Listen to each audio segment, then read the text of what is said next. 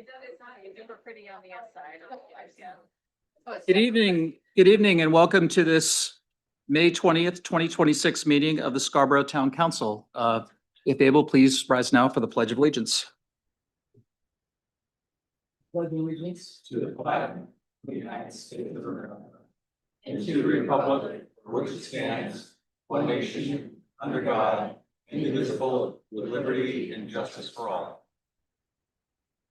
Thank you. The clerk, please call the roll. Counselor Doherty. Here. Counselor Kane. Here. Counselor Shoup. Here. Counselor Donovan. Here. Counselor Anderson. Here. Counselor Hayes. Here. Chair Fellows. Here. Thank you. Next item is general public comment. Just a reminder that this is for items that are not on our action agenda this evening. As most of you know, we have the second reading of the school and municipal budgets on our agenda tonight. We also have short-term rentals. We also have the data center proposed moratorium. So if you're here to speak about any of those or anything else that's on the agenda, just sit tight. And as a heads up, because we do have two advertised, publicly posted 7 o'clock public hearings that we cannot start before 7 o'clock, and we're starting a little early tonight, obviously. My intent when we get a little bit further down in the agenda will be to move the budget item up so that we do that before the scheduled public hearings.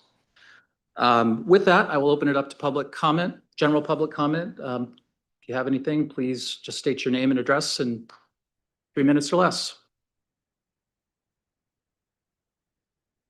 All right. One online. Thanks, Liam. Go ahead, Tim. Hi, can you hear me okay? Yes. Okay, good. So I wanted to just take a moment to talk about the comments I've been hearing about a local option sales tax. So I want to comment about the idea of lobbying the state to allow a local option sales tax. I first heard this idea discussed in relation to South Portland's desire to transform the former Mahoney Middle School into something new. For those who don't know, state of Maine provided South Portland with $59 million to replace Mahoney Middle School, which generally meant that the old facility was too far gone to renovate. But rather than let the building go, South Portland is trying to come up with tens of millions of dollars to renovate that building. So the proposed funding source is to lobby the state to allow South Portland to collect a 1% sales tax on top of the current state sales tax, potentially generating another $14 million on top of the $120 million they already collect in property taxes and excise taxes. And I'm talking about it tonight because lobbying state lawmakers for this new tax is also being encouraged in Scarborough. So what is a local option sales tax? Simply put, it's another sales tax on top of the 5.5% that the state currently levies on most purchases. It would be collected by all retailers physically located in Scarborough, as well as online retailers that ship to Scarborough addresses such as Amazon.com. And if the state allows the tax, you can be certain that every municipality will start collecting it. If you'll pay it in South Portland, Freeport, Biddeford, and all of our other neighboring towns as well. For a person buying a new car, with the average new car being close to $50,000 now, you would end up paying $2,750 in sales tax to the state, $1,200 in excise tax to the town, and another $500 in sales tax to the town, plus interest, of course, if you finance. Paying an additional 1% taxable purchase in Maine, for me, would be about 10% of my property bill. So while we're talking about trying to keep property bills, property tax increases down to 2%, 3%, 4%, a 1% local option sales tax would be another 10%. Consumers keep the economy moving when we're spending instead of saving. We're taking the money that we earned that was already taxed, and we're putting it right back into the economy to be taxed again. Adding another sales tax on top of our existing sales tax is punishing. And if it's a 1% local tax, what's to stop it from increasing during the next recession, which the state has a history of doing with sales tax? It's never easy, but towns across the state have managed to pay for their needs for decades without any local sales tax. We should not be lobbying our lawmakers to enable this additional revenue stream at the consumer's expense. We really should determine, why is it that we're talking about it at this point and what has changed with our funding. Thank you. Thank you. Anyone else? Final call for general public comment? Come on up to the podium.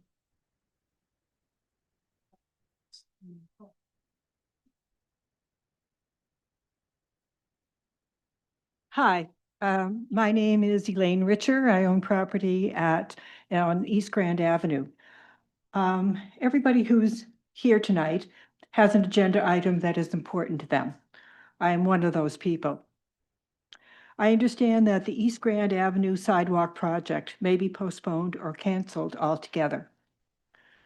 For the last 20 years or so, this has been happening.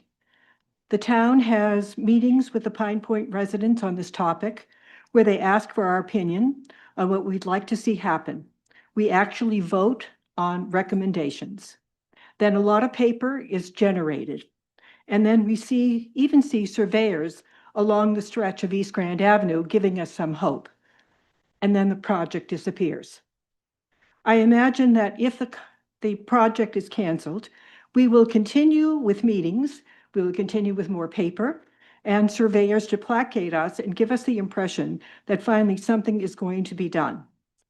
The sidewalk is over 50 years old. It has never changed. Can you imagine what it's like to walk on a 50-year-old? I mean, we think it's more than that, but at least 50. It's dangerous to walk on.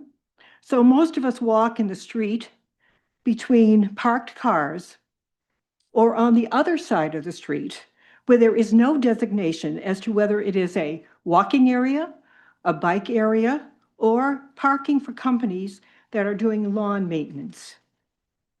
Besides the sidewalk being an eyesore, and the first thing that people see when crossing the town line, this is a major safety issue.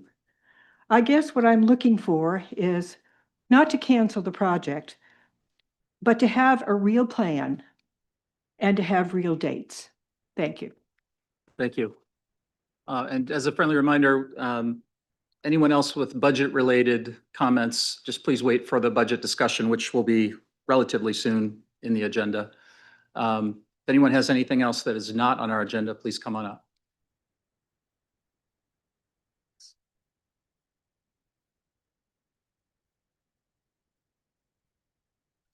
Thank you very much. This is the first time I've come, so I might be a little nervous. I live off from Honeywell, and a couple years ago, you updated Route 1, the Gorham Road, okay? It abuts with Maple Avenue. Now, when we're coming up from the Nonsuch area, Nonsuch River, coming to turn into Maple Avenue, we have to either wait for cars or there might be 10 cars in back of us waiting to proceed to go up to Oak Hill. So before they updated the road and put the sidewalks in, it was great because they had a little, on the right-hand side, they had a little turn where you could just pass the person who wanted to go left, and then they would proceed. Now, it's a hazard because if you're waiting to turn into Maple Avenue, it's all blind because there's a little curve in the road. So people don't know that, once they get up to the corner, as I say, there might be 10 cars in back of you. And then you have this wise guy who, if you try to move to the left to go into Maple Avenue, they almost want to sideswipe you. And I was just wondering why they took that a little turn off on the right-hand side. There's room. I don't know. I just don't know. Thank you. Thank you. We're not able to give immediate responses, but town manager might be able to speak to that during his report, which is coming up in we'll make sure you get a response one way or another. Thank you. Please. Averill Hill, Maple Avenue. I just want to say I appreciate that public comment. I share the same opinion as she does, and I'm really glad that she spoke to that. And I just want to say my understanding was that a couple of residents wanted it the way it is now, but a lot of residents did not and share the opinion. So I'm glad that this was raised. Thank you. Thank you. Anyone else for general public comment? All right, thank you very much. Moving on, the next item is approval of the minutes from the May 6, 2026 Town Council meeting. We have a motion? So moved. Second. Any discussion? All in favor? That's unanimous. Thank you. For one. All right, so as advertised, the next item is adjustments to the agenda. Tonight, I am going to move that we shift the first item of old business, which is 12.1, order number 26-029, the second reading on the proposed fiscal year 2027 municipal school budgets, and do that just prior to the two scheduled 7 p.m. public hearings. Second. Sure. Yeah. Any discussion on that? All in favor? Thank you. Item number 7, treasurer's warrants. I signed those and gave those to the clerk prior to the meeting. And that takes us to the town manager's report. Thank you, Mr. Chairman. I made a note, so I'll get back to Maple Avenue at the end. The Scotty Hill Road closure, it's a matter I've continually updated the community and the council on. We have made application for the final grant that we've been waiting on. We will know sometime in August, and I expect we'll have a decision point in front of council as soon as we have word back on that grant. Just as a reminder, we already have another grant in hand. It does involve some other decisions that the council was, I guess, wanting to understand its other options before they made the final decision. So the final piece is included in the budget is, I believe, are sufficient funds to execute any of the options that were initially explored and are still available to the council. So we're still open, and hopefully in a couple months, we'll be able to have a final decision from council. Quickly, with respect to the budget, we worked through a fairly detailed and exhaustive process. The Finance Committee, I appreciate their commitment to the process and their involvement.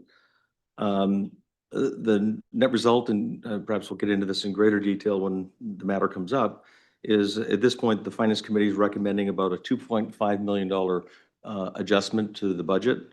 And that's roughly broken down almost in equal portions between the town and the school. The town actually is sharing a little higher of that burden, about 53% of it, or 1.3 million. That nets us or puts us at about a 3.21% tax rate. And that's assuming a lot of assumptions with our growth in our tax base, which won't be known until the assessor finalizes the commitment.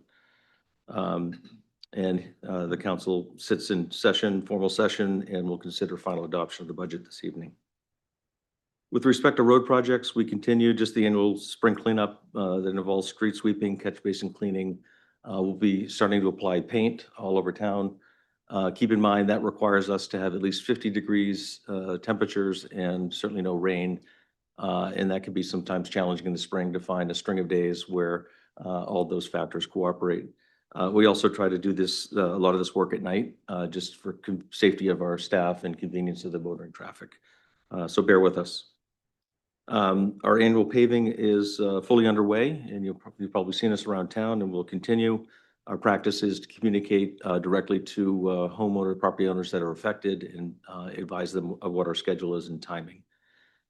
The Pine Point area continues to be an area of focus. At this point, the main water replacement project, that's not town specific, but we're waiting for that work to be completed. I believe it's progressing on schedule. And I think they're going to be out of there sometime early to mid-June is the best estimate I've heard. And we've decided to hold over our final paving, which is town's responsibility, until after the summer season, and we'll coordinate those details with the neighborhood. There's a couple of things, decision points that we're kind of working through right now. One, the contractor doing the water main replacement, we've allowed to use our overflow parking area from Hurd Park as kind of their their construction yard during their period of their presence for materials and such and equipment. As you might expect, it's in pretty hard shape, and the agreement has always been that they'll return it back. And we've directed them to put it back to grass, which it's been for decades. And it will still serve an overflow parking purpose as needed, a dozen times a year, perhaps. What that effectively means is that will likely not be available for overflow parking this summer season, just to allow the seed to germinate. And that kind of dovetails into the other discussion that we're currently having at the staff level and are seeking input from the Pine Point neighborhood. Jones Creek has historically had on-street parking, and we've floated the idea and are simply agnostic to it. But in response to some feedback we heard in our multiple engagements with the neighborhood, we floated the idea of for this summer trialing a kind of a bike pedestrian path in place of where those on-street spaces are. And I do appreciate that with the loss of the overflow and now potentially loss of additional free on-street parking in Jones Creek, that may be putting some undue pressure. So I just want to make everyone aware that we're open for feedback and actively seeking it. And I believe the Transportation Committee is going to discuss this matter. I don't know that they'll come with a firm recommendation, but I'm always interested in their input, a bunch of thoughtful folks.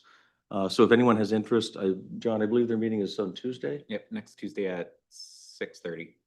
And we're probably a couple weeks out from making that final decision and want to receive all the input we can in the meantime. So don't be shy. Spurwink Phase 2 project, the base coat of pavement is down mercifully, so the dust and the aggravation is largely gone. At this point, unfortunately, we're waiting for the utility companies to relocate several poles that sit right in the shoulder of the road. And so final pavement and cleanup of all yards and such really can't occur until that happens. I spoke to the contractor today, and they assured me they are actively working with the utilities to get that work done as soon as possible. They, more than anyone, want to get the project wrapped up and moved on to the next. The Eastern Trail project, we do have a meeting scheduled with DOT for June 4th. Have prepared all our background information, and I'm very anxious to have that meeting and report back to you on our success in terms of having them help us cover some or all of the overages that we're experiencing with that project. You might have noticed when you came in, we've begun dismantling the skate park just next to Town Hall here. By tomorrow, I think that will be complete. We'll move swiftly with contracted services to put a new surface, and we expect 8 new pickleball courts will be usable by the end of July. So we're very actively moving on that project. We had hoped to be able to kind of open a skate park at the same time. The timing just is not allowing us to. This project will be on the June planning board meeting for an advisory opinion. So we did make that deadline. And we'll also be doing some neighborhood engagement, particularly on ramp style and layout. Really talk to the users of that facility, what they want to see. We have a budget and we're willing to work with them and listen to them. So you might have noticed we've developed a webpage, and so we're trying to keep people up to date on both projects and where they stand. Just a quick report on our partner, Project Grace. They held a very successful fuel rally, bringing in over $31,000 to help offset need in our community. And for our little program, you might notice in the clerk's office, we give up clink bags, and you've raised $1,500 through just bottle collection. So every little bit helps. As a related matter, I also was part of a meeting this week with a bunch of folks involving Project Grace as well, regarding starting a wood bank. And this is, as the name suggests, this is for folks that rely wholly or partially on firewood as a source of heat. And it may surprise you, but I think there's a fair number of Scarborough residents that do. And this is something that's been done quite successfully around us. Cumberland has one, Freeport. There's a small one starting in Buxton. And for our part, they really need space to be able to run this operation. We believe we have space at the Holmes Road prior landfill site, very convenient site. So I'll continue to explore this. But it seems like a really a no-brainer decision. I think there's a need, and if there's a way to marshal our resources as a community and meet that need, I'd like to be part of it. So I'll continually update you on that. I want to make you aware the Scarborough Historical Society is, I guess, through a plaque of some sort, is acknowledging a so-called pauper grave, a marker at Dunstan Cemetery. This is something that throughout the course of history with residents who didn't have the ability or their families to properly bury them, it was a municipal obligation, quite understandably. Unfortunately, a lot of those grave markers went unmarked. And so I think the society appropriately want to make sure we provide some acknowledgement in that regard. That ceremony will be May 24th at 11 a.m. at the Dunstan Cemetery, if anyone is interested. Reminder for council, you have upcoming workshops, June 3rd. The focus will be on growth. We expect we will have a report on the rate of growth ordinance, which is required. A full recap of LD 2173 and its companion 1829 and what that means for us. More importantly, what we see as what needs to be done. A huge concession was the fact that it does not take effect for another year. So we have a year to work through this. So we'd like to use some of that time to update you on that and advise where we think we could spend our time wisely. And then on June 17th, there will be a mid-year goals review for the council. I encourage all of you just to spend a few minutes to run through those goals. All of you are liaisons to committees. Many of our committees are advancing these goals. So it would be great to just give a little forethought to that so we can have a productive session. I want to comment briefly on the site right on the Saco line, right on Route 1, 741 US Route 1. This is a site that just over the course of a weekend, nearly all the trees were removed on the site. We continue to be fairly aggressively working with the property owner. Just today, they submitted a restoration plan, which we haven't had time to review, but we will. And I expect there may be additional notice of violations that are associated with that. So we've also reached out to our partners at the state to make them aware. But it appears as though this is likely to be a kind of a local enforcement matter. And we have adequate resources and ordinances to do so. So I'll do my best to keep you updated as that moves forward. With respect to Maple Avenue, both speakers were quite right.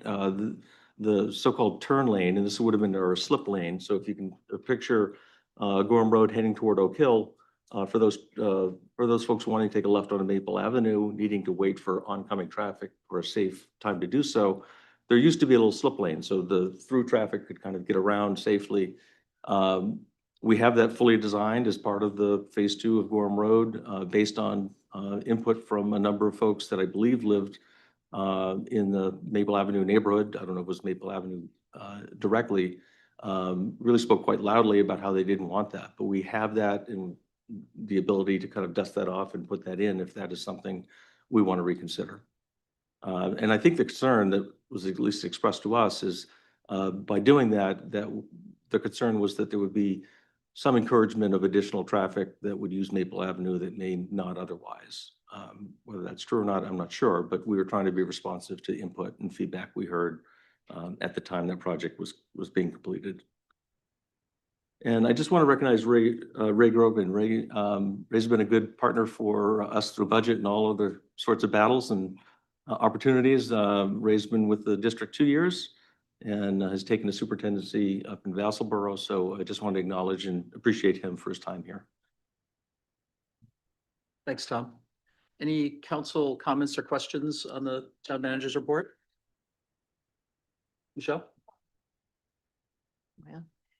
Tom, just a couple of things. I just wanted to recognize Community Services and Nick because when people started finding out that the pickleball courts were going in and the skate park was going away, there were quite a few comments. I actually heard from quite a few people and sent them a note and said, I think people just need to be,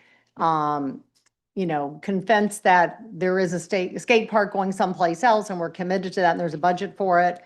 And also just to communicate it. So I think they've done a great job in reacting to that and having a page up that's sort of following the progress. So I think that hopefully that calmed a lot of nerves in town Yeah, around that. I appreciate that. One of the challenges we had is that community is fairly elusive. It's hard to pin down. There's not an organized group, so to speak. We did try to do some kind of just popping in when we see people. And the range of users is remarkable. During the day, it's predominantly parents with young kids on scooters or small bikes. Yeah. It's a safe place off the roadway. But then in the evening, it transitions into a skate park and there's Yeah. people 35 to 5 there. So I appreciate your acknowledging that. We did try to stand that information up pretty quickly. Yeah. Allison did a terrific job, as she Yeah, always did she as well. did. Thank you. And my second question is just with the Eastern Trail, is progress still occurring and we're just waiting to figure out what's going to happen with the funding and if we have funding partners or somebody covering it, or are they on hold waiting to figure out the funding? The project's not on hold. No, in fact, I don't think that will serve our purpose. The majority of the expensive work is done, frankly. Okay. The sooner the project completes is better for us. We have in our project budget significant money for inspections. Okay. And to the extent that the project ends earlier, we save money there. Okay. So I understand your point. We have scoured the existing work and tried to find ways to trim. There are far and few betweens with fairly low dollar amounts, frankly. But believe me, this is on my mind and desk every day. I'm sure. Thank you. Anyone else? Scott? Yeah, let's start off with the pickleball courts. Now it's 8 pickleball courts, really. And we're gonna, remove a perfect, not a perfectly good, supposedly it's deteriorating skateboard park, but anything's a lot cheaper to fix up. We're talking about budgets and, of course I've been harping on this and harping on it. It's small things, but it's all these small things that add up. And I just think that, that should not have been put on. It was put on, it was just thrown on. It wasn't voted by the council. It was just decided to be put on $100,000 for pickleball court. And then when the budget came out, it was 150. And now last week, I just heard that they're gonna, I guess they're doing it already now, but I didn't hear anything about it. I didn't know it was gonna, I don't know whose idea this was to rip this out, put pickleball courts out here. And it may be just a phase too. People are gonna be bored with it. Like the skateboard park wasn't used very heavily, after a while. And again, my thing is, as a taxpayer, shouldn't be paying for people's entertainment. It's about roads, schools, the basic stuff. It's gotta be basic. So that's enough on that. The Maple Avenue turnout, I've been on that for a year. I've asked the town manager here, I don't know how many times. I said, just take a truckload of reclave pavement.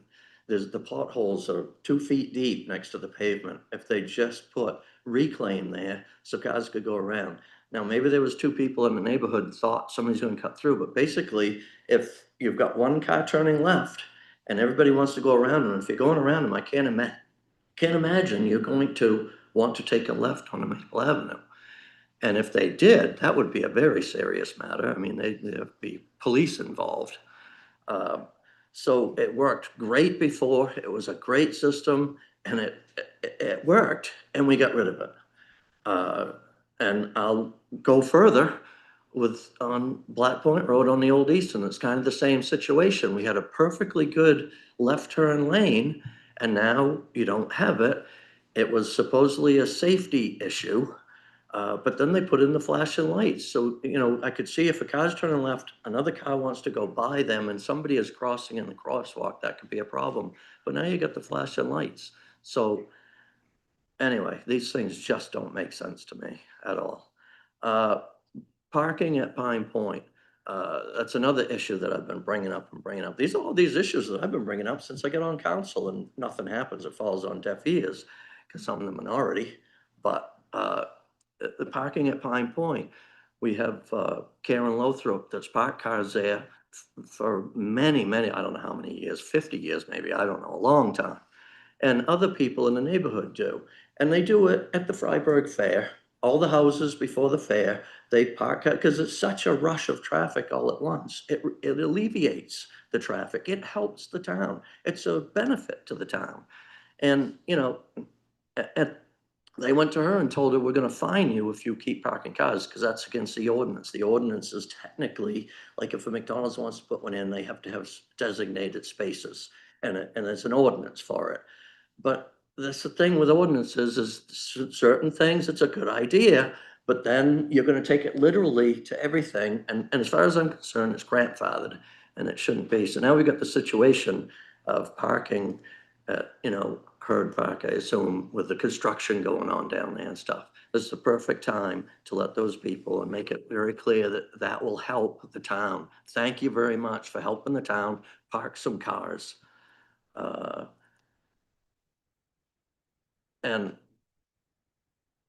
I'm not gonna take it, we're too busy tonight. I'm gonna leave it at that. That's my, you know, stint for tonight. Thank you. Thanks, Scott. Anyone else? No? All right, thanks, Tom. Thanks, everyone.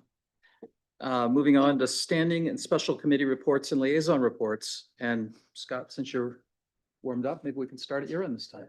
Yeah. Well, I think I forgot, was there a HAVA meeting last night? And I forgot about it, so I didn't go to it. So All right. sorry. Yeah, a lot going on. Thank you. Larry. Thanks. Chamber of Commerce met this week, and they've made incredible progress. They've changed around both their meeting times and agenda style and all. Excuse me. And it's, from what I've seen, it's worked great. The summer concert series is all set up. There's 5 dates, including food vendors as well. So the typical summer concert series, some of the same returning musicians and a couple of new ones. Community Services also met this week. I did not make that meet. Sorry, it was last week. I didn't make that meeting. It was on Thursday and we were doing something else. I can't remember. And we had a finance meeting that night. And the school project is progressing nicely. They're deep into the design phase with that, and the professional services like geotech and surveying and all that is moving ahead as well. And the last one is Finance Committee, and I believe we'll talk about that in a little while. Thanks. All right. Teaser. Thank you. Kara? Thanks, Corey. So the planning board met this week and it was jam-packed with the downs, lots of the downtown, town center stuff, working on the signs and things like that. So that's exciting to see to come to fruition. Also, Walmart is looking to expand within the footprint that they have. And that was an interesting conversation because it's not a huge expansion, but the planning board looks like they want them to look at the traffic a little bit because it hasn't been touched at or looked at in a long time. So that was a long meeting for them. Thank you to the planning board. The Conservation Commission meets next week. We're going to be asking them to look at a clear-cut ordinance regarding clear cutting on commercial lots. As Tom was mentioning in his updates, we had recently had an incident which kind of brought that goal back to our forefront. So we'll have the Conservation Commission look at that, and then hopefully ordinance that meets in June will have an ordinance regarding clear cutting in commercial lots as well.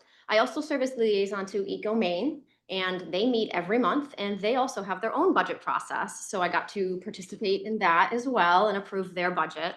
And they actually have a groundbreaking ceremony tomorrow. They're doing a large expansion at their facility and they're a good partner of ours. So I enjoyed being the liaison there. That's it. Thanks, Karen. I'm liaison to Long Range Planning, which met on May 8th. They continued their exercise of kind of working their way through the different zones in town, really taking a step back. It's sort of an interesting intellectual challenge, I think, because it's hard to separate, understandably. It's hard to compartmentalize and not think about what's already in some of the zones, but I think it's a useful exercise to kind of take a step back and look at, well, what are the sorts of uses, allowed uses that might make sense in certain zones, and just really not just take for granted that everything that we have is, you know, it's just makes sense. So that's been an interesting exercise to follow. I imagine anyway that as we move into the next several months, they may be spending a little more time looking at some of the implementation of the related to the LD 2173 and some of the ordinance changes that will likely be prompted by that, which Autumn will be going over with all of us at our workshop on June 3rd. Bill? Yeah, thank you. The library had a lengthy planning session on Saturday. The board is actively updating the building's needs for when they will be back requesting a referendum to receive support for it. I have been impressed by the library board's commitment. This was a deep level discussion, and it went into a great deal of detail as to what the needs were and how to address them. So more on that to come. Thank you. Thanks, Bill. John? Yep, as Tom mentioned, Transportation Committee meets next Tuesday. We'll be looking at the Jones Creek pilot project, as well as talk about the council goals that were set to give feedback for the council for when the council meets to review goals. We also have communications meeting tomorrow. 2 items we're talking about is how we want to structure the communication ambassadors meeting that's happening next Thursday with a select group of individuals that we reached out to come and talk to the council about what they're hearing in the community.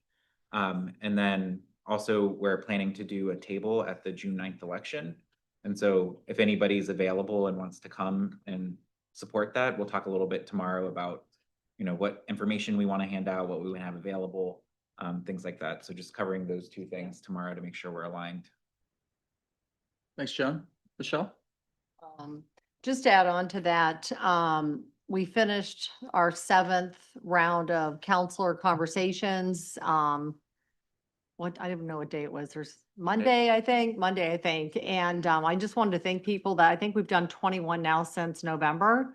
So I appreciate a lot of people in the audience attended this last round. This certainly had a lot of focus on the budget this time, but also, you know, on everything you can imagine, from traffic to potholes to short-term rentals. So, you know, I really appreciate people coming out to those, and we're going to keep that going. So it's a great way for us to get direct information from you and your feedback. So thank you.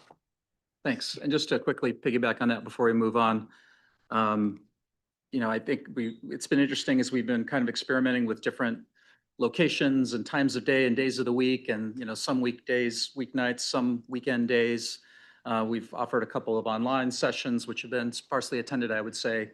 But in my mind anyway, if even one person can come to one of those, and that might be the only time they're able to come, that's a win. And we've had some really good conversations. And Michelle, big cookies for at least one of them. Not to set the bar too high. But I've mentioned this before, but I'll mention it again, since I know we have a lot of school-related folks in the audience. I would like the Transportation or the Communication Committee to consider maybe offering at least one session that's tailored toward students, maybe high school students who want to be engaged. So maybe that's something to look for with the next round. John? Yeah, and I just want to thank the school board for their participation in this round as well. Absolutely, yeah. Because it was the first time we had them join us so that they could be part of it. So it was great to have them there and answer questions that we couldn't necessarily get into the details of. Yeah, and I'd add Tom and Liam on that as well, because I know I did 5 sessions this time, and at least one question came up, and in some sessions, 2 or 3 about, you know, contracts and healthcare and, you know, cost sharing and all kinds of things. And it's just, we would have gotten back to you with information, but I certainly didn't know the answers to that. So I know one of them, Liam, did a lot of deep dives into some critical things. So thank you. Yeah, thank you. Thanks for bringing that up. All right, moving on. Item number 10, resolution proclamations, none at this time.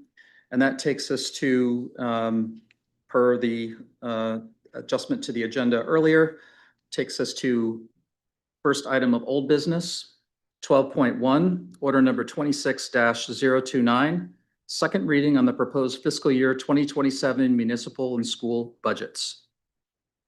Tom, would you like to kick this off? Yes, so what was included in your packet, what I encourage you to start with, I just think it's easier and just in my experience, having some order of business that is always helpful, particularly when you're dealing with numbers and a lot of things and maybe emotions. As has been the tradition, we have prepared the First Amendment to reflect the adjustments that the Finance Committee has passed along to you. And I would recommend that you take it in that order, and then certainly any other amendment is available at that point. As I mentioned at the outset, essentially $2,533,487 was adjusted out of the budgets. And that is broken down between the town and the school. The school's portion of that was $1,200,635. And for the town's part, it was $1,332,852. Again, that results in a tax rate, estimated tax rate of 3.21%. So what's in your packet is the full so-called scorecard that shows for the town, the line item detail where all those adjustments are proposed. And for the school, really just a bottom line adjustment. It's really it is the Board of Education's prerogative to decide all of those particular details. Beyond that, we've also supplied a red line version of the budget order that again reflects all of those proposed adjustments. So with that, Mr. Chair, I believe you're ready. Great, thank you. We will open it up to public comment before we turn to council discussion. As usual, I just ask that you state your name, address. Please limit your comments to 3 minutes. When you see the light flash red, that means your time is up, and ask you to please wrap up.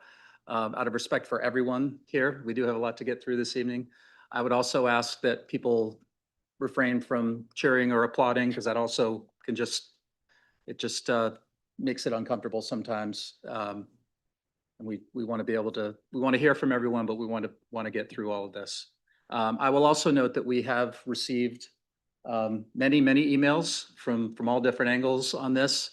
I know many of us have tried our best to respond to those that we can, but at a certain point, we don't have staff, we don't have interns, and there are only so many hours in the day. So please don't feel neglected or not heard if you did not receive a written response from any of us.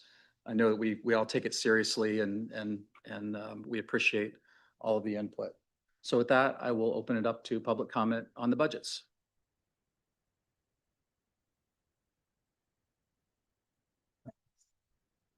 Hi, my name is Cressy Maurer, and I live at 20 Meeting House Road, and I'm also a school board member, and I'm here to advocate for the school budget.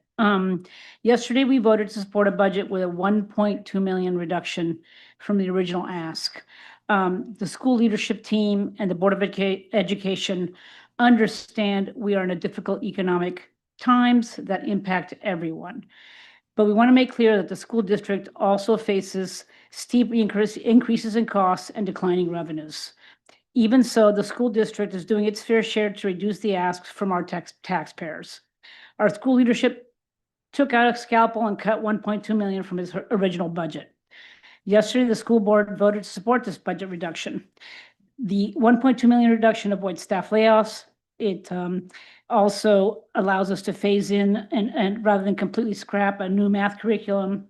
And it also juggles new state mandates, including a cell phone ban, which requires new storage solutions and equipment, and the build out of a pre-K for special needs preschoolers. Please remember that Scarborough's share of state education funding is effectively flat or capped, and we will be cut by more than $1 million in the next 3 years. The school district is doing its part. Please vote for the budget compromise that limits school cuts to 1.2 million. Thank you. Thank you.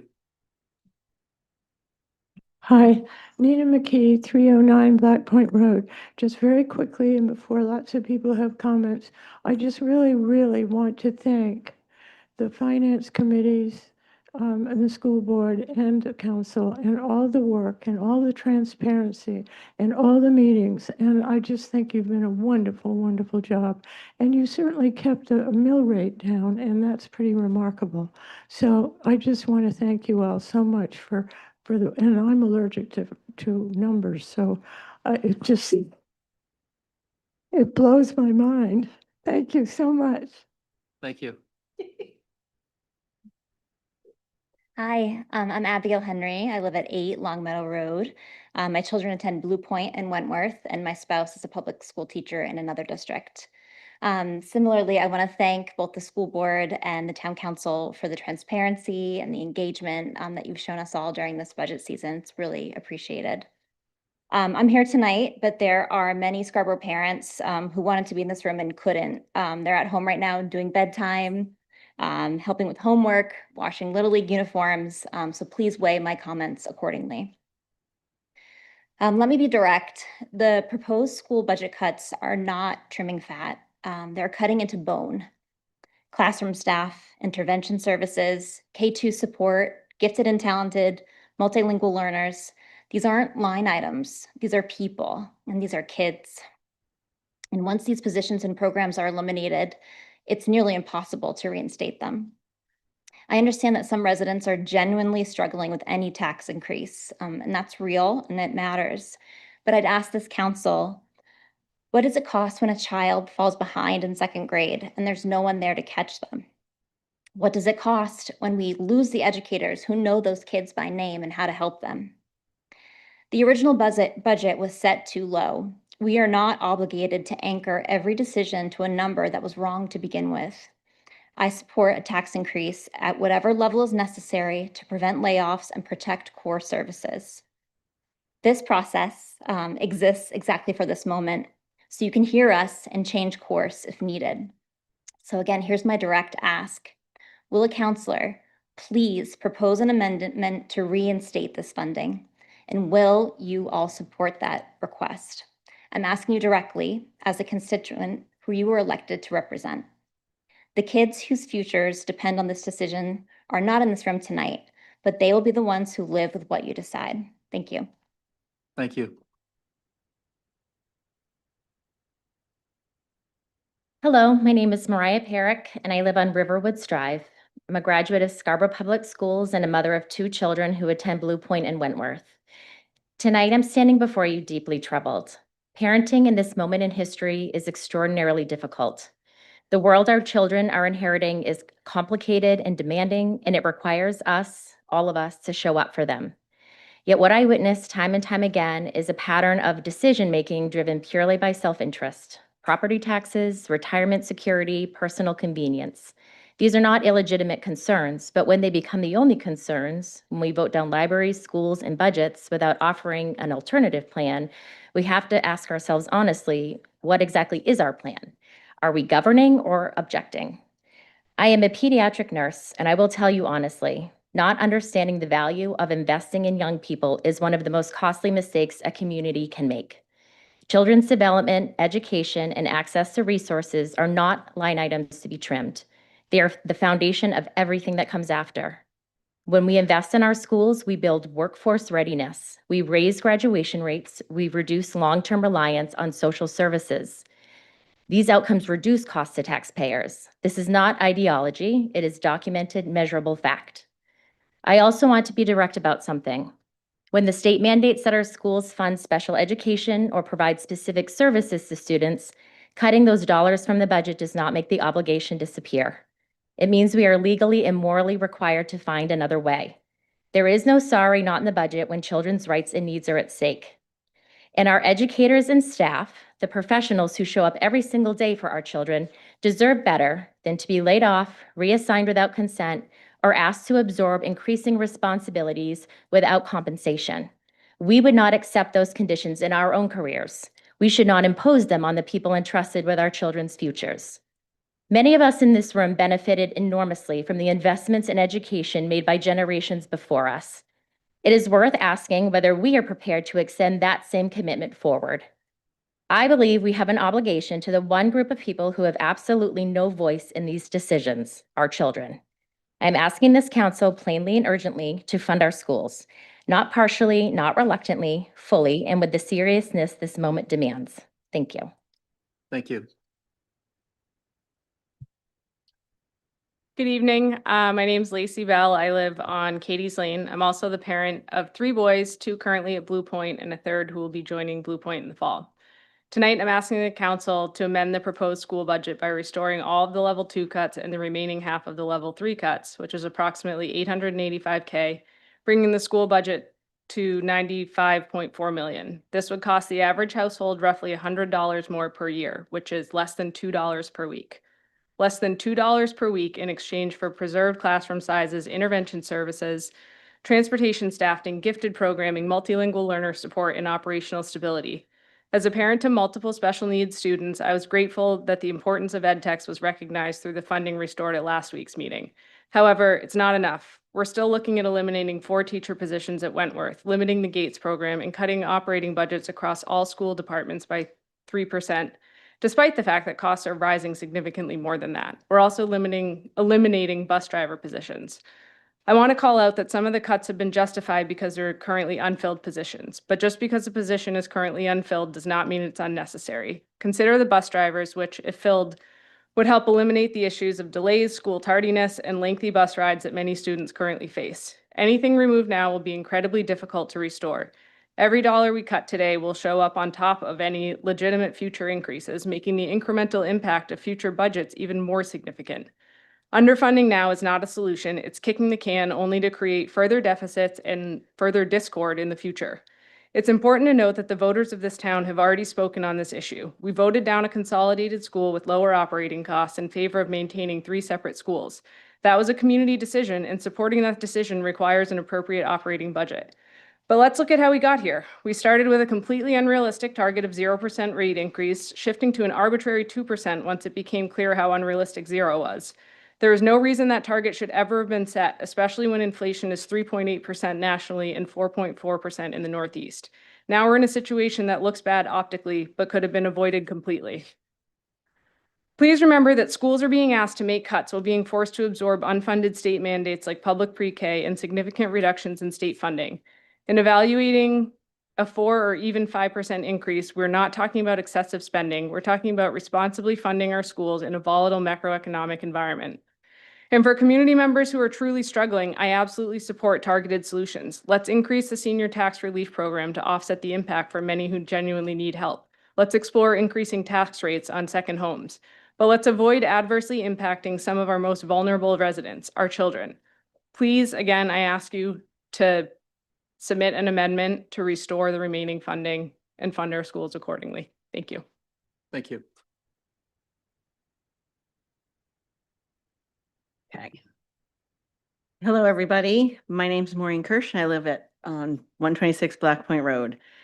I've lived in Scarborough for 33 years, and my 3 daughters all graduated from Scarborough High School. I'm currently the administrative assistant at Eight Corners Elementary School. Before I started working in the office, I worked in special ed as an ed tech, and before that, I was a substitute teacher who worked throughout the district.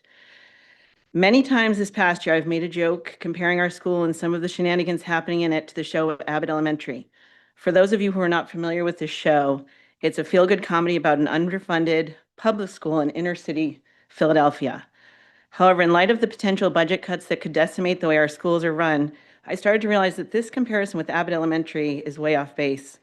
Scarborough, Maine is a gorgeous oceanfront community that has been transforming itself over the years under the watchful guidance of our elected officials and our town manager from a small farming and fishing community into a bustling, diverse town. We have some affordable housing, we have some luxurious oceanfront neighborhoods, and we have lots of new development, of which the crown jewel is the Scarborough Downs. Our schools are overflowing with amazing families and students that are moving into these new neighborhoods, and we welcome them. When I think of my town, this town that we all love, I realize that I should not be comparing our schools to the inner city school district, even though it seemed funny. It's not remotely funny. When I look around at my colleagues and see the worry and fear that they have of losing their jobs, losing their partners at work, in this growing dynamic town, we should not be voting to take anything away from our schools. Every morning at my school, we put together an intricate puzzle, trying to cover all of the meetings, the last-minute absences, the emergencies that arise. In fact, our principal was working on an even better way to try to cover all the gaps in our daily schedule today. The needs are growing all the time. We have a few amazing substitute teachers that continue to show up, but everyone in our school is called upon to help. And at our school, everyone does step up. Even our nurse has covered a PE class. She's gone into classrooms and often covers the office for us when we get pulled out. If we want to continue to say that Scarborough has an excellent school system, we need to prioritize staffing that can deliver on that promise. And if we don't have enough staff, our schools are not even safe. Thank you. Thank you for all your hard work. Thank you.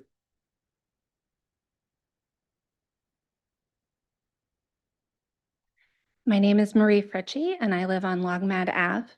I have 3 daughters in the Scarborough schools, 2 at Blue Point and 1 at Wentworth. I'm also a teacher in another area school district. I'm very concerned that well-intentioned attempts to limit spending will have significant negative impacts on our classroom staff, on class sizes, and on student services. Student interventions and supports are core services, including for gifted and talented kids and multilingual learners. Our kids rely on these essential services. Reductions to staff and student services will have both short-term and long-term negative impacts. Supporting our public schools is essential to our community. We must invest in our schools, not kick cans down the road.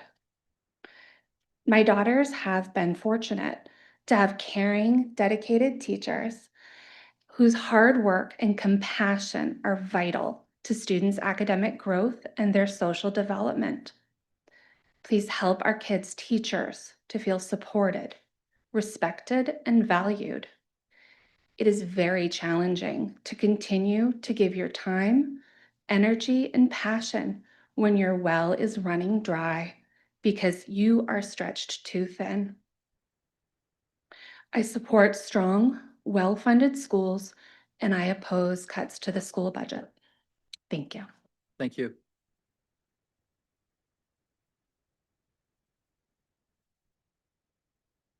Hi, my name is Alexis. I live on Gunstock Road, Scarborough resident for the past 9 years.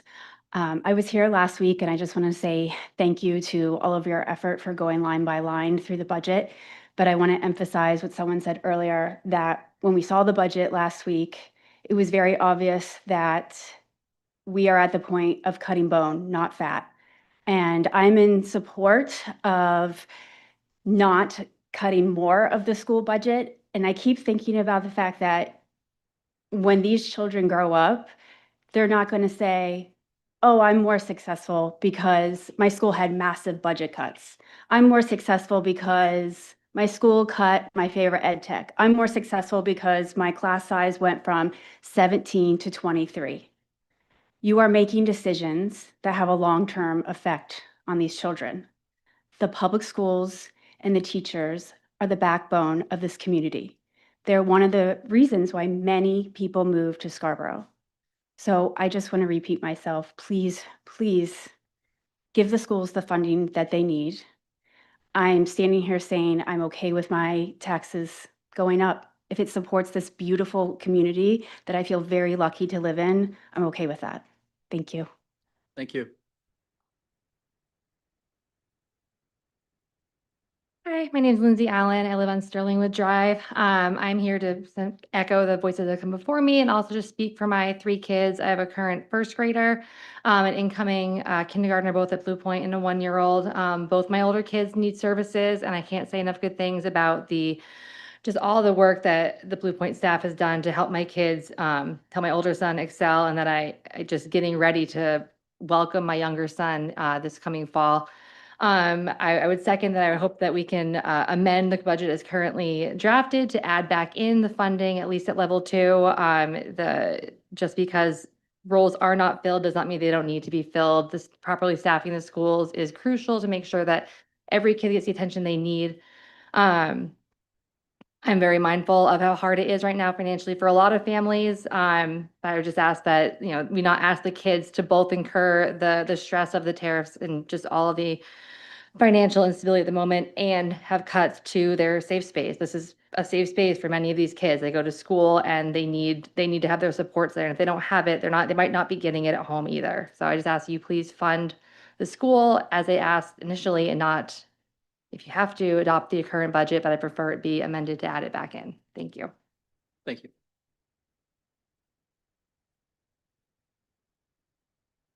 Hi, I'm Jim Marshall. I live at 7 Inspiration Drive. I am a parent of a graduate of the Scarborough Schools. I'm a teacher at Wentworth, and I'm an SEA member. And I just, again, want to thank you guys for your hard work. The town really put in a lot of time. I went to some of the listening sessions. I really appreciated people's presence there. I appreciate the hard work the school board and school leadership has done in getting to a number that I think we can live with.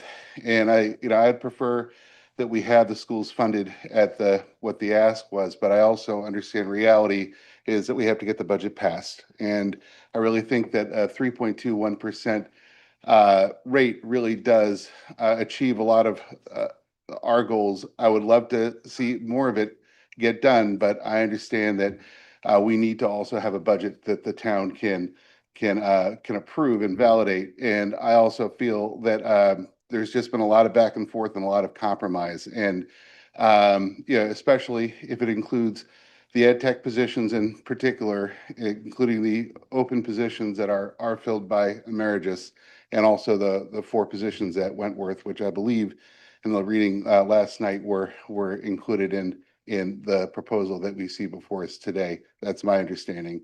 But I'm just here to support that sense of compromise. I really do appreciate all the hard work that everybody's put in. And I look forward to hearing some good news, hopefully by the end of the night. Thank you. Thank you.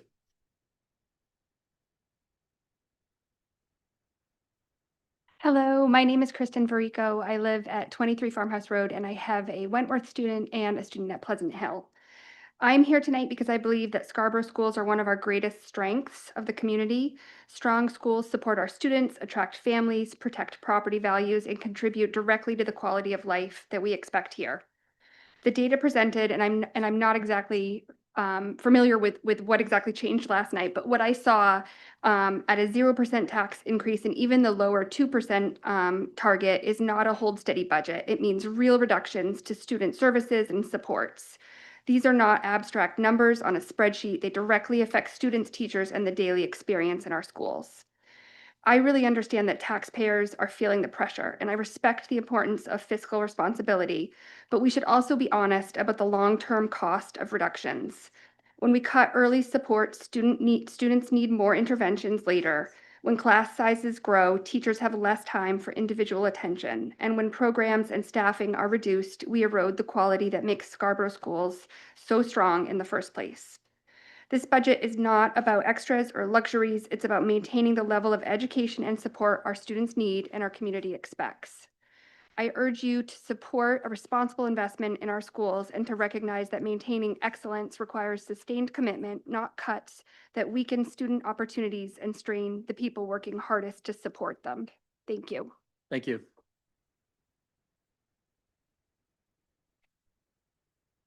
Good evening. My name is Courtney Sinclair. I live at 5 Red Barn Circle. I have 2 students, one at Wentworth and one at Pleasant Hill. Many of you have heard the saying, it takes a village to raise a child, and in Scarborough, that village is funded by this budget. Many of the supports our schools provide aren't visible to everyone.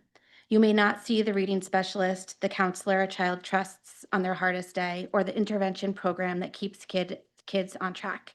But for the families who have needed them, their impact is enormous. Some may look at these services and see a line item to cut, perhaps because they've been fortunate enough never to need them. But cutting too deeply now doesn't make those needs disappear. It just means that families face them alone, and our community pays a much greater price later.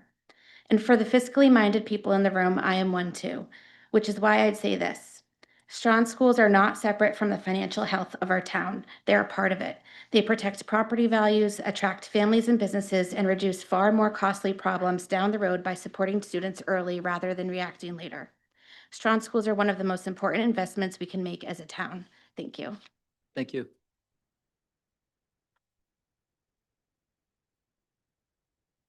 Hello, my name is Christina Pettit, and I live at 24 West Beach Ridge Road.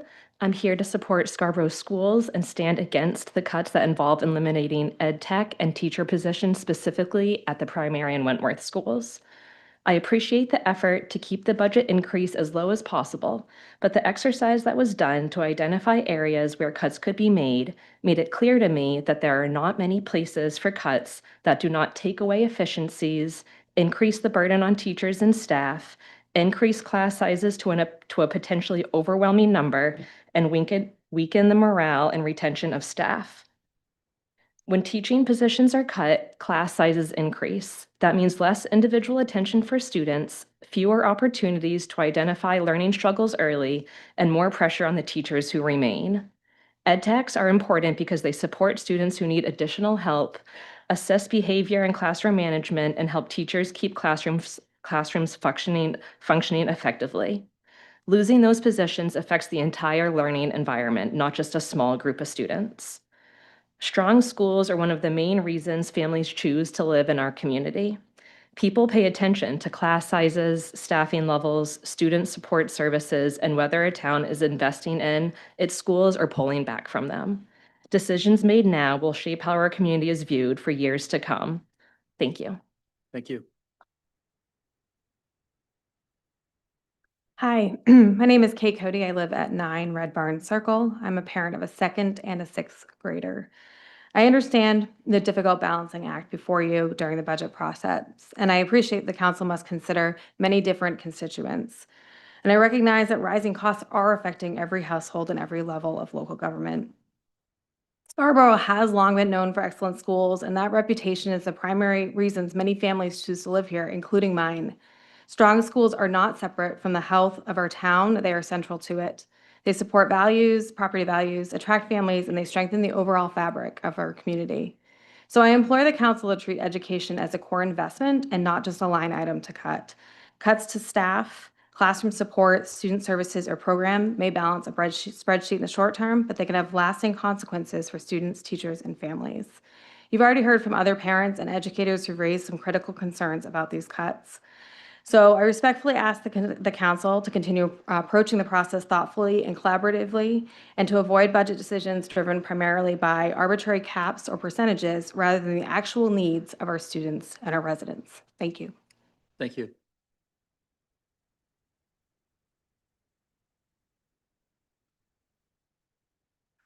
Hello, my name is Todd Walters. I live at 8 Partridge Lane, and I'm excited tonight to add my voice to the choir of proud parents that are speaking up for their children's education and for the quality of the education that we provide for our community here in Scarborough. The first thing that I want to say is that I appreciate the fact that Scarborough cares both about our seniors and about our school systems, that we have both the property tax rebate program for seniors, and it's the best one in the state. More people should know about it. We should add it to the communications committee agenda for tomorrow night. That is something that I, for one, am in full support of expanding in future budgets. If anyone would like to work with me to expand that fund, I think it would do a lot of good for our town, supporting the seniors on fixed incomes. I want to talk a little bit about history of where we are in the budgeting process, because you've already heard about the impacts that are going to happen. And I've spoken about those at other forums in both the Councillor Corner as well as the Finance Committee meetings. And what we're looking at with this 3.21% budget increase is the lowest budget increase that we've had since the pandemic in 2021. That was 1.95%. Since then, in 2022, it was 5.32%. In 23, it was 5.04%. In 24, it was 4.45%. And last year, it was down to 3.75%. So we're already beginning the process of preparing ourselves with fiscally conservative policy for the upcoming school bond that's going to hit next year. And the projections of the upcoming school bond look at a potential 5 to 7% increase, which would be in line with what we had in 2022 and 2023. Not out of line at all, and not some sort of fiscal cliff that we're looking at where it's an emergency that we need to make severe cuts now in order to prepare for. The second thing, on that same time frame, over those same 5 years, our unassigned fund of the citizens' tax dollars that were surplus has gone from over $10 million to $18.8 million. $18.8 million. And I understand we're saving that fund to maintain our AA bond rating so that we have cheap borrowing or more affordable borrowing APRs for the school bond. And so we're not touching that, even though we're reaching the 16.9% level that we could. So here's the good news. The good news is that we can fully fund level 2 and level 3 cuts and maintain the lowest budget increase since the pandemic, under the 3.75%. So I urge the council to fully restore level 2 and level 3 funding in full and continue to be fiscally responsible by passing and putting forth for referendum the lowest percentage budget increase since 2021. You can do both, and I urge you to encourage that resolution to be brought forth and to be voted on by all of the members. If we have a growing TIF fund, a growing unassigned fund, Yeah.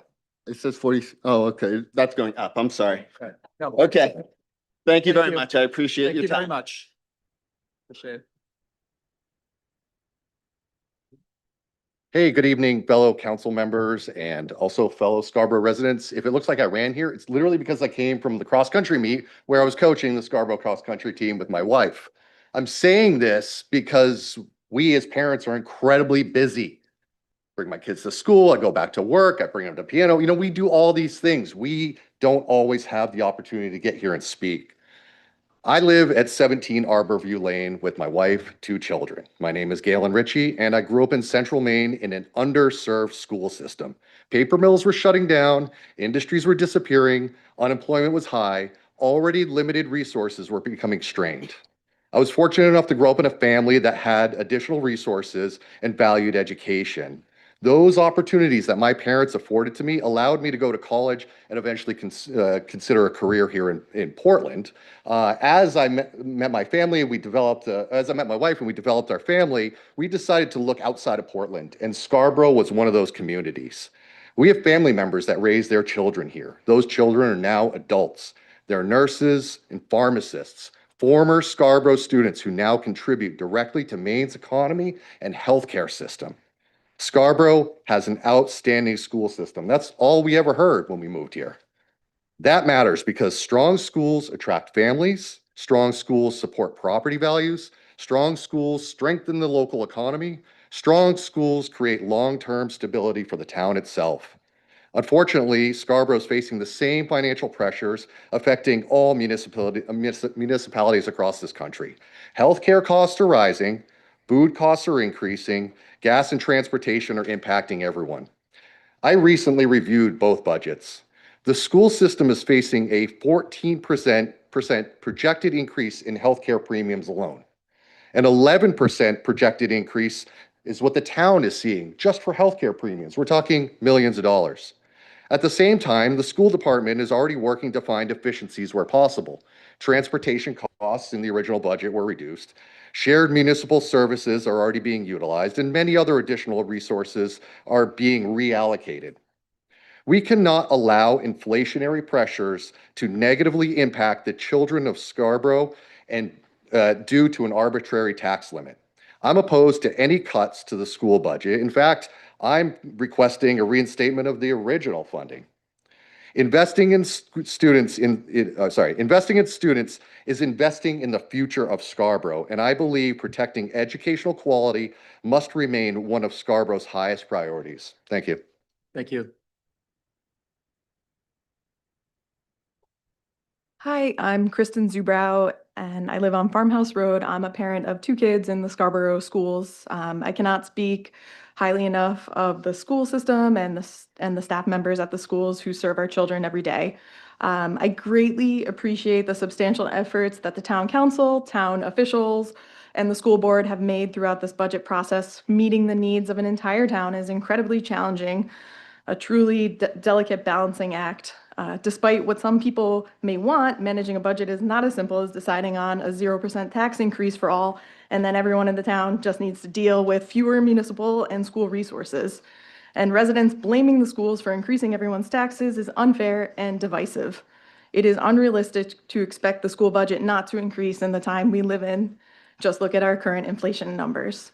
I empathize with people on a fixed income, just as a caring human being who wants the best for everyone. And I have a parent who's in their 80s living on an incredibly fixed income. I don't want him or anyone, regardless of their age, to choose between paying their taxes or buying food or medicine or just being able to live their lives a little bit.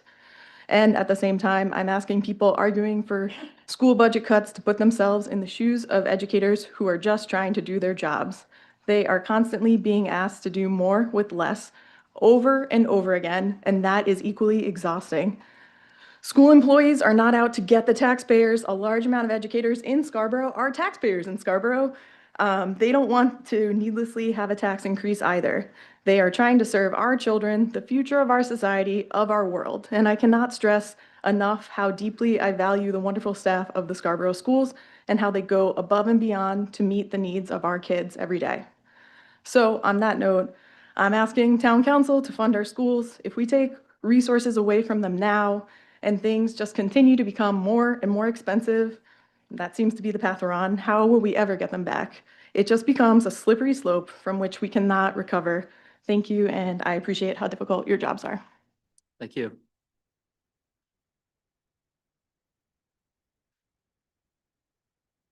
Good evening. My name is Maggie Karen, and I live on Canterbury Lane. I'm the parent of 2 children currently going through our school system, Wentworth and Pleasant Hill. I first want to say how grateful my family has been for the teachers, staff, and overall experience we've had in Scarborough schools. The people in these buildings are doing incredible work every day, and it shows in our children. Our schools are one of the most important parts of this community. They are a major reason families choose to live here, invest here, and stay here. Because of that, I believe we need to be extremely careful about making drastic cuts that could negatively impact students, teachers, or the quality of education. I understand budgets are difficult and everyone is looking for ways to save money. But I think we should first look at delaying or scaling back non-essential upgrades before cutting deeper into the schools themselves. For example, maybe this isn't the year to fully upgrade the communication system if it helps preserve classroom resources and staffing. Sometimes we need to make do for another year in order to protect what matters most. Thank you for your time and all the work you do for our town. Thank you. My name is Rachel Goldman. I live at 157 Black Point Road, and I have been a Scarborough resident for 3 years. I have 2 children who are in the Scarborough school system, and my husband and I both work in the district. I'm a literacy ed tech at Wentworth School, and my job is being restructured due to school budget cuts. I'm standing here today to express my deep concern regarding the proposed municipal budget cuts for the fiscal year of 2027. While a smaller increase in tax rates may appear beneficial on paper for residents already facing rising transportation costs, living expenses, property taxes, and the financial impact of the school building project, a $2.1 million reduction in an already strained school budget would have serious and long-lasting consequences. As proposed, the staff restructuring could negatively affect classroom coverage and student support services, creating longer bus routes, eliminate valuable academic programming, reduce after-school opportunities, increase class sizes, and result in a loss of teaching positions. At a time when we are investing in improving the physical infrastructure and technological capabilities of our schools, we risk undermining the very people and programs that make them exceptional. Scarborough's student population continues to grow as our community expands, and the needs of our students become increasingly complex each year. As teachers, we deserve the funding, support, and resources necessary to do our jobs effectively. We are the foundation of our schools, and without us, those buildings and improvements mean very little. Restructuring staff is a mistake. I am extremely passionate about being a literacy ed tech, and I have built years of trust with my students and colleagues. My team and I work well together, and building that team and pulling that team apart will be detrimental to the program and its students. The restructuring will also be pulling teachers away from positions they are qualified for and ones they excel in, and placing them in positions that they may not have training in and one they may not have chosen for themselves. This will lead to teacher burnout and loss of passion. If budget reductions must be made, I urge you to look elsewhere. These cuts are going to have a negative impact on the children and educators in our community. Thank you for your time and consideration. Thank you.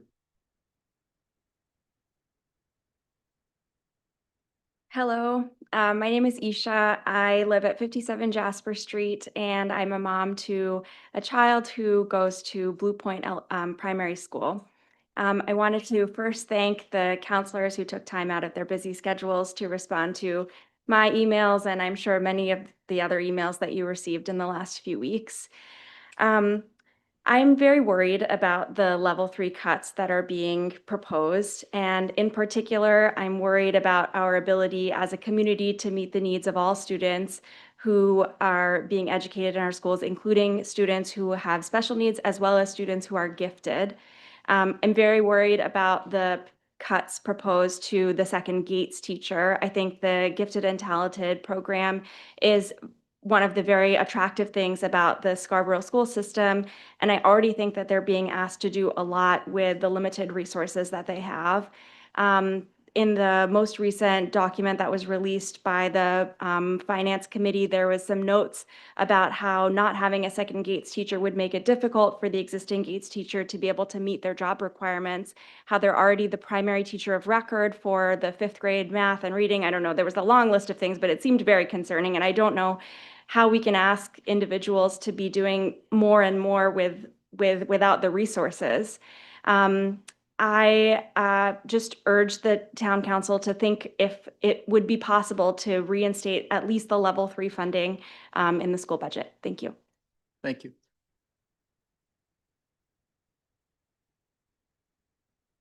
Hello, my name is Sophie Warren. I'm one of our state representatives here for Scarborough, and I'm a product of Scarborough Public Schools.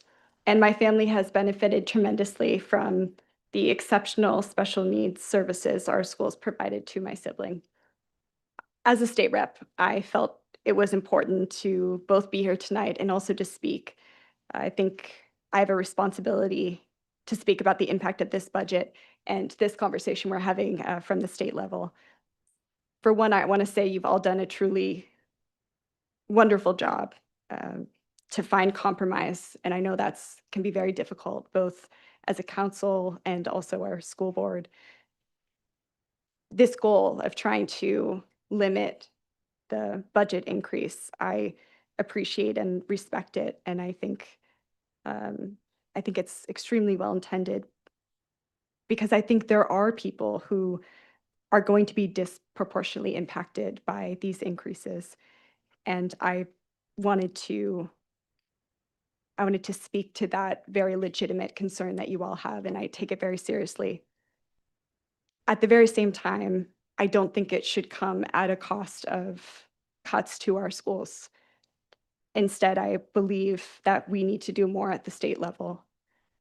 We've got to do more to support our municipalities.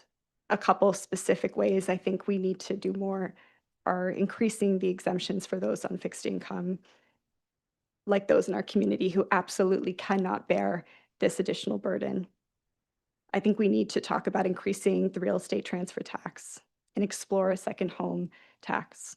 I think we also need to discuss, advocate, and finally pass that local option sales tax, as the council shared with us as the state delegation last year that they support, I think in part for that very well-intended goal around reducing this budget increase. But I don't think that we can cut ed techs or these other essential services. And I know our school board has done a very rigorous job to provide the best budget they can that meets our needs and does so in a fiscally responsible way. At the same time, I know that doesn't mean we should have to leave any member of our community behind who truly cannot bear the burden of this additional raise. We as state legislators must not be putting such a massive burden on communities without funding mechanisms, or at least providing more opportunity for us as a local community to find that funding ourselves. So I wanted to make clear that I think Scarborough state legislators must be partners with our local officials and do better and do more to address these needs going forward, to find more sustainable ways of addressing these very legitimate shared interests. Thank you so much. I, again, really appreciate the work that you've all done, as well as our wonderful members of the school board. Thanks. Thank you.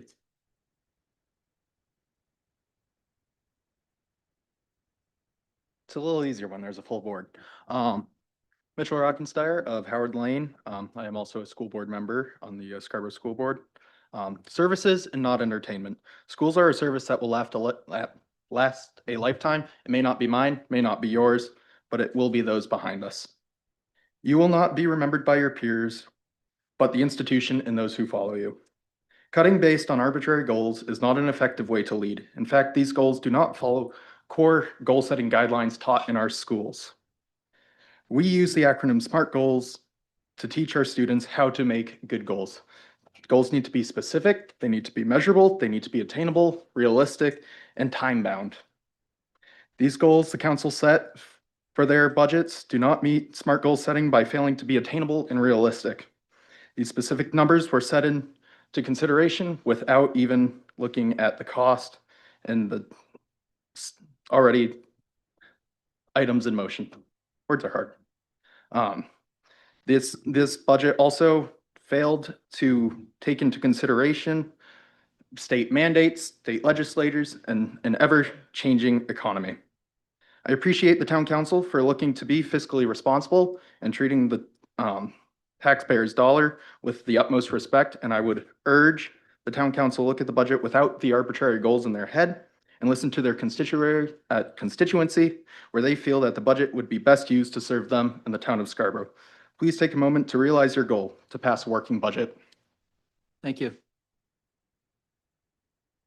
Hi, good evening. My name's Chelsea Michaud. I've been a resident for Scarborough for the last 9 years on Old County Road. I'm a mother of 3 children. I'm a full-time physician, and I care deeply about this community. I'm here to express my frustration and concern with the recommendations to reduce the school and municipal budgets. Holding the increase to 2% is arbitrary and feels unnecessary. That is not in line with inflation, the CPI, or the needs of our growing town. This reduction is drastic and feels punitive for the residents who support a healthy, safe, well-educated community. Specifically, in a time when the community has signaled a strong desire to revamp the school's structures, it seems to me that the community has a desire and appetite to also maintain the quality of education that is provided between those walls. I strongly support fully funding the schools specifically and the municipal budget at large without reductions. The town has a fiscal responsibility to make our tax dollars count, to protect our property values, and to protect the reputation of our town. That means that we want our tax dollars to work for us. By cutting our budget below inflation, the town risks wasting those dollars on programs that are no longer efficient or effective. Our children's education, our public safety, our health and wellness, among many other parameters one could judge a town's health and desirability to live in, are all at risk. I came here tonight to support fully funding the needs of our town and public schools, but I think it's important to mention that I do not support reducing the budget to 2% in general and do not want to see any of the town's programs cut. But if I had to choose, cutting schools would be last on my list. Thank you. Thank you.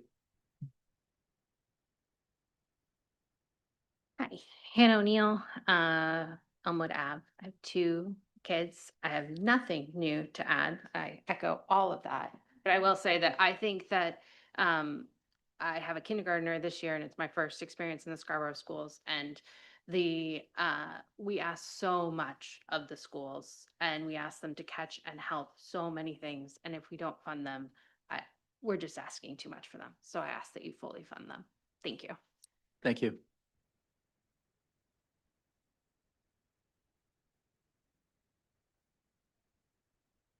My name's Bonnie. I live on Woodside Drive. I want to take a moment to sincerely thank you for listening to us today. I know the decisions before you are not easy ones. Budgets are tight, pressures are high, and every dollar feels like a battle. But I'm standing before you to urge you, please fully fund our schools. I've worked in education for the last 7 to 8 years. Not in Scarborough, but in many other places. I've seen firsthand what happens when schools are not fully funded. It never begins, it doesn't end or start all at once. It starts with just a small amount here, a small amount there, until eventually the damage becomes impossible to repair. You start to see overcrowded classrooms, burned out staff, students falling behind, and children slipping through the cracks because There simply are not enough resources left to support them. I've seen students who needed help and couldn't get it in time. I've seen educators so stretched thin, they're forced to choose which students receive attention and which ones wait. And I can promise you this, once the damage is done, it's incredibly difficult to repair. So I just urge you to fully fund our schools. Thank you. Thank you.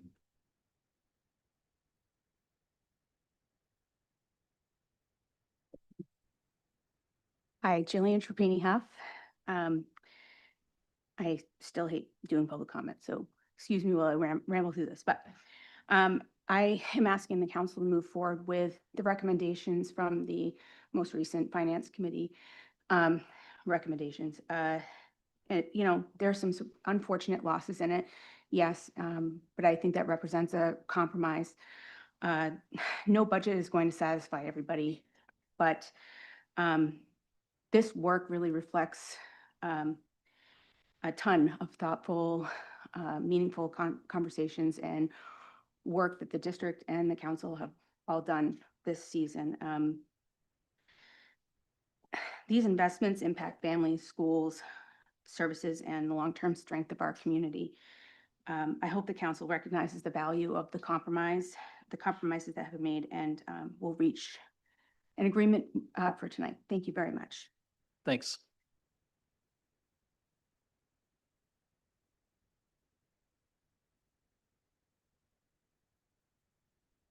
Hello, my name is Judy Kobe Walker. I live at 111 East Grand Avenue. And I must say, I am very impressed with the people who have come before us to speak and share their concerns about the schools. And I appreciate all the work that's been done by the council and by the finance committee and the school board to try to figure out what to do in these times. My concern, however, is entirely different. I live on East Grand Avenue, and we have had a project being talked about and not realized for years and years and years, maybe 20. And it has to do primarily with safety, and it has to do with parking related to safety, and also with a sidewalk. My family has owned the property that we live in for nearly 100 years. So we have a little bit of an investment in this town. We've been paying taxes in this town for all that time. And we are willing to do things in our local community, but there are some things like building a sidewalk that we just can't do. And it was suggested by someone in finance, we understand, that perhaps it wasn't necessary to continue with this project. Maybe it should be postponed, or maybe it should be just disregarded altogether. The town of Scarborough has invested a fair amount of money now in various surveys and people who have worked out plans. And we have, out of that growth, there was an association developed in our community. It's a good thing to take care of your communities. And we've heard about how it's necessary to talk about the value of property. Well, our property gets taxed at a very high level because we're at the beach. But we do not get any real services because we live at the beach. We used to have a fair number of them, and they've been eliminated because of budget cuts. And that's fine. I mean, it isn't fine, really, but we can understand it. But when you deal with sidewalks and parking issues and that are really related to safety, and we really need the town to recognize our community and help us because it matters. People move to Scarborough because of the schools. They also move to Scarborough because of the beaches. and having access to them. And we want it to be safe and appropriate for all people to do so, including the people who live there. Thank you for all your time and energy. Thank you.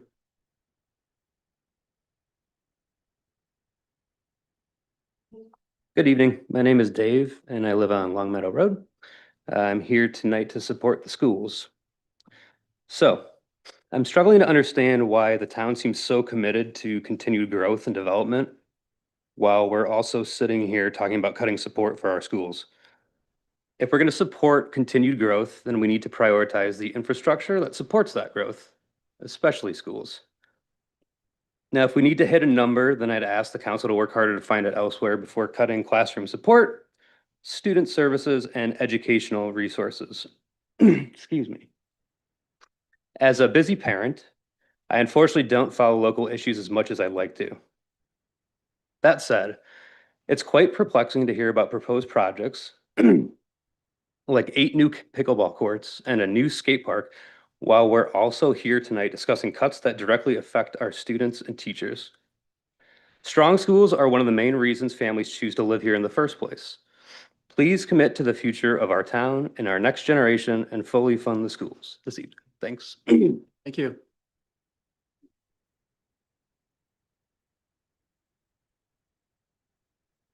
Hi, good evening. My name is Freyla Tarpinian. I live at 17 Bonnie Grove Drive. I'm the vice chair of the school board. I just want to say, first of all, governing is really hard, and I can appreciate that. Looking back at sort of what happened with the finance committee and the recommendations that came out of that committee, I think it was a good example of good governance, which is ugly and hard and oftentimes controversial. Because no matter what you do tonight, there are going to be people who feel like they won and there are going to be people who feel like they lose. And that's unfortunate because we're all one community. And really, when we all work together for the betterment of the entire community, that's when we all can actually win. And it's hard to do that in the current environment with what's going on right now.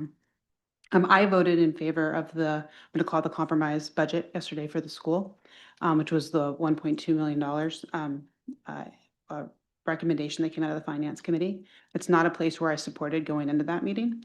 It's not a cut that I like. I think that the school budget that I supported at first reading is the right number and is the number that the school needs. But I recognize that there are other needs in our community for other people. And that, again, good governance is based on multiple people coming to the table, weighing different interests, and then coming away with the best that they can do, which I think is what we're going to watch happen here tonight. I want to take you back to 2021. It's dark times. COVID was hitting. Schools were closed down. It was awful. The children that were born in rooms that were occupied by only their mothers and a doctor, giving birth in masks, are coming to our schools next year as kindergartners. These children were born into an environment that is hard for any of us to imagine from the places where we came. They entered preschool and pre-K, maybe, in programs that were greatly reduced, cut back, or eliminated because of safety, because it wasn't safe at that time to send kids into those programs. Those children have hit our schools and have for the last 5 years. Some of our children were in the mix during that time frame.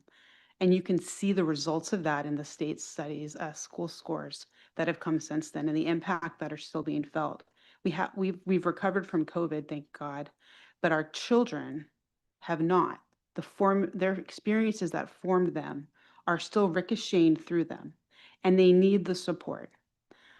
The reason I supported the compromise is because we could add back in some of the important pieces.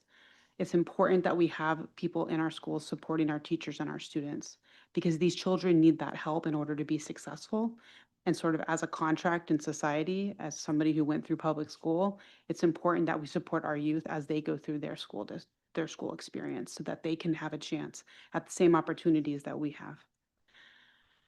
So I'm urging you to support that compromise for those students. I think you've heard a lot about the value of ed techs and the needs of our teachers, and I believe this compromise gets us close enough to do that. Thank you. Thank you.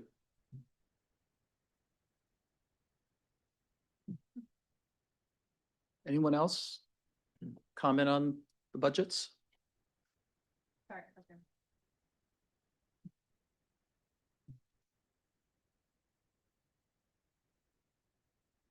Sorry, I thought there was more people online. I apologize. I need to apologize. Good evening. My name is Shannon Lindstrom, and I am the current school board chair. This is my 6th year on the school board, and honestly, this has been the hardest budget year we've had yet in that time. I want to begin by recognizing the very, very difficult position that you are in this evening. While the school board, it's our job to advocate for our students and their families and our employees, you are advocating for every resident here in Scarborough. And that includes our families, that includes our students and our kids who aren't yet in our school system. That includes our seniors. Those are on fixed incomes and those who are making very difficult decisions about how to spend their limited income. This is not an easy position to be in, and I have no doubt that each of you are going to do what you believe is right for Scarborough. So thank you in advance for your service, and thank you for all the work this far. It is important to me that I also recognize the work that our district and building leaders and all of our employees do every day to operate a large and complex school system with varying needs while remaining fiscally responsible. Have our monetary asks increased year over year? Yes, they have. It's also true that these increases have largely been tied to mandated services we are required to provide our students. In 2025, Scarborough ranked seventh out of 11 surrounding districts in per pupil expenditures, 7th. While we break these numbers down, we see the following. Direct student instruction, 5th out of 11th. Special education, 3rd out of 11th.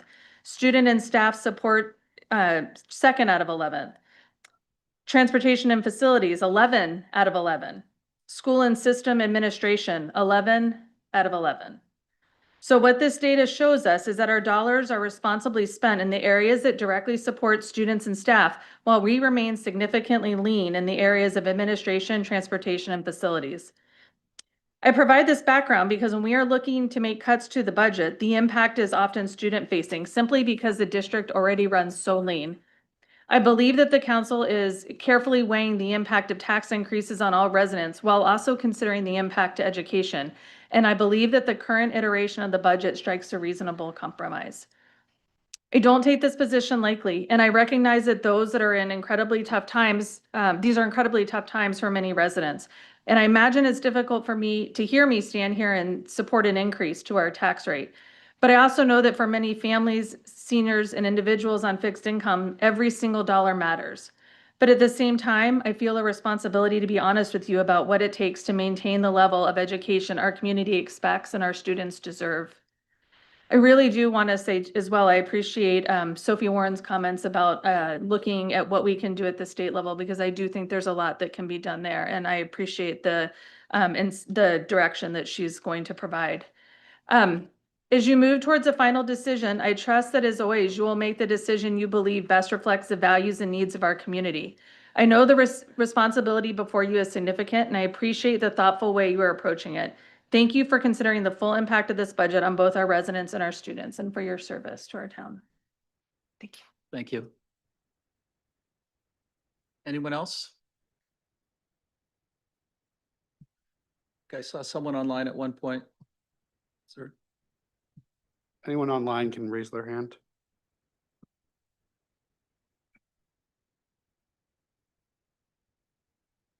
Whitney, if you unmute yourself. Hi, can you hear me? Yes.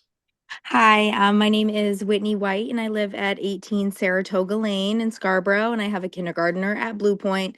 And I just want to echo all of the comments tonight in support to fully fund our schools. And I ask the council to consider amending the budget to fully fund level 2 and 3. And that my household is comfortable with supporting a 3.7% tax increase. I do thank everyone for their time and consideration. Thank you. Thank you.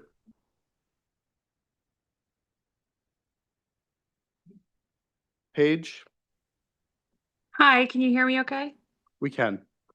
My name is Paige Streeter. I live at 63 Broad Turn Road, and to just add on to what Whitney said, I have 2 young kids that will be going through the school system, and appreciate my tax dollars, and as much as my tax dollars as you want to go towards the school system and funding the really wonderful school district that we have. So Thank you for your time, and happy to pay additional tax money if that means funding the school. Thank you. Anyone else? Last call? All right. Well, thank you all very much for those comments. As was noted, I know it's not always easy to get here, and it's not always easy to stand up at that podium, and appreciate that some of you had to wait quite a while to have your turn, and we greatly appreciate all of that. With that, we will now turn to council discussion. Someone get us started with a motion. So moved. Give a second. And we will open council discussion. Who'd like to kick us off? We'll turn to our finance chair. Thank you. So quick little history. We did start this out of a council goals session in January with that now famous 0% increase. Very quickly, the finance committee agreed and pivoted to a 2% increase, which both of those were meant to be a message that we were particularly this year focused on spending restraint and how could we be most efficient and most fair to the entire community in trying to achieve that. I appreciate a lot of the comments that came tonight about the difficulty of that balance. So from there, we've had truly incredible support from school leadership and town leadership. If I had $1,000 for each time we said collaborative, we probably wouldn't have this conversation. So it was particularly since the crowd here is mostly focused on the school side of it, we tasked the school leadership with finding the palatable cuts in the spending increase. And I'll be clear, the school didn't support any of that. They were just giving us the opportunity to look at priorities and choices, and very clearly gave us the context of what the impacts to schools, students, and staff were from those. And so from there forward, we were working closely with them to identify those cuts, figure out the where we could find the savings that would be a reasonable impact. And we very quickly determined some things that we didn't have any interest in touching. There was, the level 4 and 5, almost right away. We said we didn't have any interest in, that's not where we wanted to find any savings. So it really, the conversation came to that level 3 bucket, and amongst the finance committee, there was pretty good alignment that up through level 3 seemed to be acceptable. And that's where we were heading. Thursday, if you watch that meeting, I had some frustration around that. Councilor Anderson brought a kind of a bucket, a full just $500,000 off the top, or kind of a reinstatement to level 3. And to be clear, we don't dictate how that money would be, any of the money would be spent. So that $500,000 savings would still be up to school leadership, how that gets applied to the various priorities, which are ever changing based on school population. And and just to be clear, I have no problem that John brought forward a change. I was aggravated because 2 days earlier, we were kind of in alignment there. So it was a surprise to me for where I was trying to run that meeting and go with it and work from. And it, because of the amount of the money there, it made it really difficult for us to find consensus. From there, I would say that we've continued to look at it. I think you would see that there has not been any public discussion around trying to get those cuts reinstated or the reduction reinstated. And I can assure you that we're still working together to get to a consensus here on the council as well.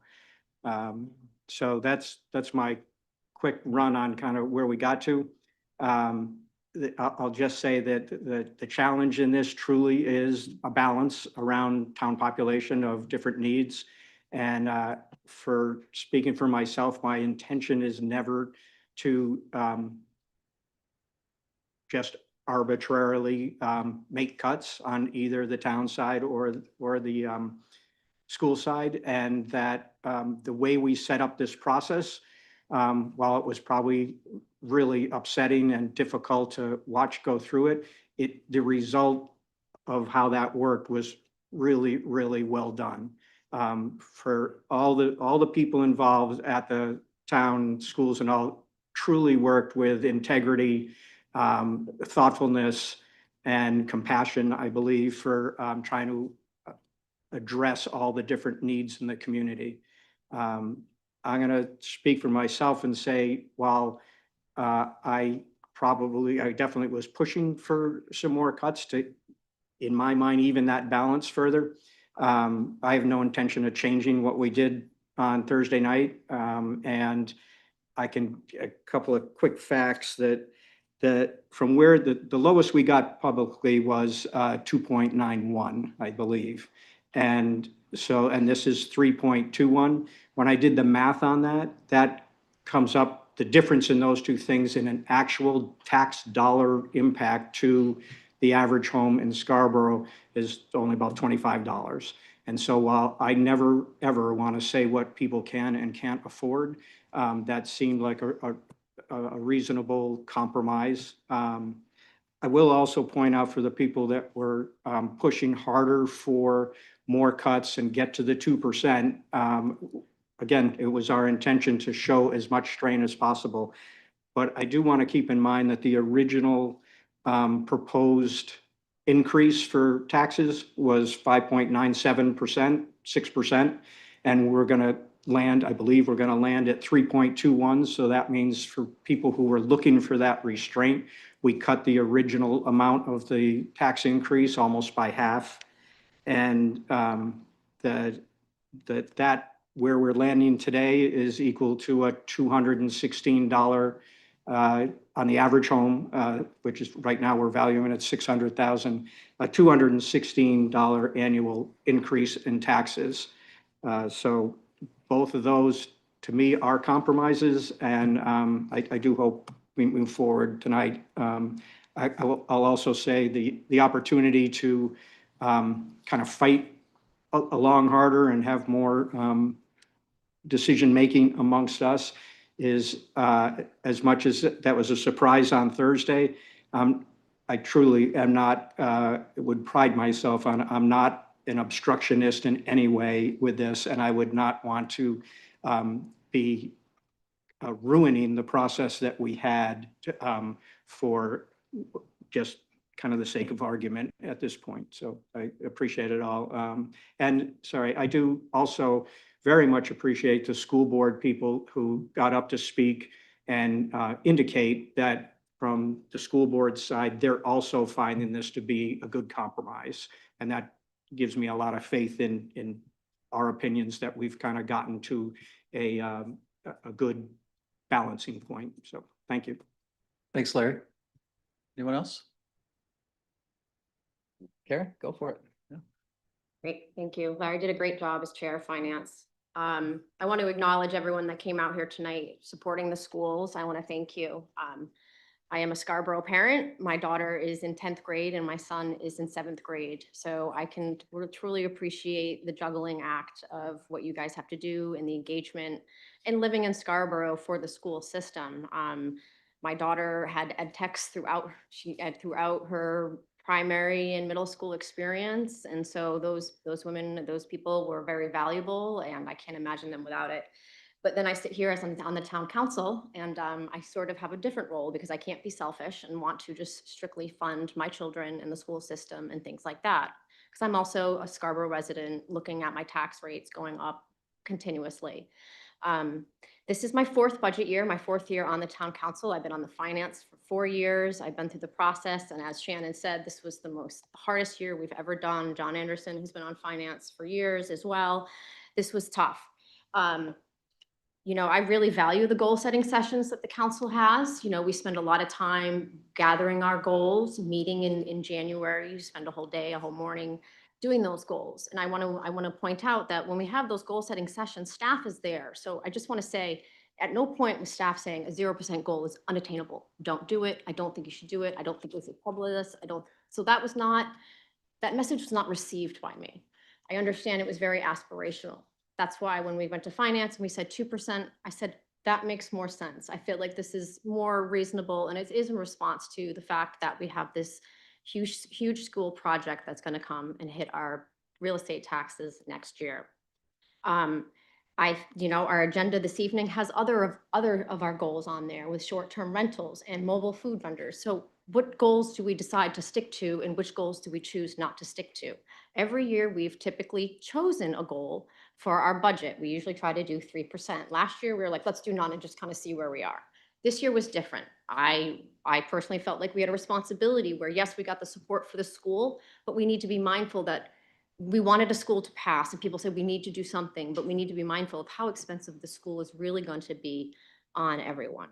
And so I think we went into this budget seeing going, we know what's going to be coming next year. We really need to practice some fiscal restraint, because what's going to happen next year to me is even more concerning. I look at South Portland, who cut 20 people, and I'm going, we're not cutting 20 people, but that could be us. And my fear is if we don't start practicing restraint now, that will be the school system, that will be the town, if we don't try to cut the fat. I heard that a couple of times with cutting the fat, and I think people have used the reference of, well, you're cutting bone. I actually think I think we were presented some bone where maybe there was other fat that can be cut personally. Now, I think everyone did a really good job coming with their tiers and their cuts like that. I feel like there could be maybe more cuts that we did not address, that we did not get into. I don't know, we've had, but the way our budget works sort of is, yes, we have our increase, but it's sort of hidden by our growth. So, we see this mill rate go up, but our budget is increasing every year even more, but you're not seeing that as much because the growth is covering it. So, our budget is going up substantially. And I think if anyone read my Council Corner article, in the last 20 years, the school's budget has gone up 145%.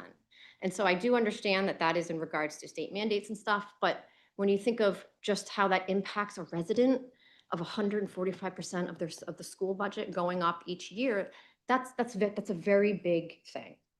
And so I personally felt like the 2% was attainable. I felt like that was something that we could do considering the growth and the new income that we get every year from it. We were unable to do that in our finance committee meetings. And what you have before us was not the goal that I was looking to do. If you watch the finance meeting, I do want to fully fund, if anyone knows the little charts, the full tier 3 ed techs. But again, we're not in control of the school budget. Really it's up to the superintendent and their department, how they're going to make those cuts. So while we're talking about ed techs, it's really, we don't know. I don't know if that's what's going to happen. I'm hoping it doesn't when it comes down to it. I don't want to belabor the issue, but I think our budget process is a little bit broken right now, where we are pitting the school and the town against each other. I think we are rolling with this rapid growth, and our budget is growing too quickly. And, other states have caps on their municipal budgets every year. They just have a cap. It cannot go up past this percentage. Maine doesn't do that, but these type of things exist in our country. And so I think we need to fix our budget process. And I don't think the 2% goal was unrealistic. Despite, I appreciate everyone coming out tonight. I want to acknowledge the flood of emails that we did get from people asking us to please stick to that goal. I took that goal very seriously. I myself am watching my real estate taxes go up and things like that. And I'm not a senior, so I don't have senior tax relief. I'm not a 2-income family home. So, there are people in your community who are going to be negatively impacted that don't have any relief. And so I do think this 2% goal was attainable. We were unable to attain it in our meetings, even though I think it is, and I'm not supporting the budget. Thank you. As a point of order, since we're really talking, I think, big picture wise right now about whether there's going to be support for the 3.21%, Larry, did you want to introduce the amendment coming out of finance? Well, this is the overall. This is sort of the overall that came out of finance, just to kind of set that framework, and then we can entertain any other amendments. Yeah. Okay, so from the original, yes, I want to make a motion to accept the $2,533,487 reduction. Thanks. Oh, thanks. Okay. I was making up my own. A move for approval to amend the main motion to approve the Finance Committee's recommended adjustments to the fiscal year 2027 budget in the amount of $2,533,487 as follows. Whole thing. Yeah, I don't intend for you to read as Okay. follows, but all the details there certainly to appreciate. Right, so this actually just, this breaks it down by department for on the municipal side between the Executive Department, Human Resources, Finance, Municipal Information, Planning, Community Services, the Library, SEDCO, Fire, Police, Public Works, Engineering, and Technical Services, and total debt. And then in here is all pages of specific line item of the actual line item detail of where the dollars would be allocated. Right. Again, as was been noted a couple times tonight, the council does not have line item control over the school budget. Right. So just to reiterate that. So that's the first part is the motion that we need to move forward to. That in effect is accepting the recommendation of the Finance Committee from last Thursday. Correct. I'll second that. Discussion on the amended motion. John? Yeah. So first, for Larry, I want to apologize if we went into the Finance Committee meeting thinking we were aligned when clearly we weren't coming into the meeting aligned. And again, I didn't intend to surprise you or Karen. Again, the way the process works and the way we got information right that day in terms of adjustments that had happened to the school at that point. So this is all like real-time decision-making that's happening. It's not planned. And I think to me, it's about really taking in the information as we're getting it and trying to make the best decision for our community. And even at the prior Finance Committee meeting, I thought I was clear that the level 3 services were difficult for me to fully accept. And I wasn't there at that meeting that we were going to go all that way. So if I gave the impression that I was like all in on that, I apologize if that's how that was interpreted. But for me, as we go through the budget process and as we set our goals, again, I take seriously the goal of to get us close to 0% as we can. What that means, is it 0.1%? Is it 1%? Is it 2%?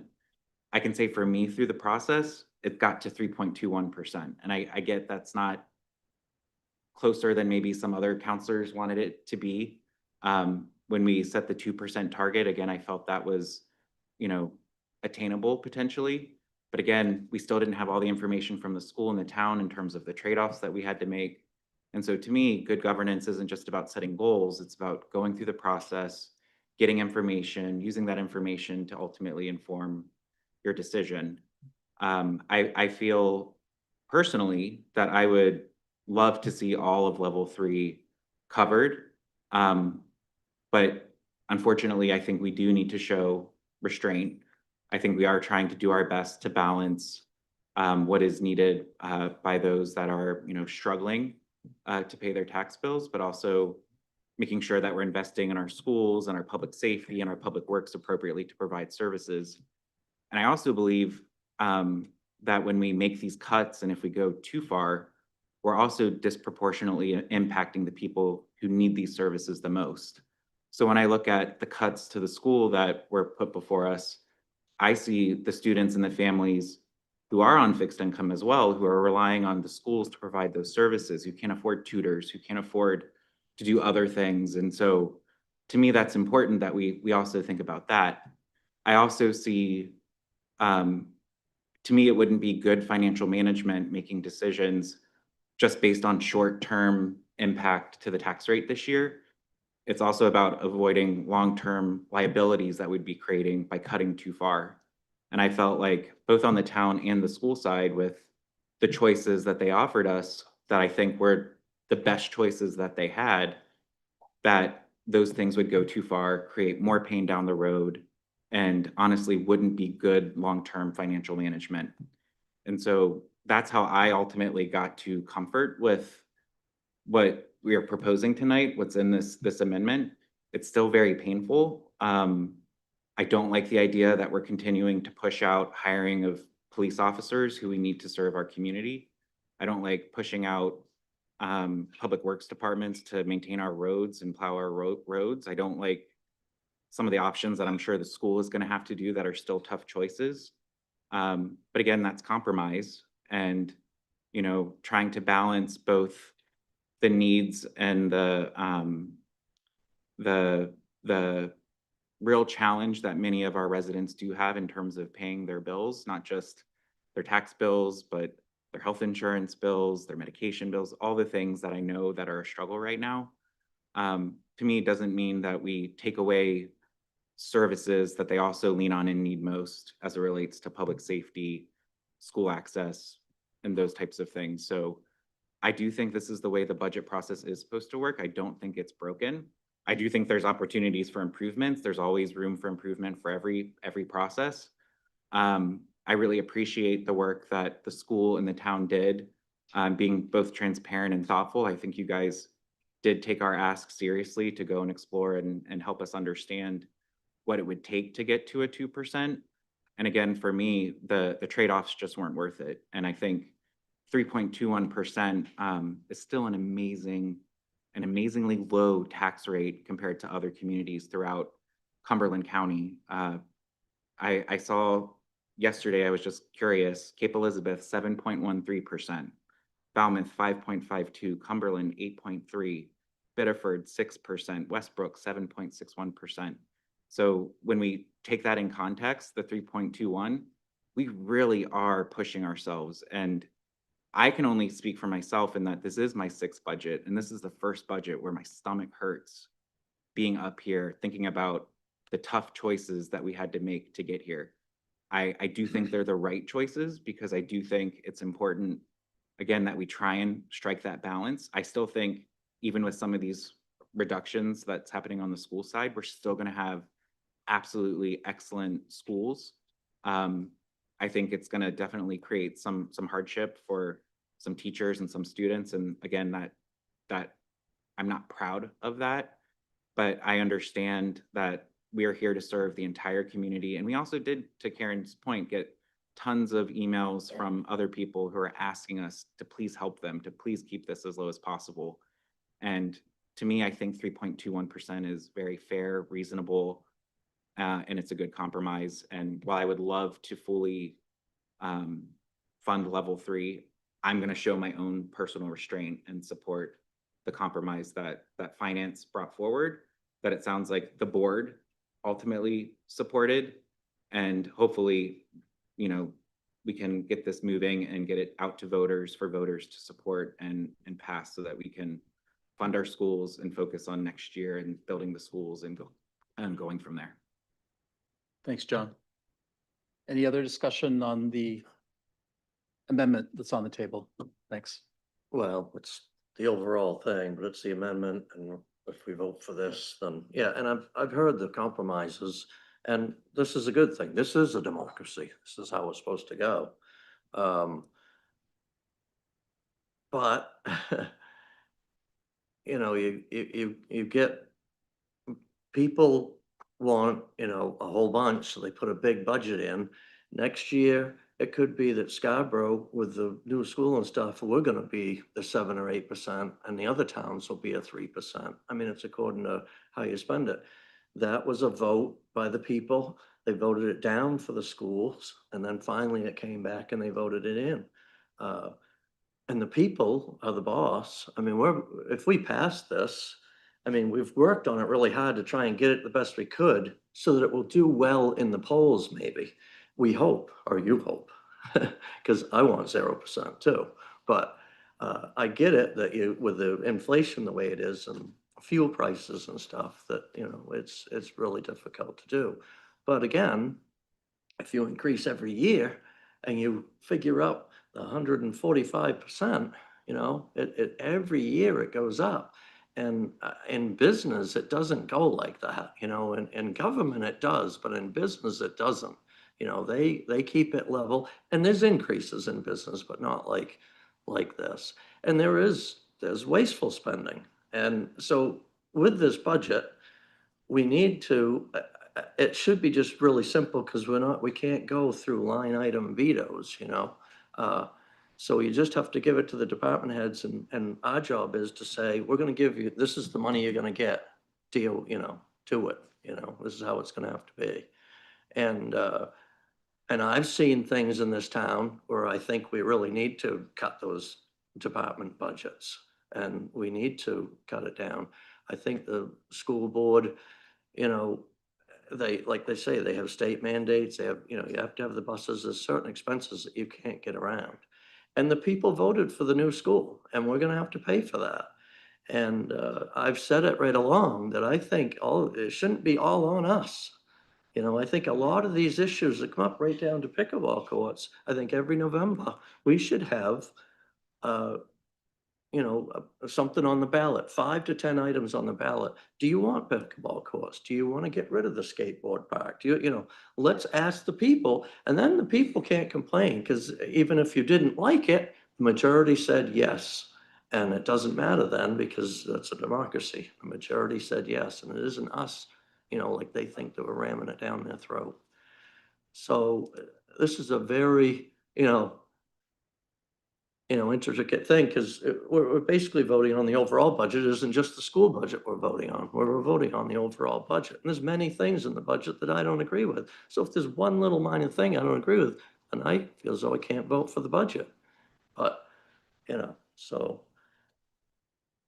I don't know where we get to, but I just think that we have to have this hard work done. And you have done that, and I do appreciate that you're really trying to get it down, and that's what I've been harping at. So we'll see how it all lays out. Thank you. Thank you. Anyone else? Michelle? Great, thanks, Corey.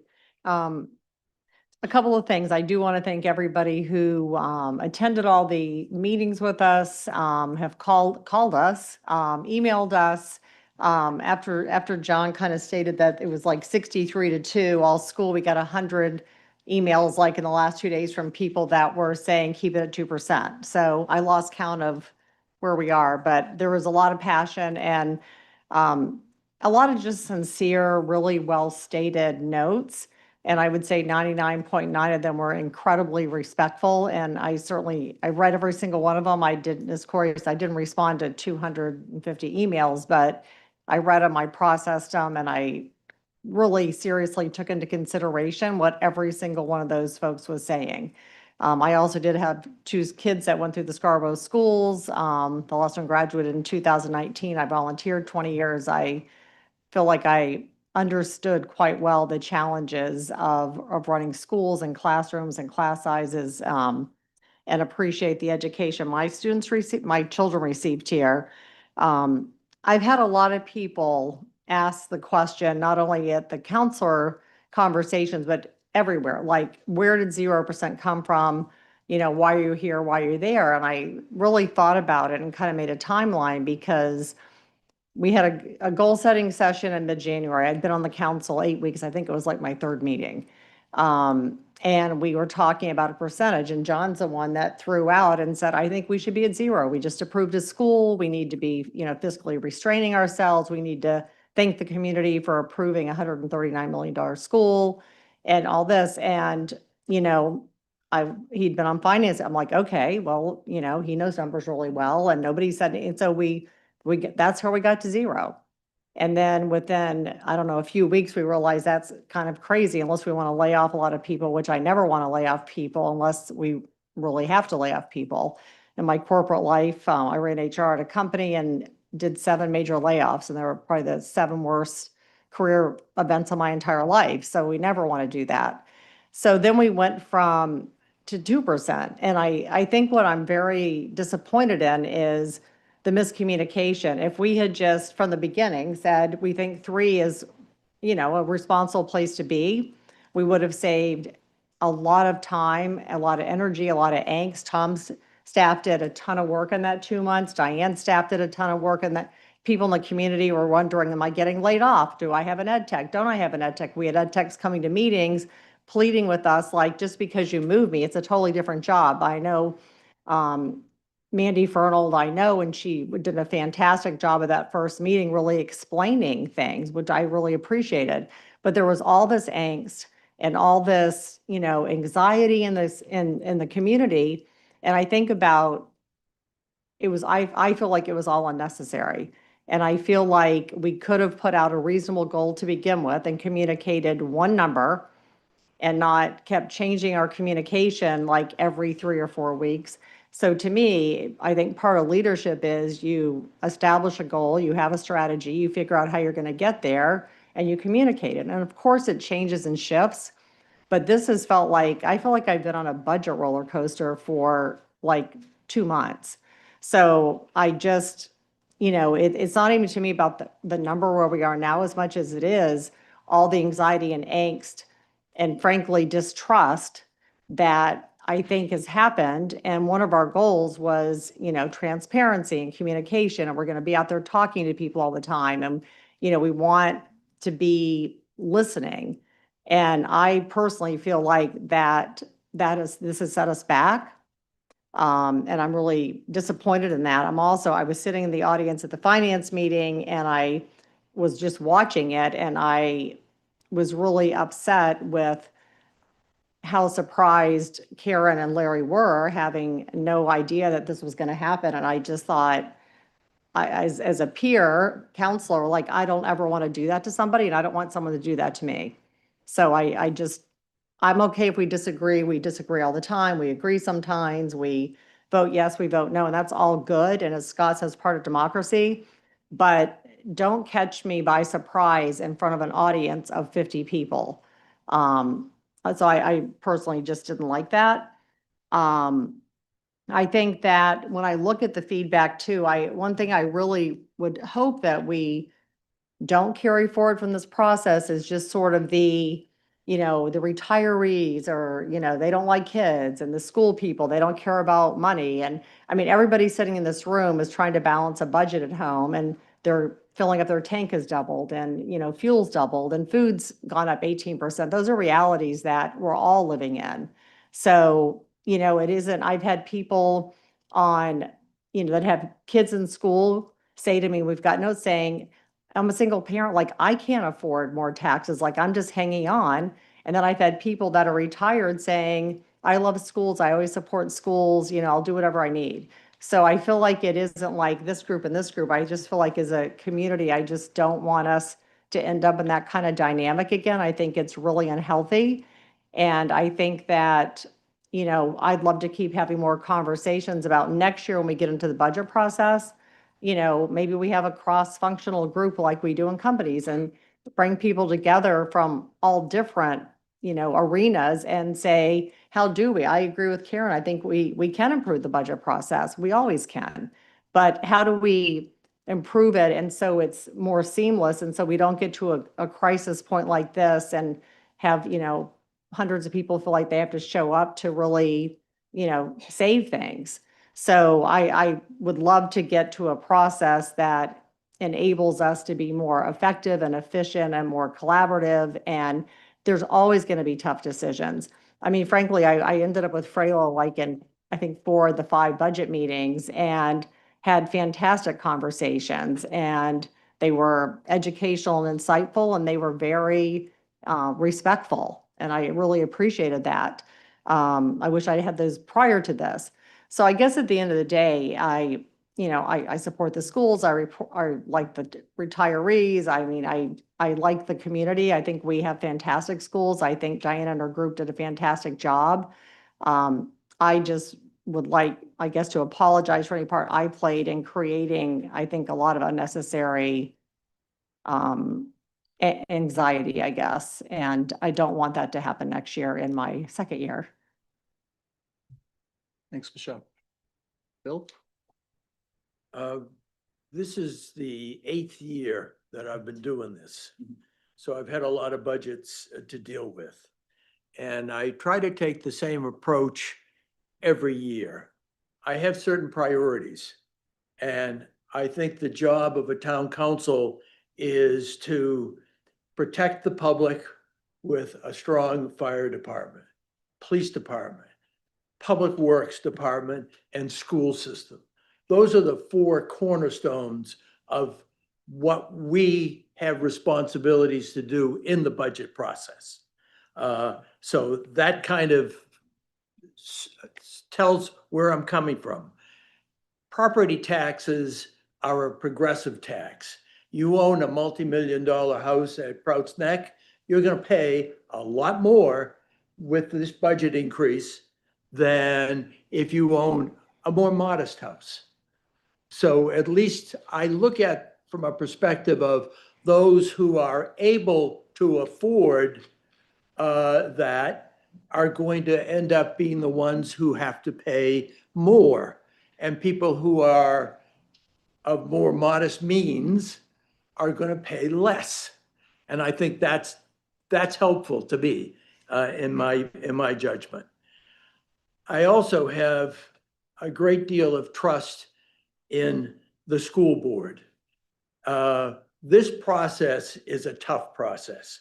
And we've got the school board and with the chair here working very hard to get it right.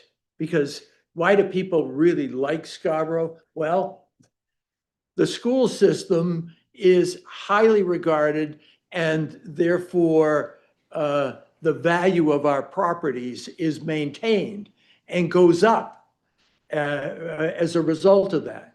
We owe a lot to a very strong school, because you look at any poll, what do they say?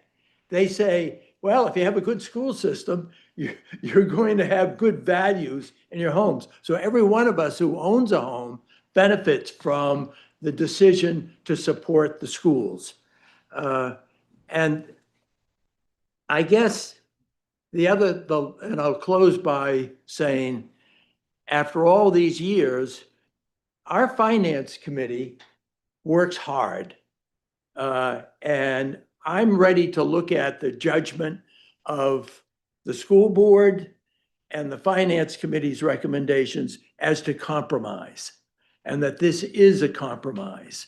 And while I might prefer a slightly higher budget, because I am pro-school, I am ready to accept that John and the finance committee and the school board has worked hard to arrive at this, and therefore I will support it. Thank you, Bill. Yeah, this has been a very challenging process. As like many of you, I've raised kids in Scarborough. All 3 of our boys went through the Scarborough schools. And I've had mostly sort of following this for over 20 years. And it seems like every few years, there's some kind of inflection point that we reach, whether there's a recession or concern about growth or a pandemic. Some of you, I'm sure, remember and have lived through the years where we took 3 tries to get a school budget passed at referendum. Thankfully, knock on wood, we haven't been back there recently, and I'm very grateful for that. And I think the work of the school board and previous councils has gone a long way toward that. I think what, in a nutshell, what feels different to me this year is I don't look at it as this, and I'll say this with a disclaimer that this is my second budget being directly involved. But my perception is that most of the challenges here are not related to anything inherent in the process. They're related to the really challenging environment that we're in with runaway inflation, and healthcare costs and other increases in cost of living. And cost of living impacts us individually, and it impacts the municipal budgets and the school budgets. I agree with, with Karen and others and with Michelle that it makes me sad, frankly, when I feel like, when I get the sense that there's kind of this, sort of tribal attitude sometimes, where it's about whether you're pro school or not, or you're pro school or you're a senior, all these kind of false dichotomies, in my opinion. And I think, we've gotten a lot of, as others have noted, we've gotten a lot of thoughtful feedback. And it's clear that a lot of people have much more nuanced opinions about this.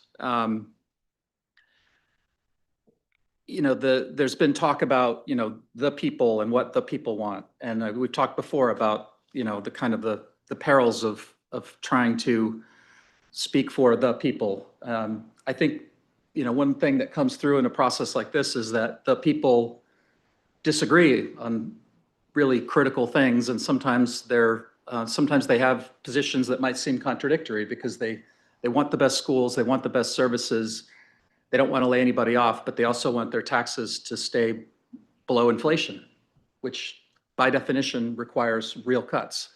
And I've said to a couple folks leading up to this, from all the input that I've gotten through email and the conversations with counselors that we've had, and watching the finance committee in action, I didn't hear a single person advocate for layoffs or for cutting programs. And when you're not, I'm glad about that. But when you take that off the table, it just becomes kind of magical thinking. In terms of the goal, the goal setting, it was a bold, ambitious goal. My personal feeling about it, when I put myself back in the room at the time, was that it was sort of a tone setting goal, that we wanted to acknowledge that there were a lot of concerns about escalating tax burdens with the new school bond coming onto the balance sheet. And in my mind, it was more about let's really be cautious about big new capital projects. There seemed to be consensus around, let's take our time on things like a community center or library expansion, things like that.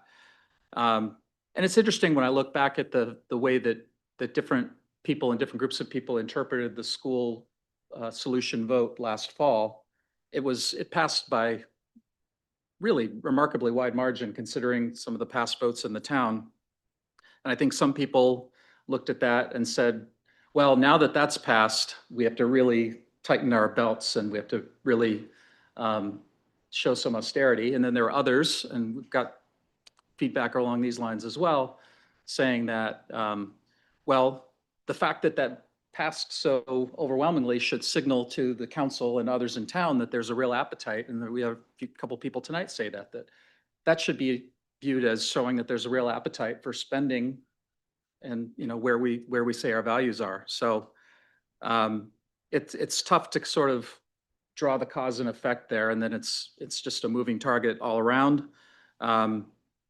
Again, it's been a messy process at times, but I appreciate Freyla saying that's kind of how it goes. I think we could have a different form of government and a different budget system. We could have if we were a town meeting town, you want to talk about messy. We're already going to be here pretty late tonight. I think working within the framework that we have, I think we're getting to a reasonable place, and I do support the amendment to take us to the 3.21% increase.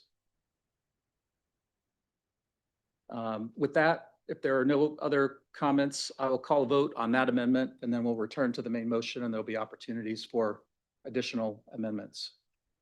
All in favor of the amendment? All opposed? All right, show that as 6-1. So now we're returning to the main motion, discussion on the main motion as amended. Any discussion, amendments, et cetera? Karen? So I would like to propose another amendment. I'm going to motion to move to approve to amend the main motion as amended to remove the $60,000 for the Scarborough Memorial expansion design for the capital budget. Should I explain why first? Got a second first. Got a second? Second. No, I'm sorry. Yeah, no, I know. No, I'm saying, can I get a second? Thank you. So this is a small budget item. This is $60,000. This is actually just a study to explore the expansion of Scarborough Memorial Cemetery, which is on Old Blue Point Road. This is not in line with our goals. We have a 30 by 30 goal, which is to protect the land and try to conserve. So that's actually 40 acres of forested land that is situated between the marsh and the Eastern Trail.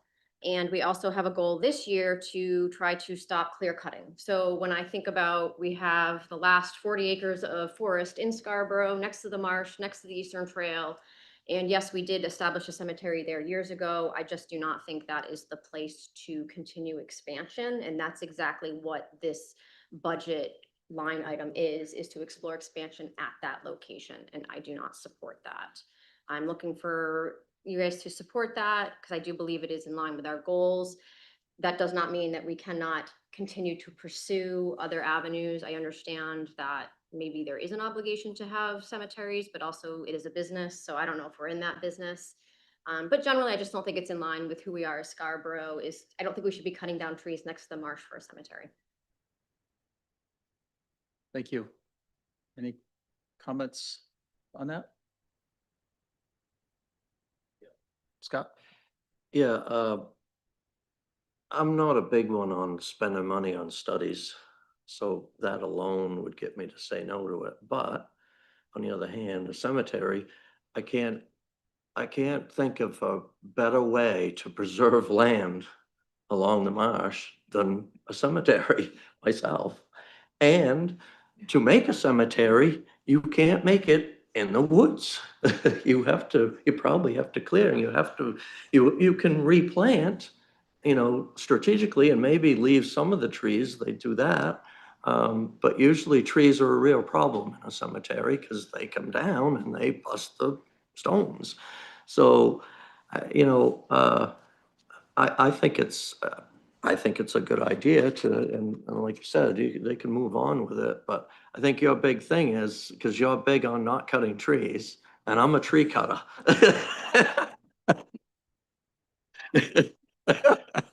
But I love trees. I mean, I save trees. I have little trees and I try to get them to grow and whatever. But if a tree is hanging over my house, I'm cutting it down. So I get where you're coming from. And it's two different approaches with you and I, but a lot of times it comes out the same in the end. It's amazing how different we are, but we're the same in the end. That tells you a lot about this country. And so I'll be with Karen on that because it's money budgeted in the town budget for a study that I think maybe we could save money on. Thank you. Thank you, Scott. Larry? Yeah, Tom, can I just ask if you can just give me an idea of what we would get out of that study? Like what's the goal of the scope of that and what it might inform us from? Yeah, it's really more than a study. We hadn't considered other tracts of land. Frankly, I'm not aware of any town-owned land that would be a good candidate, but our thought was to look at expanding the existing cemetery. So this would actually be designed for that. It's not just studying it. It would be to actually the engineering design for the infrastructure required and the road network and so on and so forth. Can I make a note on that though? Sure. Yeah, because I want to just clarify though that Doug did say part of the study would have to be because it's so wet there that there's issues. So it's wet there. Yep. That would be part of what the, yeah. John? Yeah. I personally think like if we're going to have to expand a cemetery in Scarborough, and have a place for people to go remember their loved ones. What would be a better place than to do it at the marsh? So for me, I think, I also think of the fact that we already have a lot of people probably with family members buried there who may go and visit those family members and may want to visit future family members there as well. So for me, it makes sense to kind of keep it there. No matter where it goes, we're gonna have to cut down trees. No matter where it goes in Scarborough, likely it's gonna be wet. Like, these are unavoidable characteristics of Scarborough. I prefer to keep it together. And, you know, again, I go back to, if you're there visiting your loved ones, and you can also at the same time enjoy the marsh and the view while you're there, grieving, mourning, remembering, having memories. Like, I think that's a great thing for Scarborough, for our residents to be able to do. Thanks. I'll chime in. I really appreciate the impulse behind this, and I value saving trees as well, and I also value protecting the marsh and making sure we have sufficient, appropriate buffers. I'm just not ultimately super comfortable with using sort of a line item budget deletion to advance a change in policy along those lines. I personally am comfortable with spending $60,000 to do a design, do the diligence. There will be opportunities if it goes forward to ensure that there are adequate protections for any vulnerable resources. I agree that, this seems like really the only area in town right now where this can be done. And I think there are certainly valid, bigger picture discussions to be had around the future of that type of use. But I don't personally feel comfortable with making that decision through a budget amendment. I'd rather it go through a different process. So I would not support it. Tom, what other locations were explored? I'm not aware that any have been explored. Since you've raised the question, I have given some thought, and I'm fairly familiar with existing town-owned land, and I cannot think of existing land that would be a good candidate. Right. And as was mentioned, many of the same challenges that we may face here are very likely to exist on another tract. Okay. I mean, the original motion that I was supposed to do was to defer it. I did not put that language in there.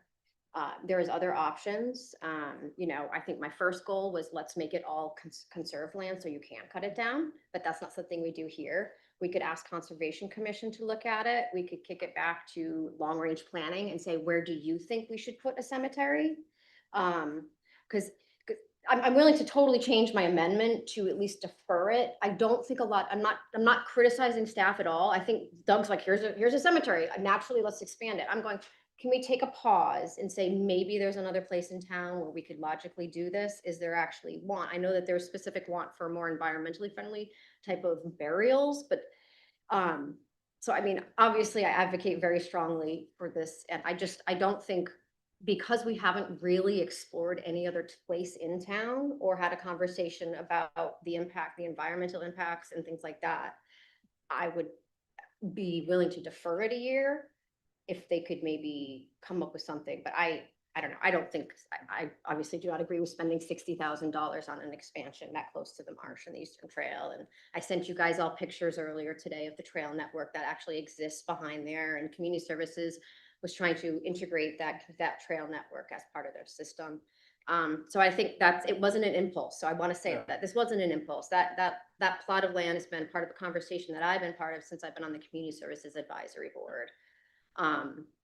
So we can vote on my motion, I guess. I guess maybe the word I should have used is motivation. Right. Or intention. So apologies if that was misconstrued or came across wrong. I still, I didn't see your email from earlier today. We had hundreds of emails that we didn't get to, at least I didn't get to.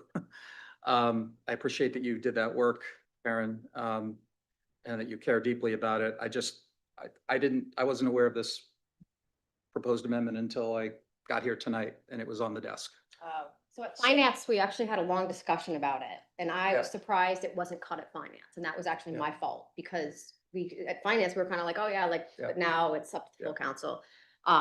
Yeah, There that, was- that yeah. portion did not register with me, Yeah. but it's just hard for me.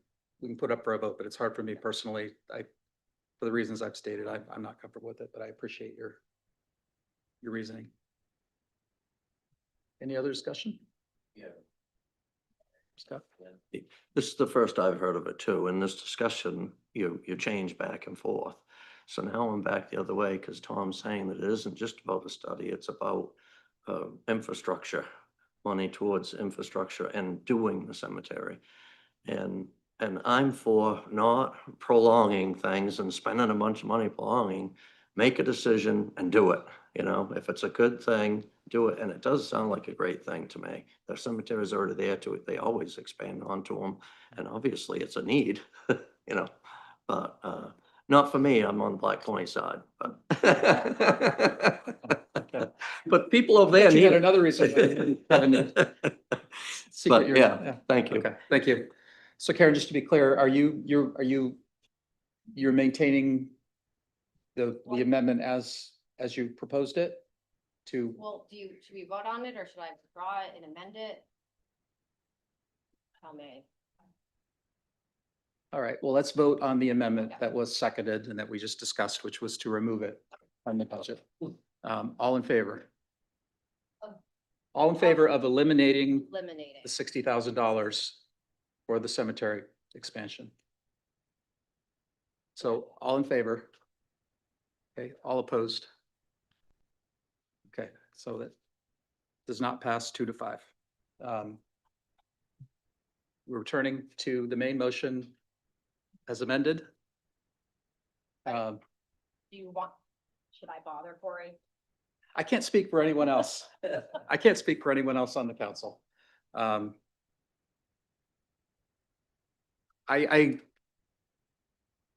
suppose I would have more of an appetite for a deferral with the understanding that alternatives would be explored. So I will motion to move to approve the amended main motion as amended to remove the 60,000 from the Scarborough Memorial Expansion design from the capital budget and defer the project to a future year in the capital improvement plan. Do I have a second? Thank you. Any discussion on that motion? And so again, this is what I'm saying, just to defer, to have a more general conversation about location and to maybe go to a committee about that.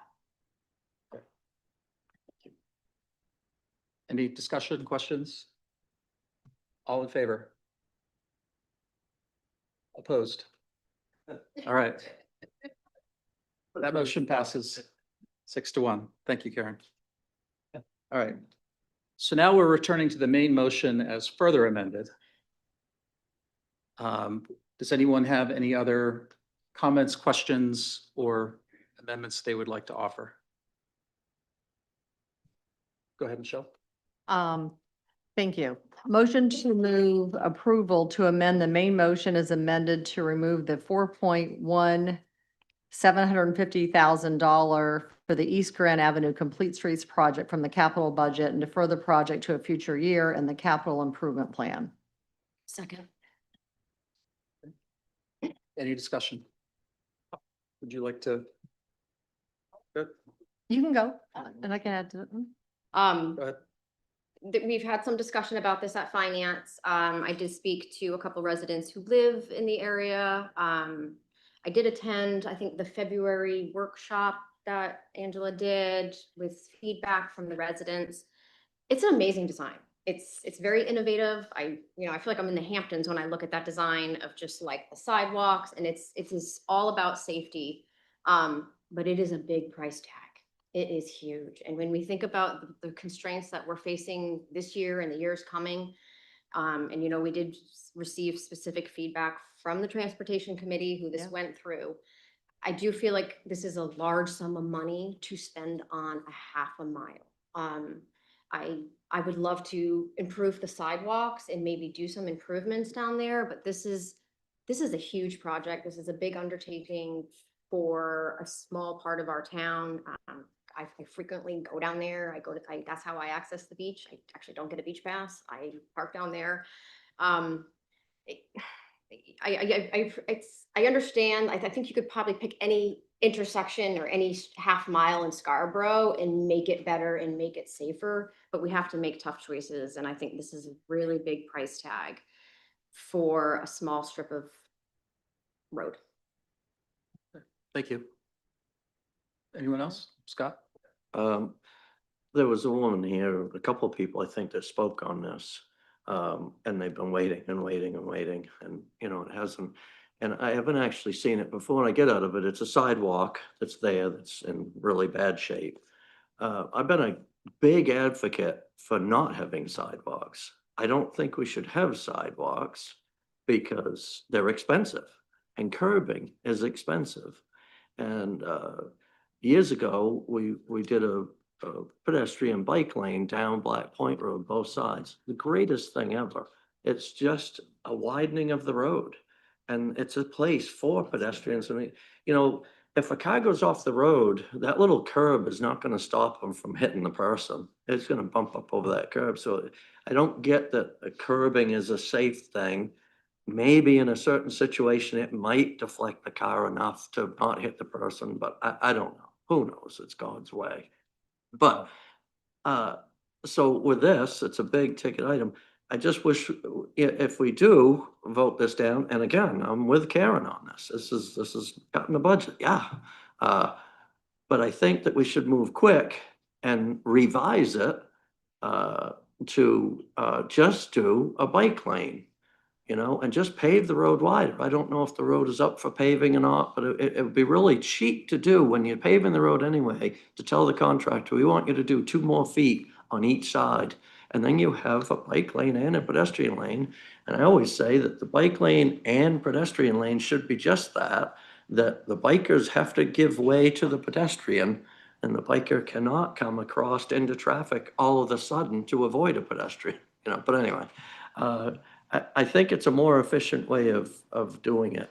And, you know, a lot of places in Maine, well, all North Scarborough, they don't have curbing. When you get into city areas, they have a lot of curbing and stuff, and it's very expensive.